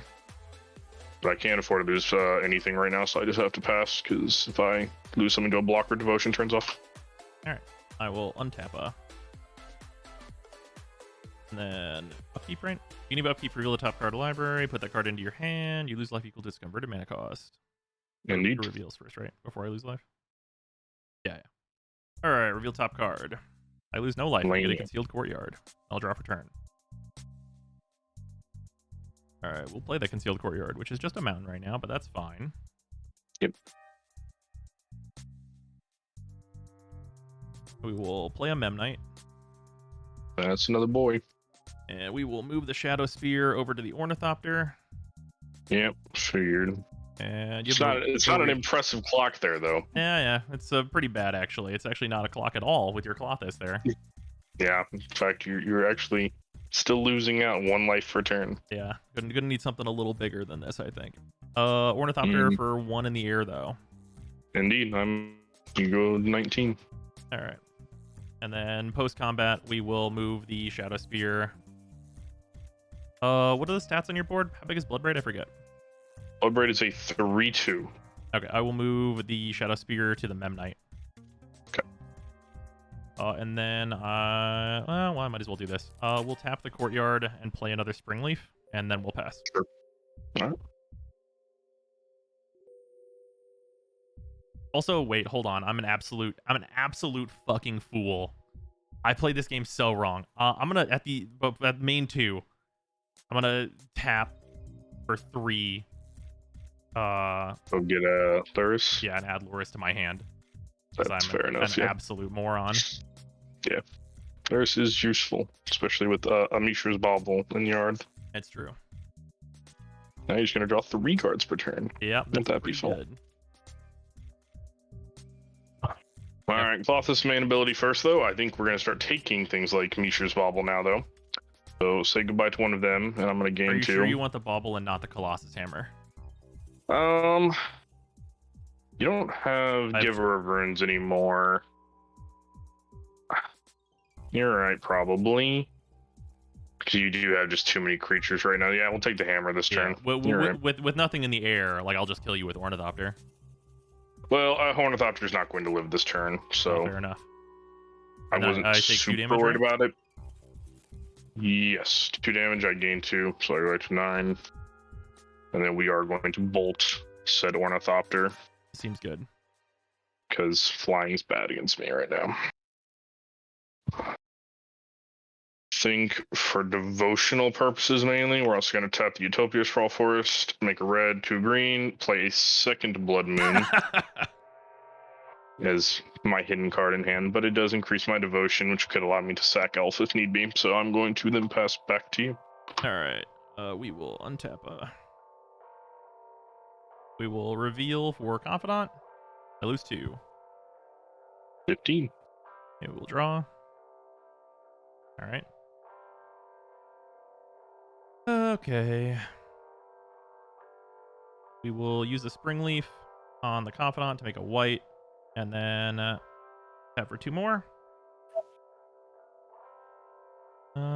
Yeah. Play the Lurus out. Yep. Can you replay a card this turn? Indeed. I think we're just gonna play a Bauble, because that seems pretty good. Yep. And Clothis is a blocker. He is an indestructible 4/5 good boy. Yeah, it's really true. Alright, we will just play out another Ornithopter, That is unfortunate. and then we'll pass. Alright.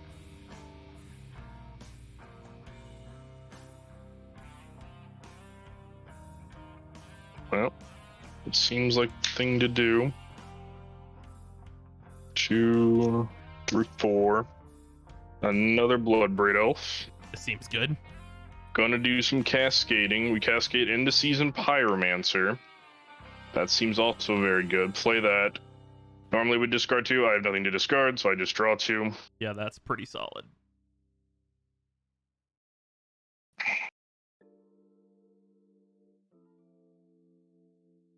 Off this ability for turn. I do think we take the other Bauble at this point. What else is in your yard?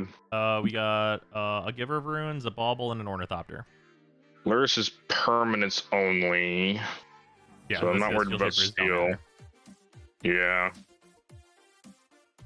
Giver's good though for you, because it Mhm. can give protection to whatever you want to attack. But I think we'll take Giver this turn actually, and I'll gain 2, you lose 2. Hey.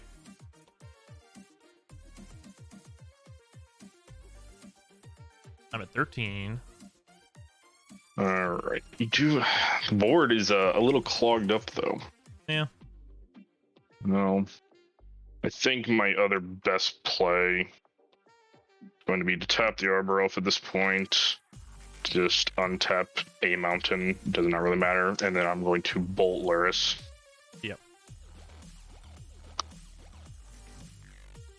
And then last thing will be tap the last forest, put Utopia Sprawl onto the other forest, making red, so I have 2 Utopia Sprawled forests. Cool. I think that is all I want to do. I don't think I can attack yet, so there you go. Yeah, we'll Bauble you at end of your turn. Sure. Here you go. Look at that card. Ah, yes, I see. Great. I'm putting that down so I don't see. Yep. We're There we gonna go. untap. We'll Confidant. Take 2 damage. That's not good for me though. It's true. And we'll draw for turn. Alright, we'll play a clearing.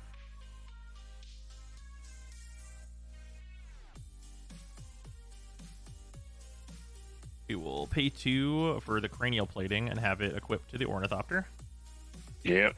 How many artifacts you got at the moment? We're on 1, 2, 3, 4, 5, 6. We're on 6. I'm not dead then. That's good news. And we will move the Shadow Spear over to the Ornithopter as well. Fair enough.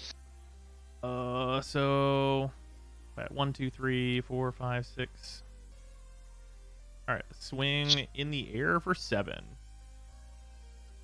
Don't believe there is anything to be done about that. I'm just going to take 7. Go to 3 And then I will go to 18. or 4. I'm at 4. And then I will tap this and a Bob for 2 white and play another Pure Steel. And then I'll pass. Does my draw save me, Brock? Maybe? Probably not. Ren's a little late. Yeah. What is Ornithopter's actual? Like, he's actually like a 7/3 or whatever. Yeah, currently they are a 7/3.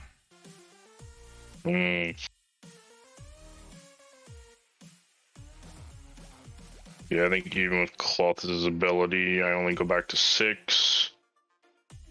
Ren can kill 1 artifact to drop it, but your total attack would still be, I think, exactly 6. Yeah. Even if you didn't play anything else. So yeah, I think we just concede here, and you get game 1. All right.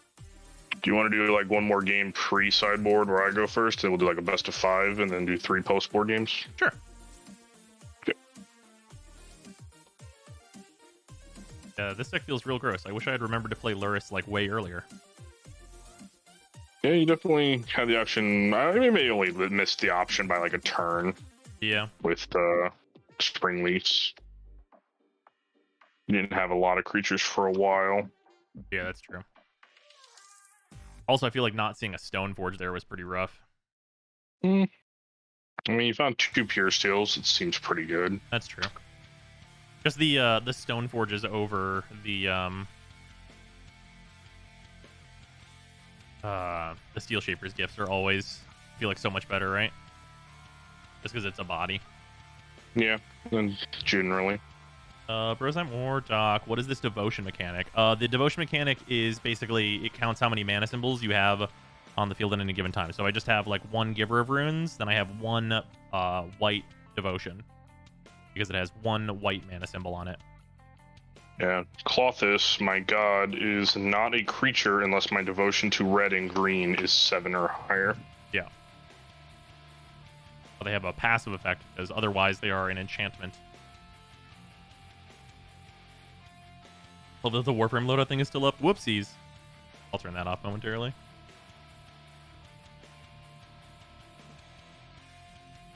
Oh, I shuffled Luris in. I just saw him. There's You always don't the go in thing there. with companions. Yep. Yep. You don't go there. Sending with Karn Wishboard. Yep. Yeah, Devotion. Very good mechanic. I like a lot. There's not like a green Nykthos list running around in Modern, is there? Because if it exists, not I at the probably have moment. all of it. I mean, Mono Green Stompy can be a thing. It's not like a super meta deck, but like if you just wanted to make Mono Green Stompy to make Mono Green Stompy, I don't see why not. Fair.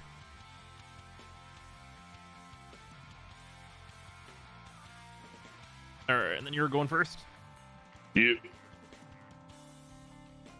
Give me a good 7. We always want it. you reset health totals. Well, we'll have to adjust them anyway. Alright, yep.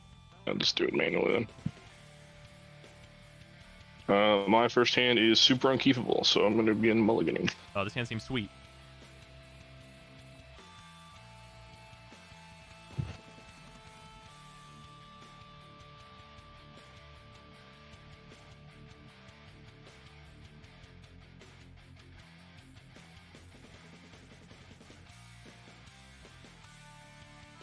This is a hand of cards I'm way into, actually.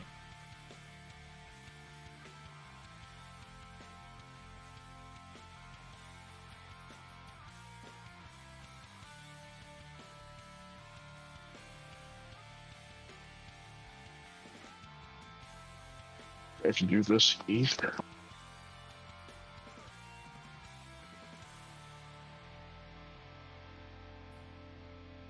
Yeah, I think that's too risky.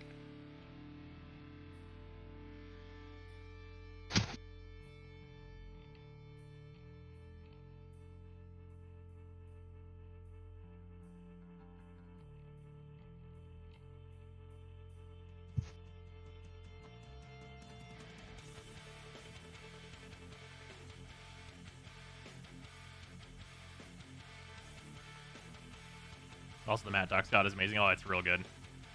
I've got a new mat on the way that should be pretty nice. This hand seems keepable. I have to throw 2 back. Oof. I mean, that's fantastic for me, though. It is indeed. I think that's 1 for sure. I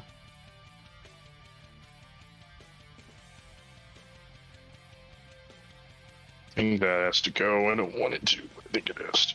Whether I could shuffle my dice. Alright. Are you prepared to play the magics? I am prepared to play the Magics. And I'll play Catacomb, fetch, get a forest. That forest, play Utopia Sprawl attached to said forest, that will make red mana. Tight. And then we will pass. Alright. Draw for turn. Sure. We will do an Ornithopter. That's the thing. And a bobble. And let's do a plains and a Sigarda's aid. Sure. And then we will pass.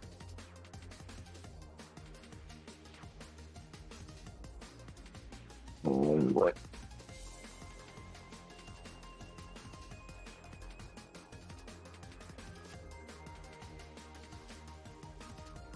And swap sheath bracket. We're technically at 18 now.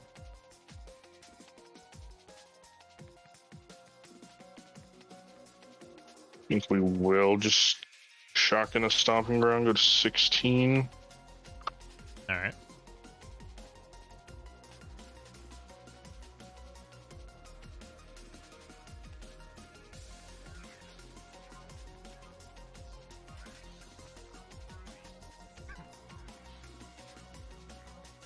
Maybe not. I think I have to deal with the Ornithopter this turn, in which case playing that untapped is probably unnecessary. We'll probably just play it tapped, stay at 18. Tap this, and we're going to bolt Ornithopter. All right. Because if you just play Colossus Hammer attached swing next turn, it's pretty rough. And then we will pass back. I'll bobble you at end of turn. Yep. Here's the thing. All right. We'll untap. We'll draw 2 because of bobble. These are cards. They play Magic. They do. They do play Magic. We will play an Inkmoth Nexus. Very rude. And then we will tap 1 for a Giver of Runes. Okay. And tap 1 for a Colossus Hammer and equip it to Giver of Runes. Sure. And then we will pass.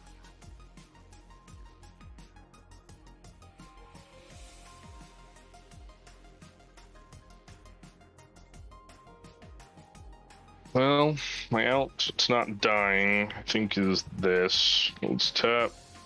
Tap, play Blood Moon. All right. So, Inkmoth Boy is not an Inkmoth Boy, and then we will play a basic mountain. And pass back. All right. Untap. Draw for turn.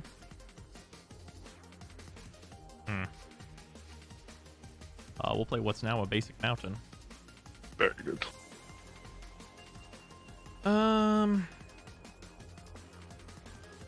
We will get in for 11. Yeah, there's nothing to be done there. I'm gonna go to 7. But if it was infect, I'd be dead. So that seems better. Very true. Main 2, we will tap a plains, play another Sigarda's aid. Yep. And then pass.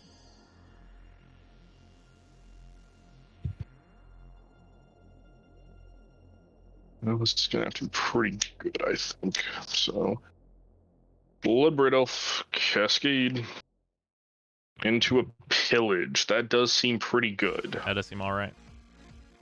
I think I have to take the hammer as much as I want to kill the planes. All right.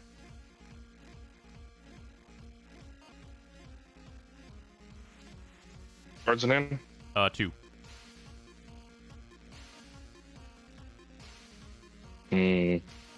His bros deck just attach equipment, swing big hammer. Pretty much. Yeah. Yes, it is. Pretty much that's the deal here.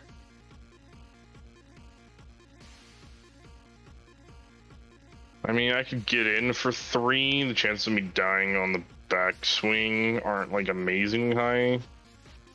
Well, it's what, 7 cards in my deck theoretically.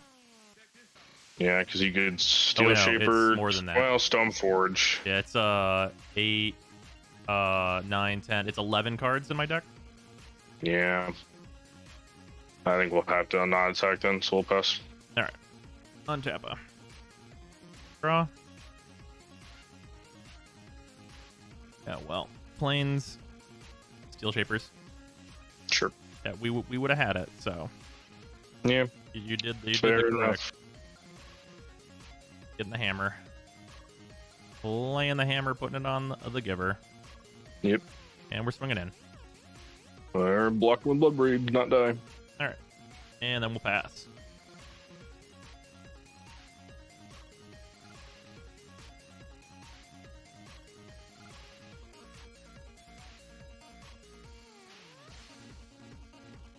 Yeah, there's not enough resources on a mull to 5.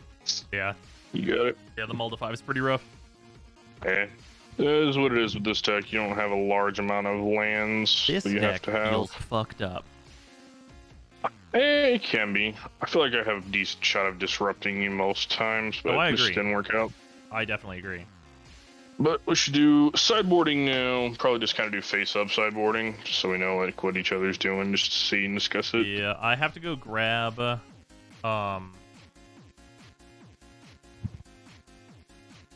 well, I guess maybe I don't need to grab more. So I don't have my whole sideboard sleeve, like paths and stuff. I just have like the pushes and the thought seizes. Well, it just depends if you think what you'd bring in here. I feel like I'm not really worried about push, and it's probably just 4 thought seize.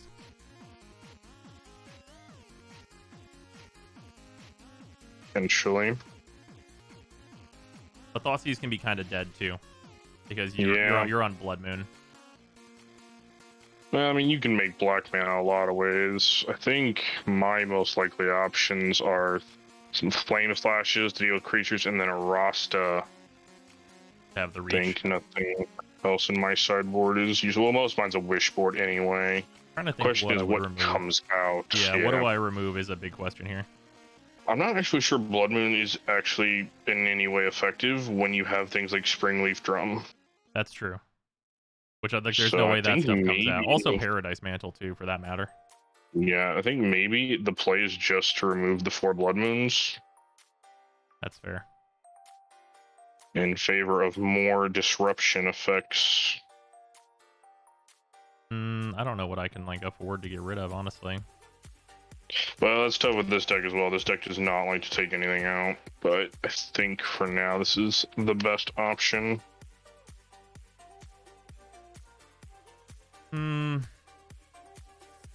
Maybe it's just like a 2-out situation. Potentially. Baubles are too good to remove. Steel Shapers are too much of a core of my like main plan here. I think it might be like the 2 Memnites in favor of the Thought Seizes. Maybe. I don't know. It's always tricky with combo decks like that because you never want to slow down like what you're doing unless like a silver bullet card. Yeah, I want to be able to like see your hand and know what disruption is it, so I can this is what's in it, and so I can play around it. But I don't need to know that bad. I think it's probably like legitimately 2 Memnites out, 2 Thoughtseize in, and that's probably all the changes I probably want to make. Yeah, could certainly be the case. Just because, like, I mean, what else could I really run against you from this list, right? Like Path, like I guess it deals with Clothis, but like the plan is for me to just not let you get that much devotion and stuff. Yeah, I mean, it deals with Clothis, deals with Blood Braid, if you really wanted to. But overall, yeah, it's probably not super necessary here. Yeah. Rest in Peace, in a way, is not awful, but not sure you need it either.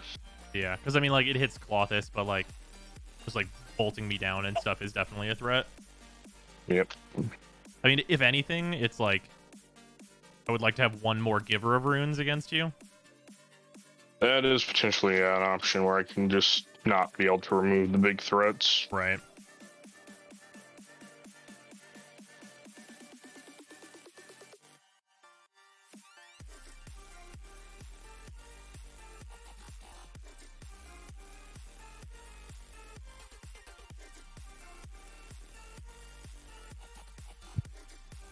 This deck does feel really, really tight, though. Like, it feels like it's always going to be like a couple cards in, a couple cards out. Not really anything too major, unless I have to. Unless I have to be like, okay, 4 rip against this outrageous graveyard deck or something, right? Like just a card that just wins the game on its own.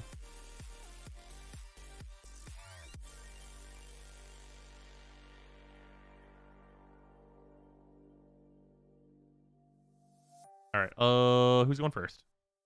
I will, because I lost. All right, fair enough. Yep. And my hand's fine, so.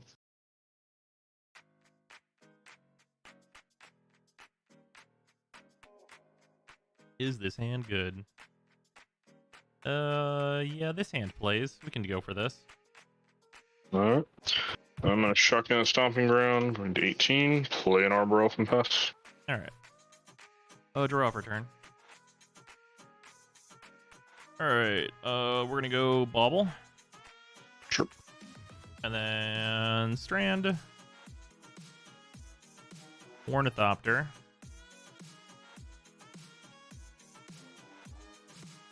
We will crack the Strand for a Plains.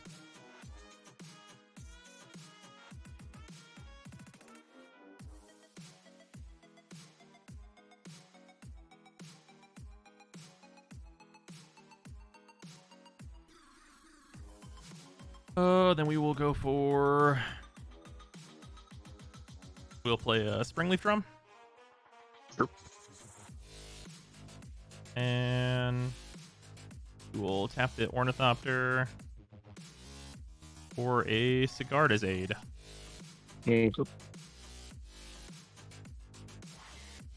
And then we will pass. Seems like an okay turn one. Yeah, it's fun.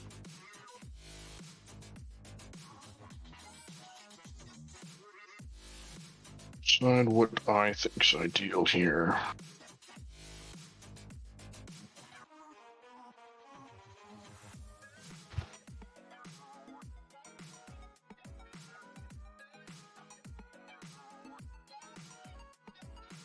I think it's just shotgun another stomping ground. Tap, tap, untap, retap. Play Seasoned Pyromancer. All right.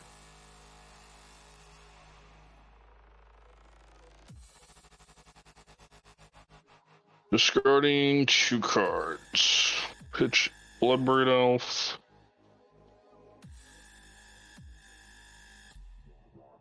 I think we actually pitched Flame Slash here.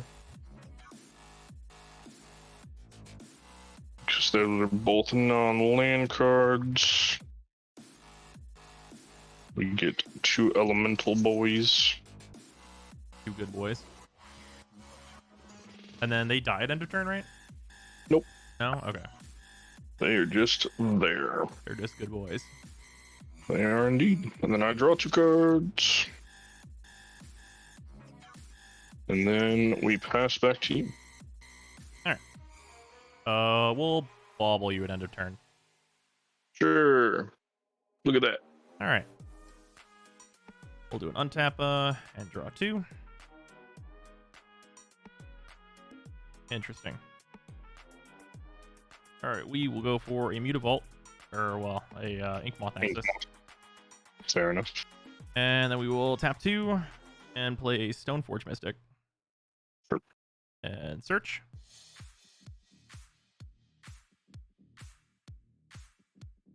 Hammer.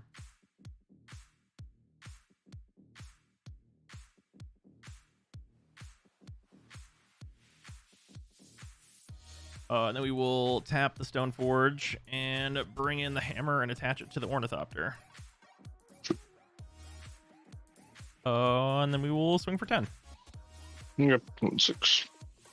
All right, and then I will pass to you.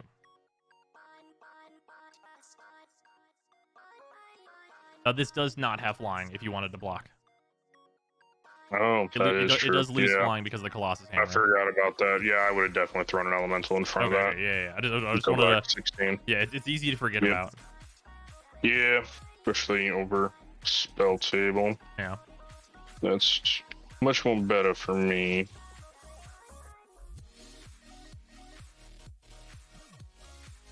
Two lines here, essentially. Cards name? 3. Okay, so I'm not terribly worried about actually dying to Inkmoth because I can just throw chumps in front of it. Yep. If you're swapping Colossus Hammer around. But currently, you don't have a way to do that because Sigarda only lets you put it in when it enters, right? Right. But you couldn't currently even move it around unless you got a Pure Steel Paladin.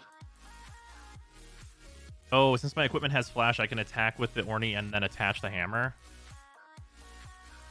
Oh, yeah, that's true. I should do it that way. I forgot that Sigarda's Aid gave it flash. That's super important. You're absolutely right. Argon, that's absolutely correct. Interesting how that ruling would work. So you'd flash it post blocks declared, I guess. Right. And then before damage. Yeah. Okay, yeah, that makes way more sense. No. I'm playing Forest. So then I've got two potential 4-drops. Do we want to assume I played this correctly? I mean, it's up to you. I don't care. I think, yeah, we should assume I played it the right way, because dealing 10 is definitely right. Okay, then I'll go down to 6.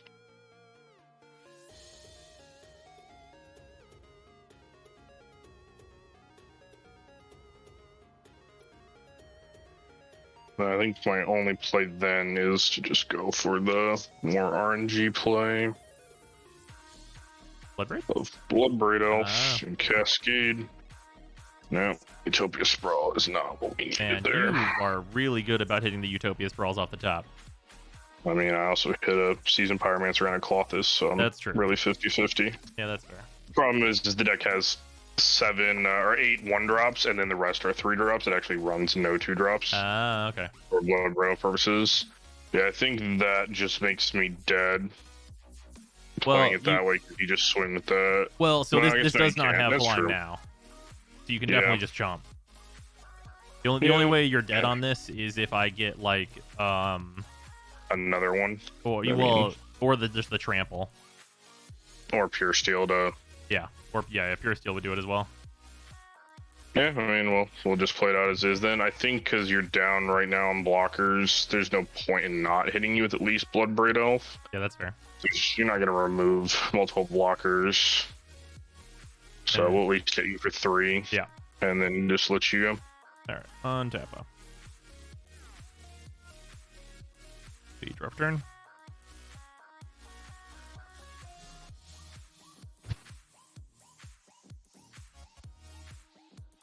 We will play the Concealed Courtyard.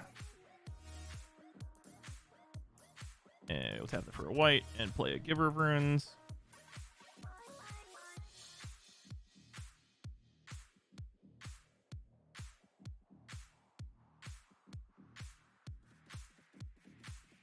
I mean, you just chump it, Mm-hmm.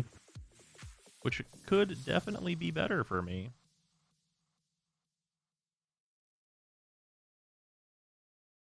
Probably better than doing nothing, though. Yeah, we'll just swing 4-10. Middle jumps. And then we'll tap this plains and play another Sigarda. Okay. And pass. Multiple Sigarda does not feel very good. Yeah, well. And I'd rather it be a pure steel, but could be worse.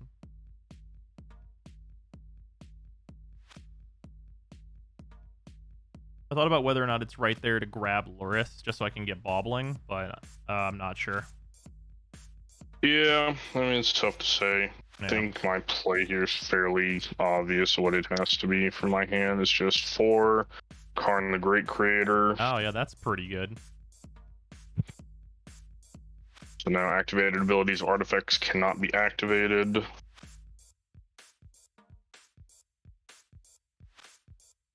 Probably you're just minusing him here in order to get something like Ensnaring Bridge. Likely my best option. Fair. I don't think anything else here really does anything. Oh, actually, clever. No, that doesn't work. Never mind. The hammer is a 1-drop. Yes, Yeah, it that is. could still work. So I could turn the hammer into a creature. Yes. That might be better. Because the hammer is the real problem, nothing else. So I think it's better. Turn the hammer into a creature till end of turn. Use Arbor Elf to untap a Stomping Ground. And then Flame Slash the hammer. All right. That seems mo better. That seems pretty good. And then you do have multiple attackers still, and if you just draw another hammer, it's unfortunate anyway, but I couldn't play the bridge this turn, so it probably is just the better play, and just hope you don't draw another one, and then I'll just pass to you. All right. Everybody else is not touched, so. If you draw a hammer, you probably just have it, but otherwise, Okay. I at least buy a turn. It's true. Well, what we do have is a Paradise Mantle, which I guess will go on the Stoneforge. Sure, it's pro creature, right? It's No, creature that has is- tap, add 1 mana of any color to your mana pool. Oh, okay. What am I thinking of? That's pro creature spirit mantle. That's what I'm thinking of. Let's see here. We'll play another Ink Moth.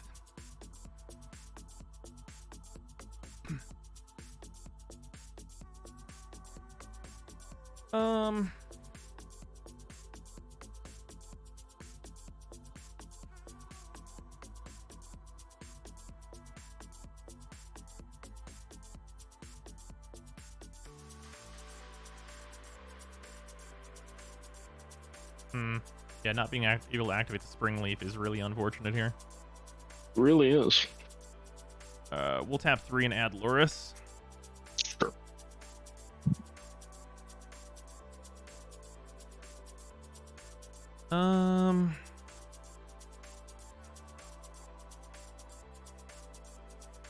Barnes at 6. He is. Oh, here we go. He is This is, chunky. well, I guess is this the play? I don't know. This might not matter. We'll see if it matters. We'll tap the Giver of Runes to give the Stoneforge Pro red and Sure. get in for 1.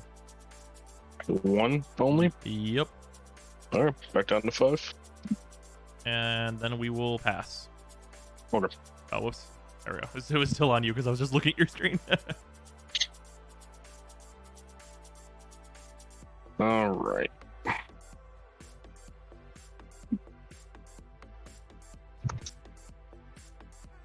So your probably goal is to set up to play Luris to get back Hammer next turn, which is a fair thing to do. Yeah, it would hinge on you having Ornithopter still. Because then you could do your whole Attache after block declared. That's true. So I think Actually, the wait. thing is... Given that that's the line, this 1 damage super doesn't matter, does it? And I should just keep Giver up. I mean, in theory, yeah. If you wanted to play this exactly perfectly, yeah. Yeah, that's stuff I should be thinking about. Yeah, I think at this point it's kind of past, but yeah, you can go ahead if you want. Yeah, just because I know you have, like, I mean, I know you've seen bolts and stuff, so it's stupid just to get in for 1. That doesn't make any sense.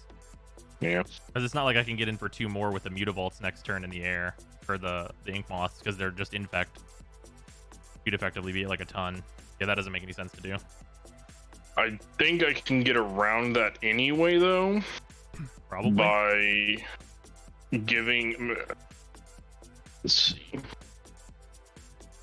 No, because it's a non-creature. That's unfortunate. Oh, I thought that was the out as well. So I could, yeah, in theory, have turned it into a creature, making it unable to activate. Your current plan is just going to be get Cloth's Hammer back, and I don't think I can stop that with the amount of mana you have. So it's only going to take you... Can you even play Luris? Yeah. Yeah, you'll have the 1 extra Ink Moth to play it. And then Stoneforge can tap for color as well. Can it? Yeah, the mantle gives the creature the ability. Oh, right, okay. Yeah, I'm a turn behind them, because otherwise I can Clothis, but Clothis can't eat the hammer until the turn after. Right. Which is unfortunate.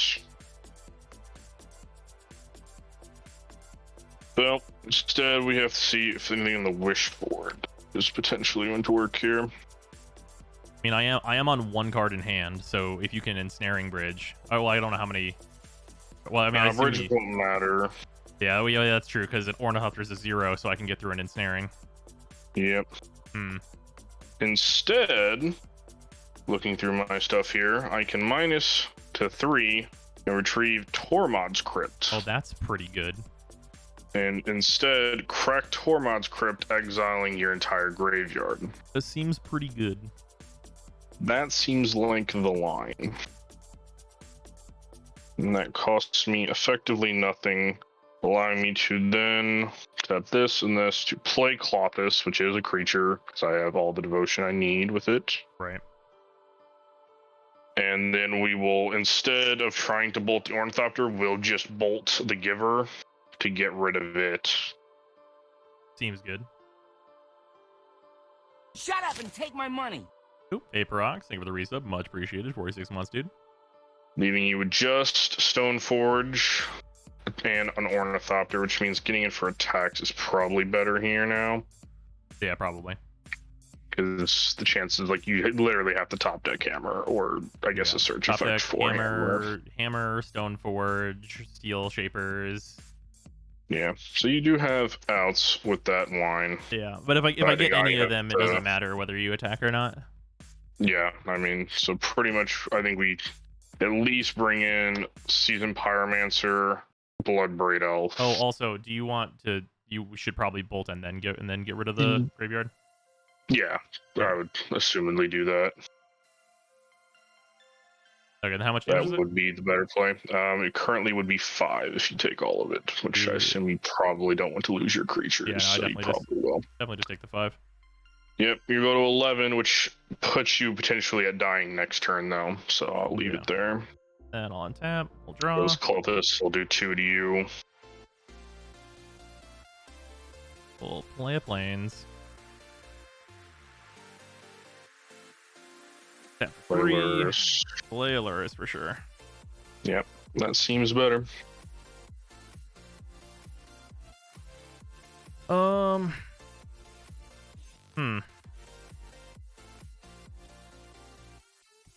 This is a creature. Yeah, Colossus is a creature. I have currently 8 devotion between. Whenever insect creatures hit planeswalkers, they do just regular damage to them, right? I believe so, yes. Okay. So I would just be down to 2 on Karn. I'll activate the Ink Moth and hit the Karn then. Sure. So if I wanted to use him, yeah. Yeah. That might make a difference, because otherwise I can get certain things. Right, exactly. Alright, and then I'll just pass. The Tor mods is rough. How good is Burn right now? Burn's always pretty good. It depends on what like the metagame is for sure, but it's always a certain amount of good. Indeed. Turns out just killing your opponent's alright. Blitz is probably better at the moment, but it's also hard to say with the impending new set coming. Alright, so off this ability here, I'm just going to eat probably a Flame Slash, since it's not really going to be relevant. Gain 2, do 2 to you. Ow. So you're at 9 now with 3 blockers. Yep. Tapped out. No cards in hand, or 1? No, 0 cards. 0 cards. So I have a Karn activation as well. Probably just have to plus here, because I don't think I want to give you access to Springleaf Drum. But does it really matter? Is there something worth getting out of my sideboard? I don't know. Maybe Trinisphere? I mean, I have a plenty of mana to pay 3 for something. Oh yeah, but it's about like if you draw Steel Shapers, Yeah. then it's 3 to play the hammer also. Well, yeah, that's 3 here and then 3 here though. Yeah. And if you do that, then it unlocks my Springleaf, so then like Lurrus can tap too. So like I'll definitely have enough mana for a Trini. So then the only other options are things like Relic Progenitus to draw another card, or Snaring Bridge, which again we've already established isn't very good with the equipped plan. Yeah. Liquid Metal Coating has potential as just a let's start blowing up your lands thing, but I think we just have to plus but you here. won't be blowing up lands because Karn will die. Well, yeah. Unless I had another one. That's true. No, we're just gonna take him out targeting nothing, I think, and then we just figure out what's the best way to resolve combat here. I mean, Cloth is, I think, definitely attacks. Along That with... makes sense. Yeah. There's no reason for him to not to. He's a 4/5, he's indestructible, and I need you to force some blocks here. Are the elementals 2/2s? No, 1/1. 1/1s? Okay. So probably the elemental just gets held back with Arbor Elf. Yeah. I can force some level of blocking at least, I'll just Clothis, Bloodbraid, and Seasoned Pyromancer, because that's 4, 5, 6, 7, 8, 9. Yeah, and then I'll block the Clothis with the Stone Forge. Okay. And then I'll take... Clothis is 4, right? Yes, he's a 4 or 5. Alright, I'll go to 4. And then it's basically just whatever you draw. I'll play a land for the sake of it here, but I'm not gonna crack it. It's a fetch, and then pass to you. Alright, So. untap rough turn. Alright, we will play the Stone Forge out of the yard. Yeah. And What'd you draw, by the way? it was a Marsh Flats. Because I think you have it. I just don't think there's a way for me to get through. Yeah, I think the only line really is if you relic, like if you decide on Karn after attacks. Because I think if it's kind of tough though, because like if you go the other way, then like your blocker, like I equip to Luris, and then Luris gets in, I get 13 lifelink and go way up, and like it becomes really hard to close the game. Well, I mean, damage is not ever going to be this deck's problem. It was just trying to find a way to survive the flying equip from Sigardas.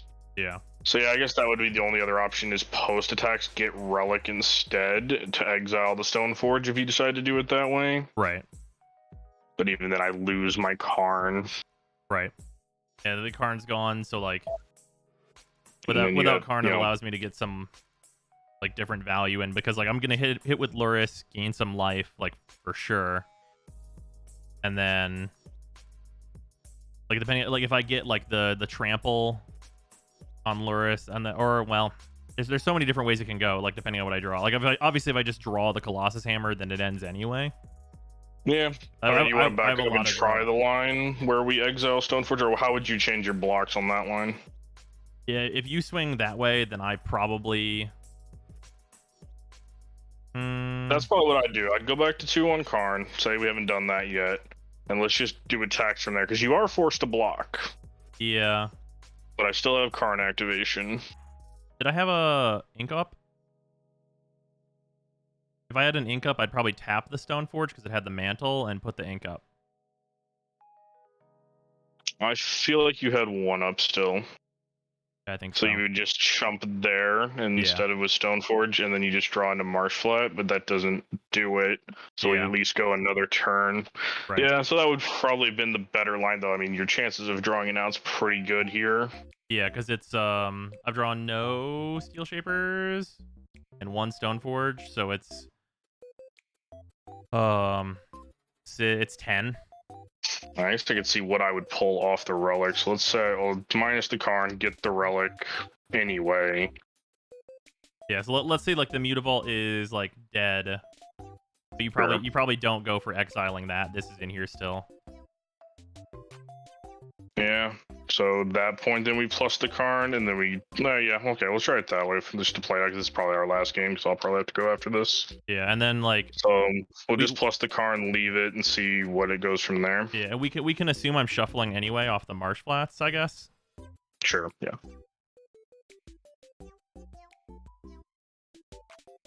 Okay, so then it becomes my turn. So like Didn't you draw Marsh Flats for this turn? Yeah. No, that's Okay. that's still the Marsh Flats. Okay. Yeah. I mean, like the real play is to play Mutavault again. Sure. Well, actually, you can't play lands off Luris. Luris will not play lands. Is he not lands?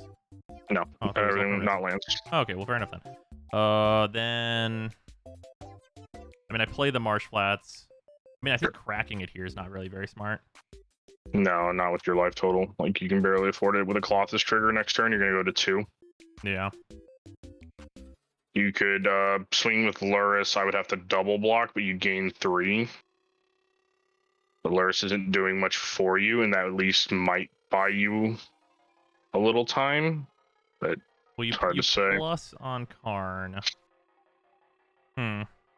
Probably. I mean, it depends what I draw as my next turn as well. My card in Right. hand is Verdant Catacomb, so it's not relevant. My next card is the only relevant card. Yeah. So I think, oh man, the play might actually be. I think it's actually, no, that's dumb because then I'll just die no matter what. Yeah, I have to swing Luris, but at Karn, I think. And I would just probably double block here. Well, let's do the math.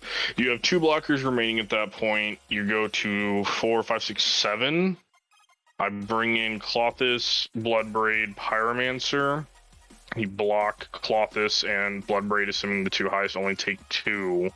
Go to 5, but Luris is dead. So yeah, I think I double block here anyway. Yeah. To prevent further Luris shenanigans, and we'll trade those, because I don't think Arbor Elf's doing anything for me at this point. Right.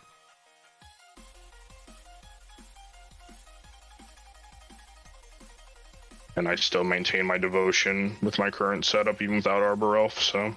Yeah, so it's got to be... Yeah, that's the play, and then I pass. Okay. So, you know, I 'Cause have then Catacomb in hand. Yeah. Let's see... Top deck, another Arbor Elf. Playing that seems fine.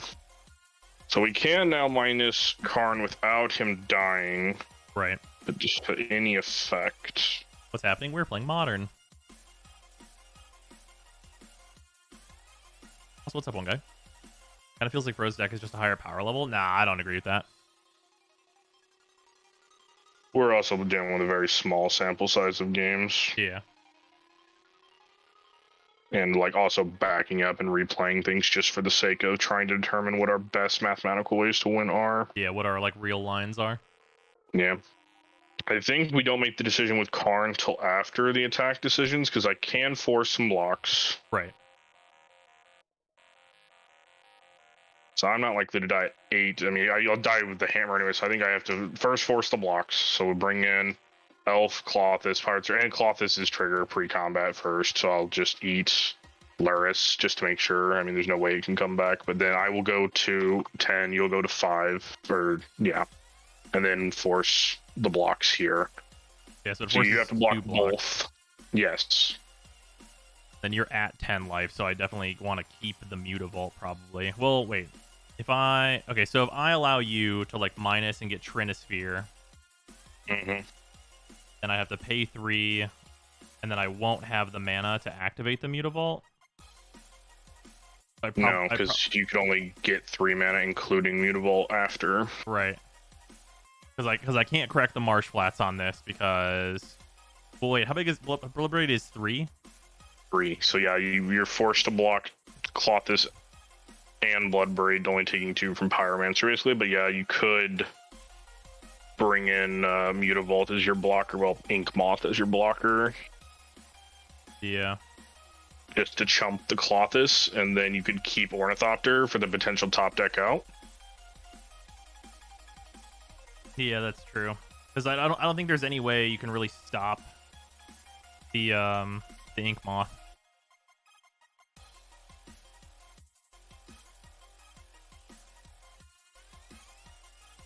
Probably not, no, I would guess.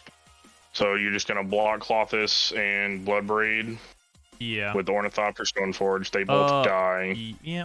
I don't think there's any better way to do it. Well, I mean, if you kept Ornithopter and sacrificed Mutavault, I think either way you can just win, because you do hit for 10 in the air with Ornithopter 2. Oh wait, no, we decided I should activate the Mutavault. I guess this is actually safer because it means you can't bolt the Mutavault.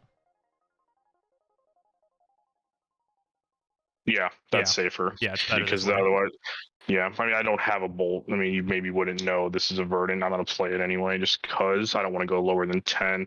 Yeah, I think you're just drawing to the out here. I mean, I probably Trinisphere at this point, Yeah. even though it's not like ideal, but like at least then it makes it harder. Because if you use Sigarda's Aid, Oh or wait, not actually, Steel Shaper. wait, hold on, wait. Let me do a Sure. thing. Does Trinisphere? Because I've got 1, 2, 3, 4, 5. Yeah. So say you draw Steel Shaper's Gift, costs 3 to play.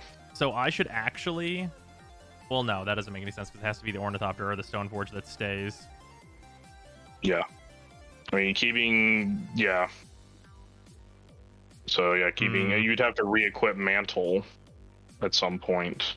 Yeah, because Karn's not doesn't dead, really so work. Springleaf is not live. So, yeah, Trinisphere is definitely your best play for sure. Because if you just draw the hammer, you still win, but Right. you have to draw just the hammer, not Stoneforge or the other one. So yeah, Yeah. I don't even have to fetch to play that. So we'll just throw out the Trinisphere, and then if you top deck hammer, you win. If not, I win. Yeah. We draw. So I mean, it's a good game though. Oh, Very interesting. Yeah, and then it's a Godless Shrine. So I wonder if this is okay. So if I don't swing with Luris, I'm 3 lower, but I have Luris. Okay. If I have that and then I have these two here before, if I don't swing with Luris at all and you still have those two creatures, I don't think there's any way that those two attack. If it comes to my turn, like this is my next draw, and I play the Marsh Flats. On this turn, it changes over to you. Like on blocks, Luris is What still was your 3 health total? We were at 7 before like your I think that activation. was. I thought that was what after you gained, but maybe not. Yeah, well, we were at 5 after the Clothis. Okay, so you were at 7 when you had the Luris and it swung in order to, and I double traded Arbor Elf Elemental for that. So so it's probably better to let you swing 3, because if you swing 3, then I can like activate the Mutavault, block, and then at that point I can like Luris for the Stoneforge. And Well, at that point, I don't get Trinisphere though, right? I get Relic and Exile. well, Relic's just 1 though, right? Or I guess you No, do. I I guess can you do the full. crack it. Yeah, you crack it for the full I exile. have the mana, yes. Yeah, so it's really just Karn. Karn's just like a big problem. Yeah, I think Karn is definitely like my best play against you in this matchup for sure. And then having mainboard pillages, I think this matchup's fairly even over the course of a lot of games. It'd be fun to do. Oh, yeah. But I mean, I can throw together something else for next time as well, like Jun Shadow or Mitron. Yeah, I think the Tormod's Crypt, definitely Karn came in very clutch with the Tormod's Crypt to stop that turn. I mean, you just had like the ability to go get answers. Well, that's why you run Karn. Well, yeah. Oh, I never turned to Warframe tool. Oh, but yes, this is modern. Yep.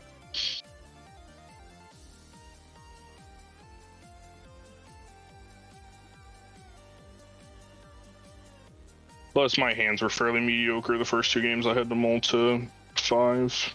I never had one of my broken hands with this deck, which is having land, Utopia, Sprawl, Elf to play a 4-drop on turn 2. What is I'm playing? He's small. Well, as the turn passes, it'll go back and forth. I am playing Pure Steel Paladin. Yeah, I think my draws in that last game were pretty rough. I drew a lot of land and not any silent clearings to crack either. I have experienced that fate with this deck as well. The 20 land decks seem to love to somehow flood. It's an impressive feature. Yeah. Against all odds, we're flooding, boys. Yeah, things that would have really helped me in that matchup specifically, or in that match, is like Dark Confidant would have been sweet. Yeah, and your card draw, and just definitely missing in that last game. Yeah. And it was a close game. It was what I'd call like when neither one of us hit our ideal. I call the first 2 games you hitting your ideal and me not. And then the third game was more like neither one of us hitting our ideal. Me hitting my ideal is just killing you on turn 2. Well, maybe not me, because I have a thing called Pillage, and I can play it turn 2, so... Yeah. I mean, maybe. It depends who went first, of course. Well, yeah, of course. But yeah, well, those are good games. Oh, yeah. Good stuff. Gonna do one more? We do have to be quick. I got like 10 minutes. All right, well, no backing up. We just go for it. Yeah, just speed play. If you make a mistake, you make a mistake. I actually already unsideboarded, but I don't care. We'll just go. I mean, my sideboard's only a couple Thoughtseize, so it won't matter much, I think. Yeah, I mean, Blood Moon might actually still be good against you, so... That's fair. Like, especially like in Blood Moon Pillage your only planes and you don't have Springleaf yet. Like Blood Moon probably would have actually felt pretty devastating in that last game. Yeah, that's fair. Yeah, this hand seems keepable. And then back Yeah, to 20. I'm good. Yep, I'm good to keep. All You right. lost, go first. Yep. Concealed Courtyard. Tap it. Sigard a to pass. Draw. We're gonna Heath get a Stomping Ground, and with it play an Arbor Elf. Go to 17. Seems good. My turn. Yep. Sharp turn. Okay. Ink Moth. Sure. And then You have it. If you just have the hammer. wait, No, that is 4. yeah, no, it doesn't have Never mind. Ink Moth Yeah, doesn't you have don't have haste. the If mana. it did, bruh. Yeah. Holy shit, this Yeah, deck would be banned. We'll play the Giver of Runes. And then we will tap and give the Giver the hammer. Okay. And get in for 11. The Giver has haste? Oh no, you're right. Okay. Making sure. Yeah, then we'll just pass that. We're gonna do some commander games after the modern. After we're done with this, I probably got to go make some Warframe videos.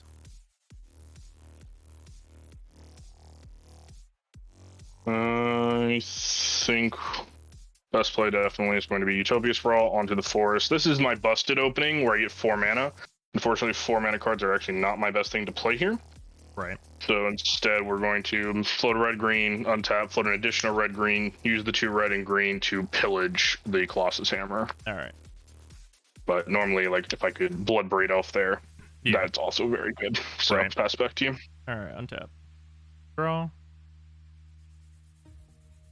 That seems all right. We will play a Silent Clearing and a Paradise Mantle onto the Giver. And we will tap for 3 to get Luris into hand. Yeah. And we'll pass. Yep. And I'll take 1 from the Silent Clearing. Let's be on the docket for Warframe YouTube stuff. That's just going to be the new PA weapons for right now. And then a rant video.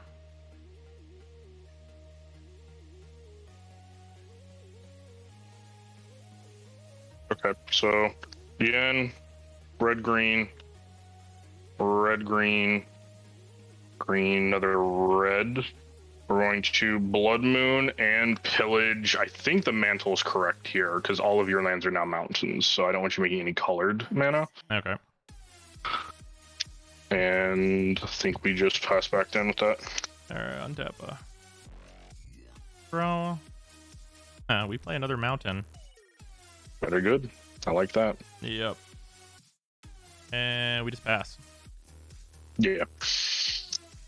Yeah, whenever I don't draw any fetches to get a plains, it's pretty rough. Yeah, that's the risk with having the lower amount of planes, what we were talking about last night. Well, just not even having like any of the fetches, because I'm still in the same number of fetches. Well, yeah, but like you had replaced it for, what was the card you put in replacement? The Courtyard? The Concealed Courtyard, yeah. Oh, the Courtyard would be a plains, is, the theory. I mean, it's not perfect, of course. Yeah. We're just gonna go this, 4 mana, play Clothis, floating still 1 green, I guess. It doesn't super matter. Make another red, play Seasoned Pyromancer, discard nothing, hands empty, draw 2. Those are pretty good draws. And then I can't attack. Nothing else to play this turn. Pass. Alright. Durawa. I have 1, 2, 3, 4, 5, 6, 7. My devotion to Clothis is online. Just for Bobble heads up. myself. Sure. I'm just gonna look at my next card. We lose. Okay.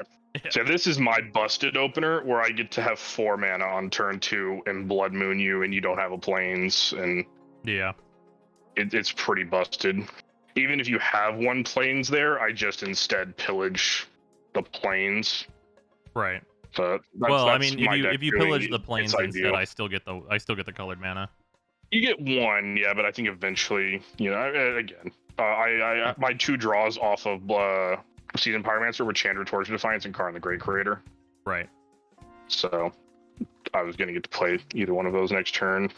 and kill the creature you had attached to. I don't know. That's my hand having the nuts. Yeah. So that's just the way the matchup kind of goes. So we ended up with 2 and 2 in the end. Yeah. I wonder So if I that's could have good, though. played that. Would I have turn 2'd you? Because it was Maybe. I don't know what your opening was. If you put out your opening hand, we could look at it real quick. I got 2 or 3 It minutes. was land. Where's the Sigardas?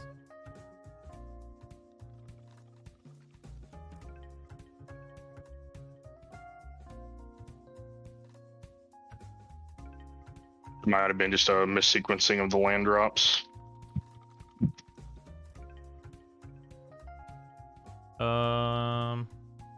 That all you? Oh no, to turn Is that all two. you? To turn to turn to you, I also need like either a Paradise Mantle or a Spring Leaf and a 0-drop. Yeah, okay, that makes sense. Because I would think that would be too Yeah. low of like amount of cards to need. Yeah. I was thinking like that didn't sound right. Because even if you go, because you can't play the Sigarda's Aid and activate the Ink Moth without the without extra this. mana. Yeah, we need Yeah. the 1 extra mana because we. So you couldn't turn food, yeah. Yeah, and the reason for that is because we can't go in reverse. Like if Sigarda's Aid just made equips free, I could just like play the Mutavault, play the Hammer, and then next turn Sigarda's Aid activate this. Yeah.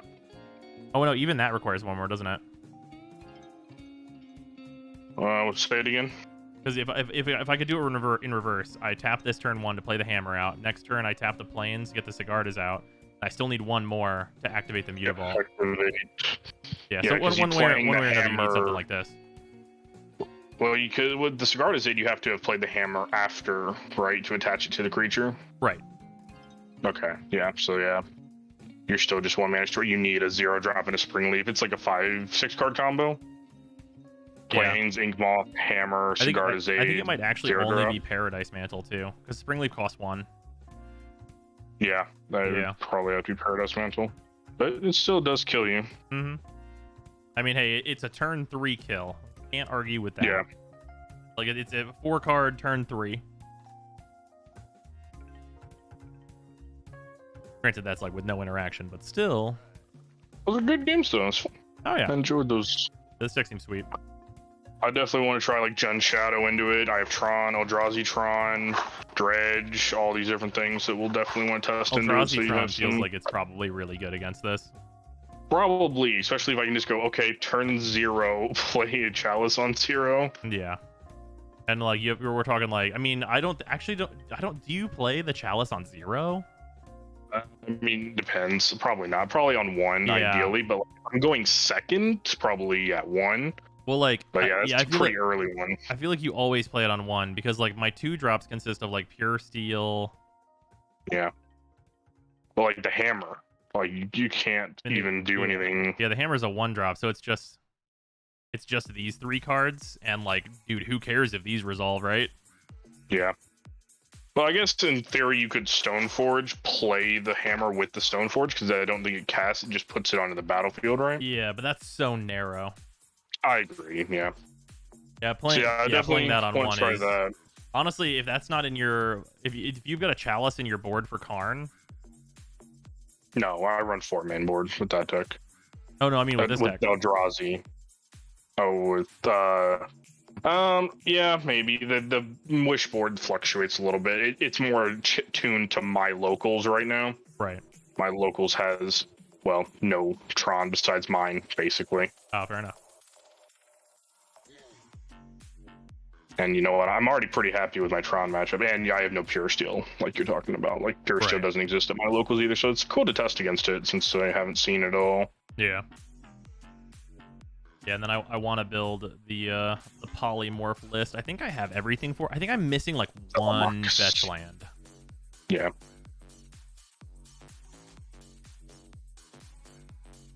Yeah, good games though. Yep, very good. I gotta go raid. Starting in 4 minutes, so I will talk to you later. Alright, later, Nick. Have a good evening. Oh yeah. Hey, everybody, that is some modern stuff. Is that an enjoy? I don't know how much of an enjoy that was, everyone. I think modern's super interesting personally.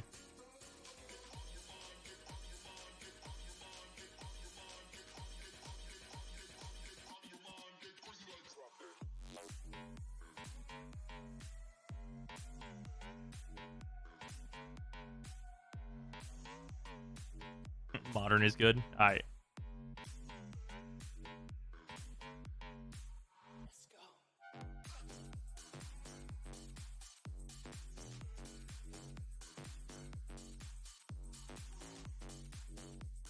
Time to upgrade Quandrix finally. Nice. And from what I gathered, fuck Blood Moon. Yeah.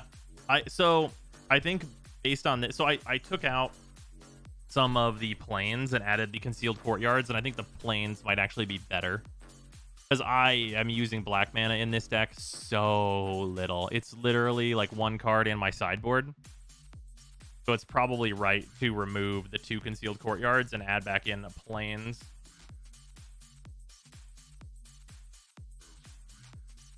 Which I'm going to do right now, actually.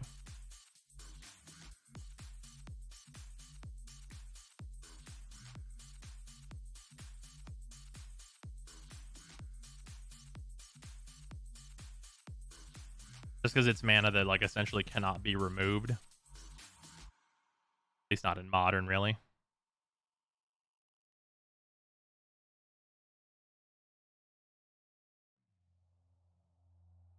Because, like, Luris is either mana anyway. So I'll only feel bad about it if I have, like, a Dark Confidant and no black mana, which is 2 cards in my deck. Doesn't seem like a big deal. What's the specifications of Modern? It is everything from 8th edition forward. I believe it's 8th edition forward. It might be 9th.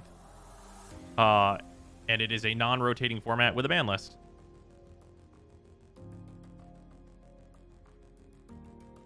Or cranial plating you somehow can't equip for free? Oh, yeah, that's true.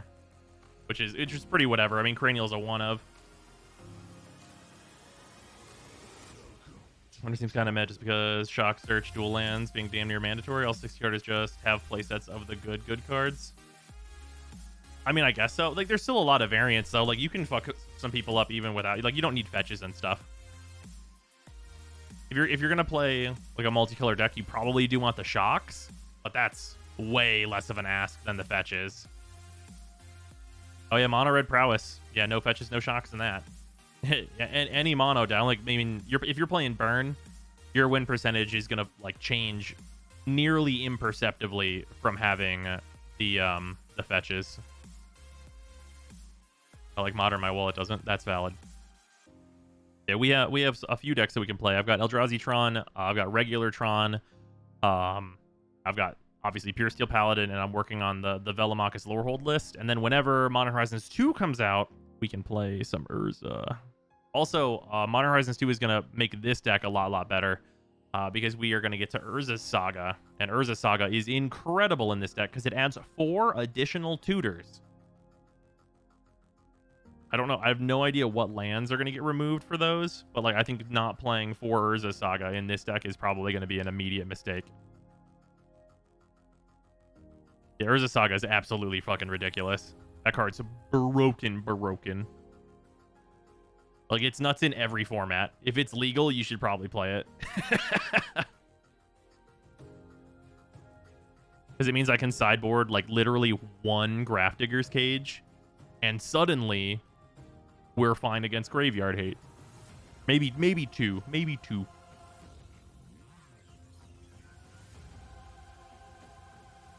Horizons 2 looks glorious. Yeah, it's... What a really good set.